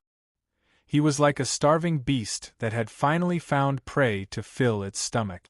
Qin Yu said, "The vast majority of coincidences in this world aren't coincidences at all." Blood Flag snapped his fingers. "Direct enough. I like it." His smile became even brighter. "Moreover, what you said is correct. This isn't a coincidence. I originally didn't want to participate in this matter, but I specifically ran here because I wanted to see your face again." He leaned forward and whispered into Qin Yu's ear, "Don't give me a chance, otherwise I will catch you and slowly tear you to pieces. Believe me, when it comes to these things, I am extremely experienced. If you don't suffer enough pain, it will be hard for you to die even if you want to." An icy cold and bloodthirsty aura rushed out. Qin Yu coldly said, "I'm looking forward to it." Blood Flag straightened himself and smiled. He walked to the side. The several people that were near him had their complexions change, and they quietly took several steps back. In this corner of the courtyard, there was only Qin Yu and him left. Like a plague, they were isolated from the rest of the people. After a while, as the last person entered, the square courtyard with an oppressive atmosphere closed on its own with a bang, trapping everyone inside. At some unknown time, Grandma Wu had appeared in the crowd. She said in a sharp voice, "Next, I will give each of you a pill. Just eat it and you will be fine. Don't ask about the specifics." Just as her voice fell, 2 imperial palace guards appeared, each holding a jade plate in their hands. Each jade plate was neatly arranged with 12 longan-sized pills. They were crimson red, as if they had been soaked in blood. A faint but sweet smell spread through the air. Everyone standing in the courtyard fell silent for a moment before stepping forwards. Blood Flag lifted a hand and swallowed the pill. He closed his eyes and savored it for a moment. Then, he suddenly opened his eyes and looked at Qin Yu, a cold sneer on his face. This sneer caused Qin Yu's heart to tighten. But, he didn't reveal anything on his face. He walked over to the side of the Imperial Palace Guard and took the pill. He swallowed it without any hesitation. As the crimson pill entered his mouth, it instantly melted. Like a tongue of fire, it flowed down from his mouth and nose, sinking into his stomach and organs, burning away everything. At this moment, Qin Yu felt as if he had been placed within a great furnace. Every inch of his flesh and blood was burning. His blood nearly boiled over. A tremor suddenly spread out. The sun and moon force field around his soul suddenly sped up. At the same time, the dark Emperor Crown Phantom appeared above Qin Yu's soul. The eye of eternal night embedded in the center of the crown released a cold halo of light. Flames burned his limbs and bones. Surging heat seeped into his soul. It was like a stream flowing into sand, not letting go of a single inch. There was silence in the small courtyard. Everyone that took the pill closed their eyes and fell into a half-asleep state. Crimson lines appeared on the surface of their bodies. They fused together, linking together, forming all sorts of mysterious patterns. Granny Wu's expression was solemn. She didn't know when, but two old women who wore the same clothes and had the same cold aura appeared behind her. Their 6 pairs of eyes were like dead fish pearls. They were staring at the changing patterns on everyone's body, trying to find a flaw. Suddenly, Mother Wu's eyes turned cold. She took a step forward and instantly vanished. In the next moment, she appeared in front of a black-faced cultivator. She lifted a finger and pressed it between his eyebrows. It was as if a mirror had been shattered, or as if an ice pearl had been broken. The black-faced cultivator's body split into pieces, falling to the ground and quickly rotting. It turned into a viscous liquid that corroded the ground. Immediately, a large cloud of white mist rose. With a scream, the goo on the ground suddenly exploded. A little person the size of a knuckle rushed out, screaming in pain. From its appearance, this was the shrunken version of the black-faced cultivator. Space twisted and an ancient stone door filled with a wild aura appeared. Just as the little person was about to rush in, a look of panic and despair appeared on his face. Peepa, a bolt of lightning suddenly appeared, striking the little person and instantly turning him to ashes. Chapter 1481. Under the black robe, Qin Yu's complexion changed and his heart raced. He finally understood why only 3 nannies had appeared in the imperial palace for such an important matter. It turned out that the so-called confirmation was just a formality. After all of them entered the imperial palace, they were enveloped by that power. The moment he revealed the slightest mistake, he would be directly obliterated. This was the strongest deterrent. There was no need for anything else. That bolt of lightning just now had disappeared in a flash. It did not seem powerful, but it contained a terrifying power. It could instantly kill the black-faced cultivator, and it could also directly kill Qin Yu. Furthermore, this was only an extremely small portion of the Tao power contained within that Tao power. If it erupted with all its strength, the level of power was not something Qin Yu could imagine. After this, Qin Yu was even more certain that the Western Wasteland Imperial Palace was terrifying. If he wanted to live, the only way was to hide himself and not reveal any flaws. Otherwise, there would be no chance of survival at all. Just as this thought appeared in Qin Yu's mind, his ears suddenly buzzed and a strong sense of exhaustion gushed out from the bottom of his heart. This tiredness was so strong that the moment it appeared, Qin Yu's consciousness collapsed and his thoughts became muddled. At this moment, a slight tremble suddenly spread out. It was like a drop of cold dew falling between his eyebrows, causing a chill to seep into his brain. Qin Yu suddenly woke up. After sensing the change in the strength in his body, he was filled with anger and shock. The Wasteland Territory's methods were truly impossible to guard against. That slight tremble just now came from far away, from the divine kingdom that was closely related to Qin Yu. Although it was not perfect and its strength was incomparably weak, when it faced a power of the same attribute, it was still able to give a warning. If not for this, Qin Yu's consciousness would have sunk into oblivion and the result could be imagined. In the quiet courtyard, the cultivators with tattoos on their flesh and blood opened their eyes in a trance. Their pupils were unfocused and they were clearly in an unconscious state. Nanny Zhou took out a black bell from her bosom. She opened her fingers and it flew up by itself, hanging above everyone's heads. Ding-ling-ling, there was no need to activate it. The bell rang on its own and the crisp sound spread through the air. All the cultivators who were in a trance opened their eyes. As the sound of the bell poured into their minds, the strength in their bodies began to uncontrollably release. At this moment, an extremely rich darkness gushed out from Qin Yu's body, wrapping him within. It was as thick as ink, as if all the darkness between the heavens and earth had converged, as if eternal night had descended. It was like an endless abyss that could devour everything. Beneath the black robes, Qin Yu's eyebrows shot up. He forcefully controlled his body and didn't respond at all. But now all of his attention was focused on a certain cultivator to his left. It was a middle-aged man with a rather elegant demeanor. In particular, there was a red mole at the corner of his eyebrow, which added a bit of evil charm to his handsomeness. The reason why Qin Yu had such a deep impression of this person wasn't because he was a handsome middle-aged man or because he had a red dot between his eyebrows. Rather, it was because this man had displayed the most intense hostility towards him since he had entered the courtyard.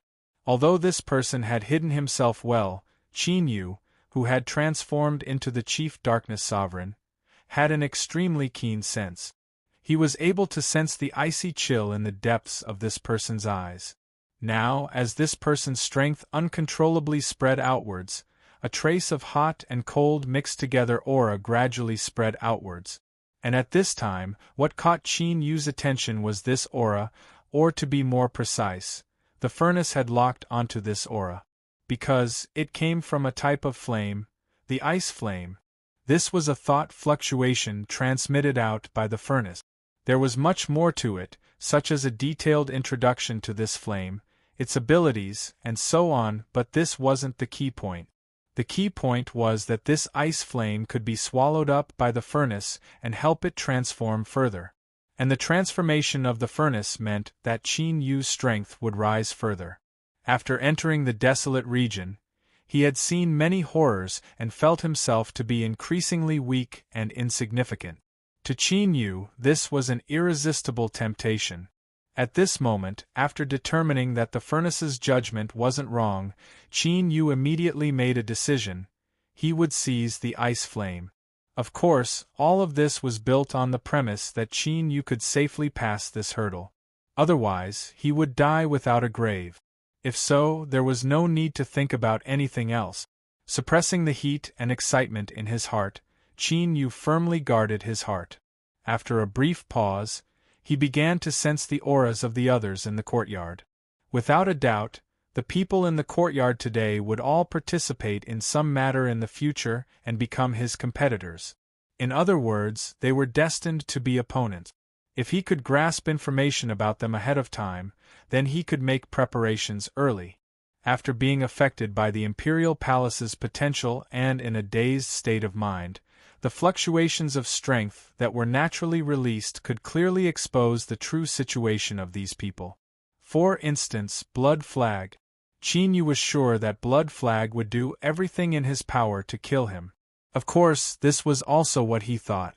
So after sweeping his divine sense over everyone and leaving behind an impression, Qin Yu focused most of his attention on Blood Flag. As for the red dot who had the ice flame hidden within his body, he didn't need to spend any extra effort on him. This was because Qin Yu had already firmly remembered all of the auras that red dot revealed. This was out of respect for a weak ruler-level powerhouse. He was prepared to press the other party to the ground and smash him into pieces. Of course, he had to be careful. Otherwise, if he failed to kill the other party, he would be delivering his own head in the blink of an eye. Blood Flag was strong. Qin Yu had already determined this on the day of the ambush in the capital region. But he also knew that Blood Flag hadn't revealed his true strength yet. For instance, the blood fog that gushed out from his body was thick and viscous, as if it were liquid. As it wriggled, it was like a great mouth that could open at any moment and swallow everything. Cold and awe-inspiring. Although he didn't know what secrets were hidden within this blood fog, there was no doubt that it was terrifying and fatal. As he thought, wanting to kill Blood Flag wasn't an easy matter. But the good news was that since he already knew, he could make preparations ahead of time so that he wouldn't be thrown into confusion when the time came. Suddenly, the cool strength that existed between Qin Yu's eyebrows fiercely trembled. Then, it rapidly weakened and dispersed. His mind chilled, but he didn't panic too much. After experiencing the formidable potential that covered the Western Wasteland Imperial Palace, Qin Yu had already guessed that things wouldn't end so easily.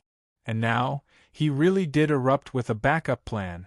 In the distant small world, it could barely be called Qin Yu's divine kingdom. All living beings that lived here could feel a powerful and vast will descend upon their minds.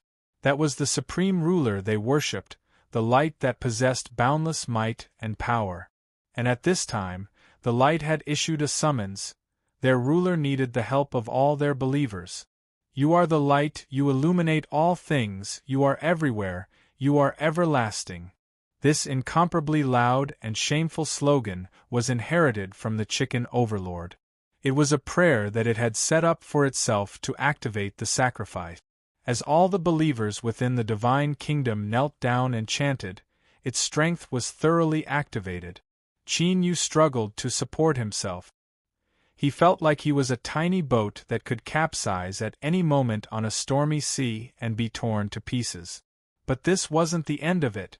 The endless pain was like an extremely sharp knife that incessantly cut at his soul, causing terrifying wounds to appear one after another.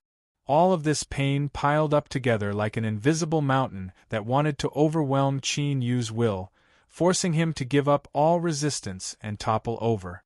In truth, this was an unimaginably terrifying experience.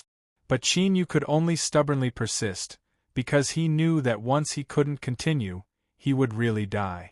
He didn't know how much time passed. It was like several short breaths of time, but it was also like time was distorted, becoming incomparably long. In the small courtyard, endless darkness shrouded him. Qin Yu's numb and low voice echoed out, carrying with it endless destruction and cruelty. I am the darkness ruler. In the next moment, all of the pressure, tearing, pain, everything that he had endured vanished from sight. Qin Yu let out a long breath of relief.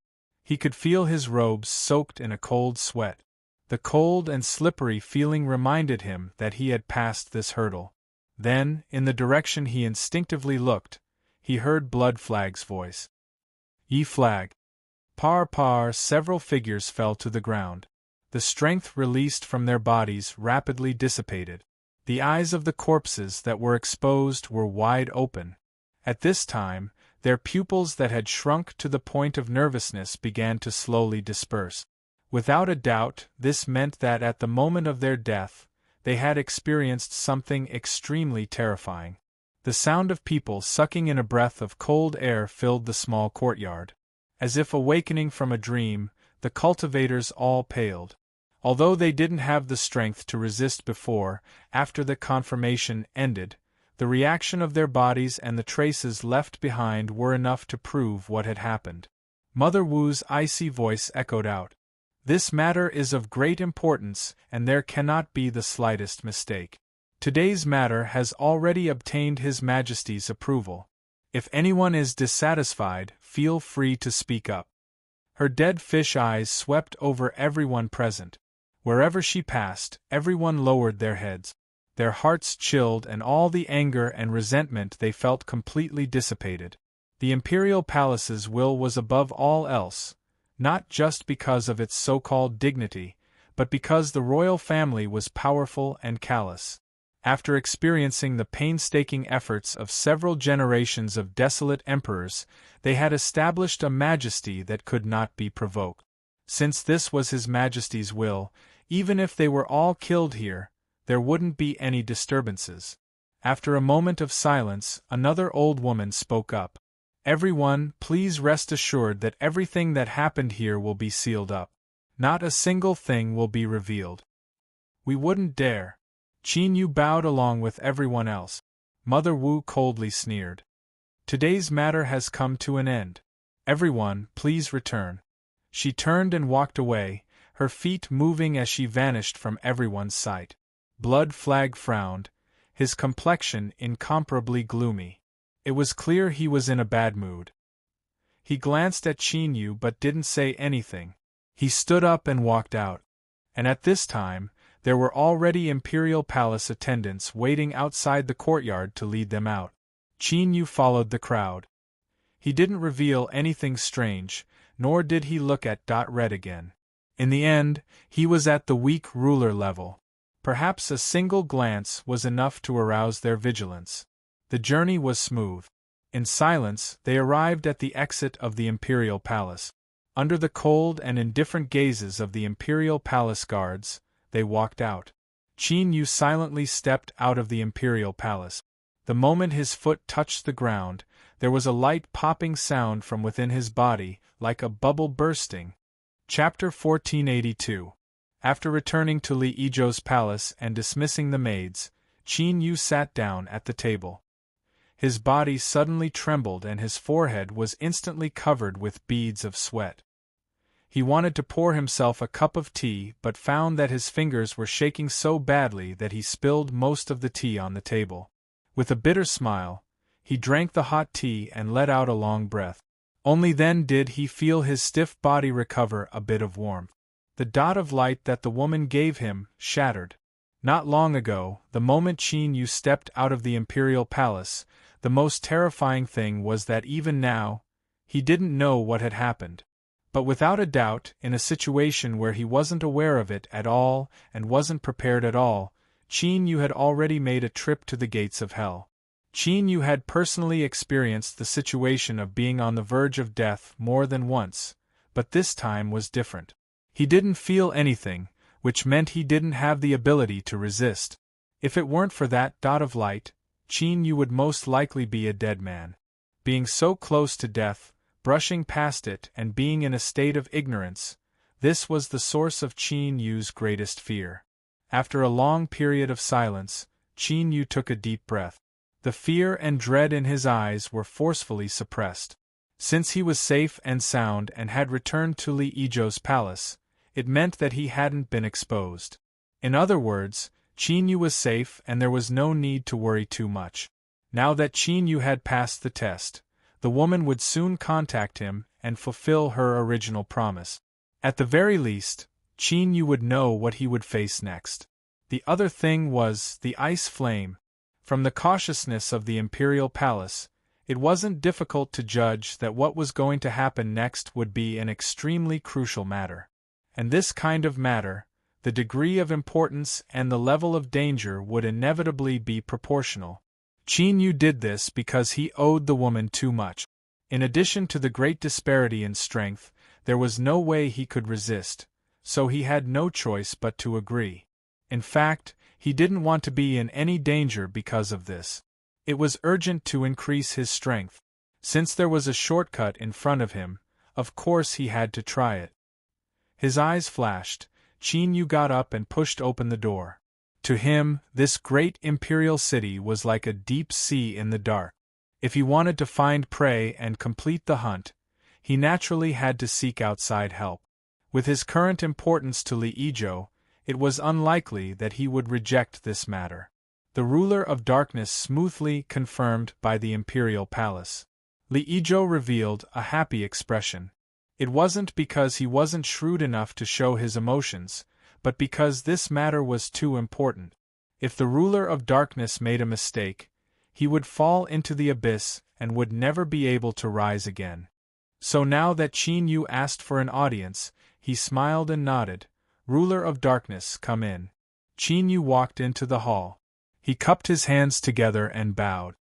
"Greetings, Your Highness. Ruler of Yu, please rise." Li Yizhou's face was full of friendliness. "The matter of the imperial palace's confirmation has really troubled you. This hall has a treasure that was bestowed by His Majesty in the early years. Today I will give it to you. In the future, it can protect you from a life or death calamity." After he finished speaking, he clapped his hands. Saint Zhou Yan walked out from behind, his eyes filled with envy. "This piece of scale armor came from my western desert's guardian divine beast. Its defense is extremely shocking, and it can block an attack from a half-emperor. Its value is immeasurable. For His Highness to bestow such a treasure to you, it can be seen how much he values the ruler of darkness. You must work hard to live up to His Highness's good intentions." His eyes fell on the scale. It was transparent and there were layers of fluorescent light that constantly surged across its surface. Vaguely, he could hear a sound that sounded like the roaring of a great river. "Thank you, Your Highness." Qin Yu received the scale with both hands. Although this wasn't part of his plans, There was no reason to reject a treasure that had been delivered to his doorstep. To be able to block a strike from a half-emperor, just this point alone was the strongest life-saving card in Qin Yu's hands. But this life-saving card could only be used once. The most important thing was to increase his own strength. Qin Yu looked up at Li Yizhou. He said, "Your Highness has bestowed such a precious treasure to me because you hope that I can do my best to help your Highness in the following matters. I am indebted to your Highness for thinking highly of me, allowing me to escape my predicament and enter the desolate region. I am filled with endless gratitude, so I came here today to ask your Highness to help me. If you can accomplish this, it will increase my chances of success." Li Yizhou's eyes brightened. "Ruler of Darkness, please speak." "Your Highness, today I entered the Imperial Palace to accept the confirmation. During the process, I discovered that someone's body was hiding something important that I needed. Immediately, Qin Yu made some changes to cover up the matter of the ice flame." A red dot between the eyebrows. Li Yizhou furrowed his eyebrows and looked at Saint Zhou. The latter hesitated for a moment. He asked Qin Yu a few questions about this person's appearance and revealed an awkward expression. "Your Highness, if I'm not wrong, the person that the ruler of darkness mentioned is the eldest princess disciple, Ning Xiao." Eldest princess. Li Yizhou's eyebrows furrowed even tighter and fear flashed in his eyes. Qin Yu said in a low voice, "Your Highness, the ice flame within this person's body is extremely important to me. It can help me rise in strength for a short period of time. So, no matter what, I ask that your Highness help me." He had to express his firm stance on this matter. Li Yizhou was silent for several breaths of time. Then, he slowly said, "I can help you, but this matter is dangerous. Ning Xiao is tyrannically strong and is one of the peak true sages in the imperial capital. It will be difficult to kill him. There is also the eldest princess. She is the older sister of the third highness. Because of the changes in the broken world, she hates me to the extreme. If this matter is exposed in the slightest, it will be extremely dangerous."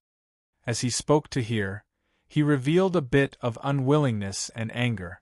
There was even a bit of self-deprecation in his eyes. If Li Yizhou was at his peak, he wouldn't have been too afraid of the eldest princess even if he wasn't her match. But now, he was like a tiger in a flat land and his situation was incomparably difficult. Once the eldest princess brazenly attacked him, he wouldn't be able to resist at all. Saint Zhou coughed lightly. "Ruler of Darkness, killing Ning Xiao is extremely risky. If you insist on acting, you must make a thorough plan to ensure that nothing goes wrong. Your Highness' strength has mostly been reduced by the Imperial Palace. The remaining portion can only protect yourself." This was a tactful way of saying things to smooth things over so that Li Yizhou wouldn't lose face. At the same time, it was also a reminder to Qin Yu about whether or not there was a need to take such a great risk. And in truth, if it weren't for Qin Yu saying that seizing the ice flame would increase his strength and increase his chances of success in the future, Li Yizhou would never have agreed to this. At such a critical juncture, he had created new problems. Beneath the black robes, Qin Yu swept his eyes over the two. His voice was resolute and decisive. "I must obtain the ice flame. As for the plan, I will have to trouble your Highness to help me gather information as soon as possible." Feeling the firm will in Qin Yu's words, Li Yizhou clenched his teeth. He said in a low voice, "Saint Zhou, I will leave this matter to you. You must find a way to obtain all the information you can about Ning Xiao and give it to the ruler of darkness." He looked up. "However, I will say this in advance. I must have sufficient assurance before I act, otherwise, I hope that the ruler of darkness can understand that I have no other choice." It was clear that if he didn't have sufficient assurance, Li Yizhou would stop him. Qin Yu wasn't just a single person right now, but also involved his future. He certainly couldn't act recklessly. Qin Yu cupped his hands together. "Good. Everything will be as your Highness says." He looked at Zhou. Saint, I ask that you act as soon as possible. If he really couldn't do it, he wouldn't force it. Since he knew of the existence of the ice flame, there would always be a chance in the future. If he acted blindly and hastily, then let alone killing someone and stealing their treasures, he would only be throwing his life away in vain. Reality proved that a prince was a prince in the end. Even if Li Yijo was in a hopeless situation, he was still able to mobilize some strength. All the information regarding Ning Xiao was gathered at the fastest speed possible. It was gathered and arranged into a jade slip that Saint Zhou Yan personally handed to Qin Yu. The ruler of darkness, everything related to Ning Xiao is included in this. I hope that you will not forget the warning that His Highness gave you before. If you can't do it, do not try to be brave. His words were earnest and solemn to the extreme. Right now, Qin Yu was Li Yijo's only hope of reversing his situation. As for Zhou Yan, he had already been tied together with Li Yijo and had become a trusted aide of the Sixth Highness. If something happened to Li Yijo, he would be the first one to suffer. Saint Zhou Yan, rest assured that I know what to do. Qin Yu took the jade slip. After sensing it and determining that there was nothing wrong with it, he immediately probed it with his divine sense. A moment later, his fingers tightened a little. With a light cracking sound, the jade slip was directly crushed to pieces. Across from him, Saint Zhou Yan's eyes flashed and he revealed a relaxed expression. From this, it wasn't hard to see that the ruler of darkness was a cautious person. And when a cautious person acted, they would often consider things more carefully. After a moment of thought, Qin Yu suddenly opened his eyes. There is one matter that I need Saint Zhou Yan to confirm for me. Zhou Yan said, What is it? Saint, please investigate what Ning Xiao is doing right now. Do you know whether or not the master and servant pair come from Seawatch City? If there is anything unclear about this, you can confirm it from True Saint Baiyu. All right. Zhou Yan didn't ask any further. He turned and left. Toes for what Qin Yu said. He had already memorized the contents of the jade slip. Of course he knew what it was referring to. The woman in Raging Moon Hall. Why was he investigating her? That wasn't right. The ruler of darkness had come to the imperial capital to borrow Seawatch City. Could there be some connection between the two? Zhou Yan moved quickly. After all, no one knew when the person chosen would leave, so he had to complete this matter as soon as possible. True Saint Baiyu wasn't easy to contact.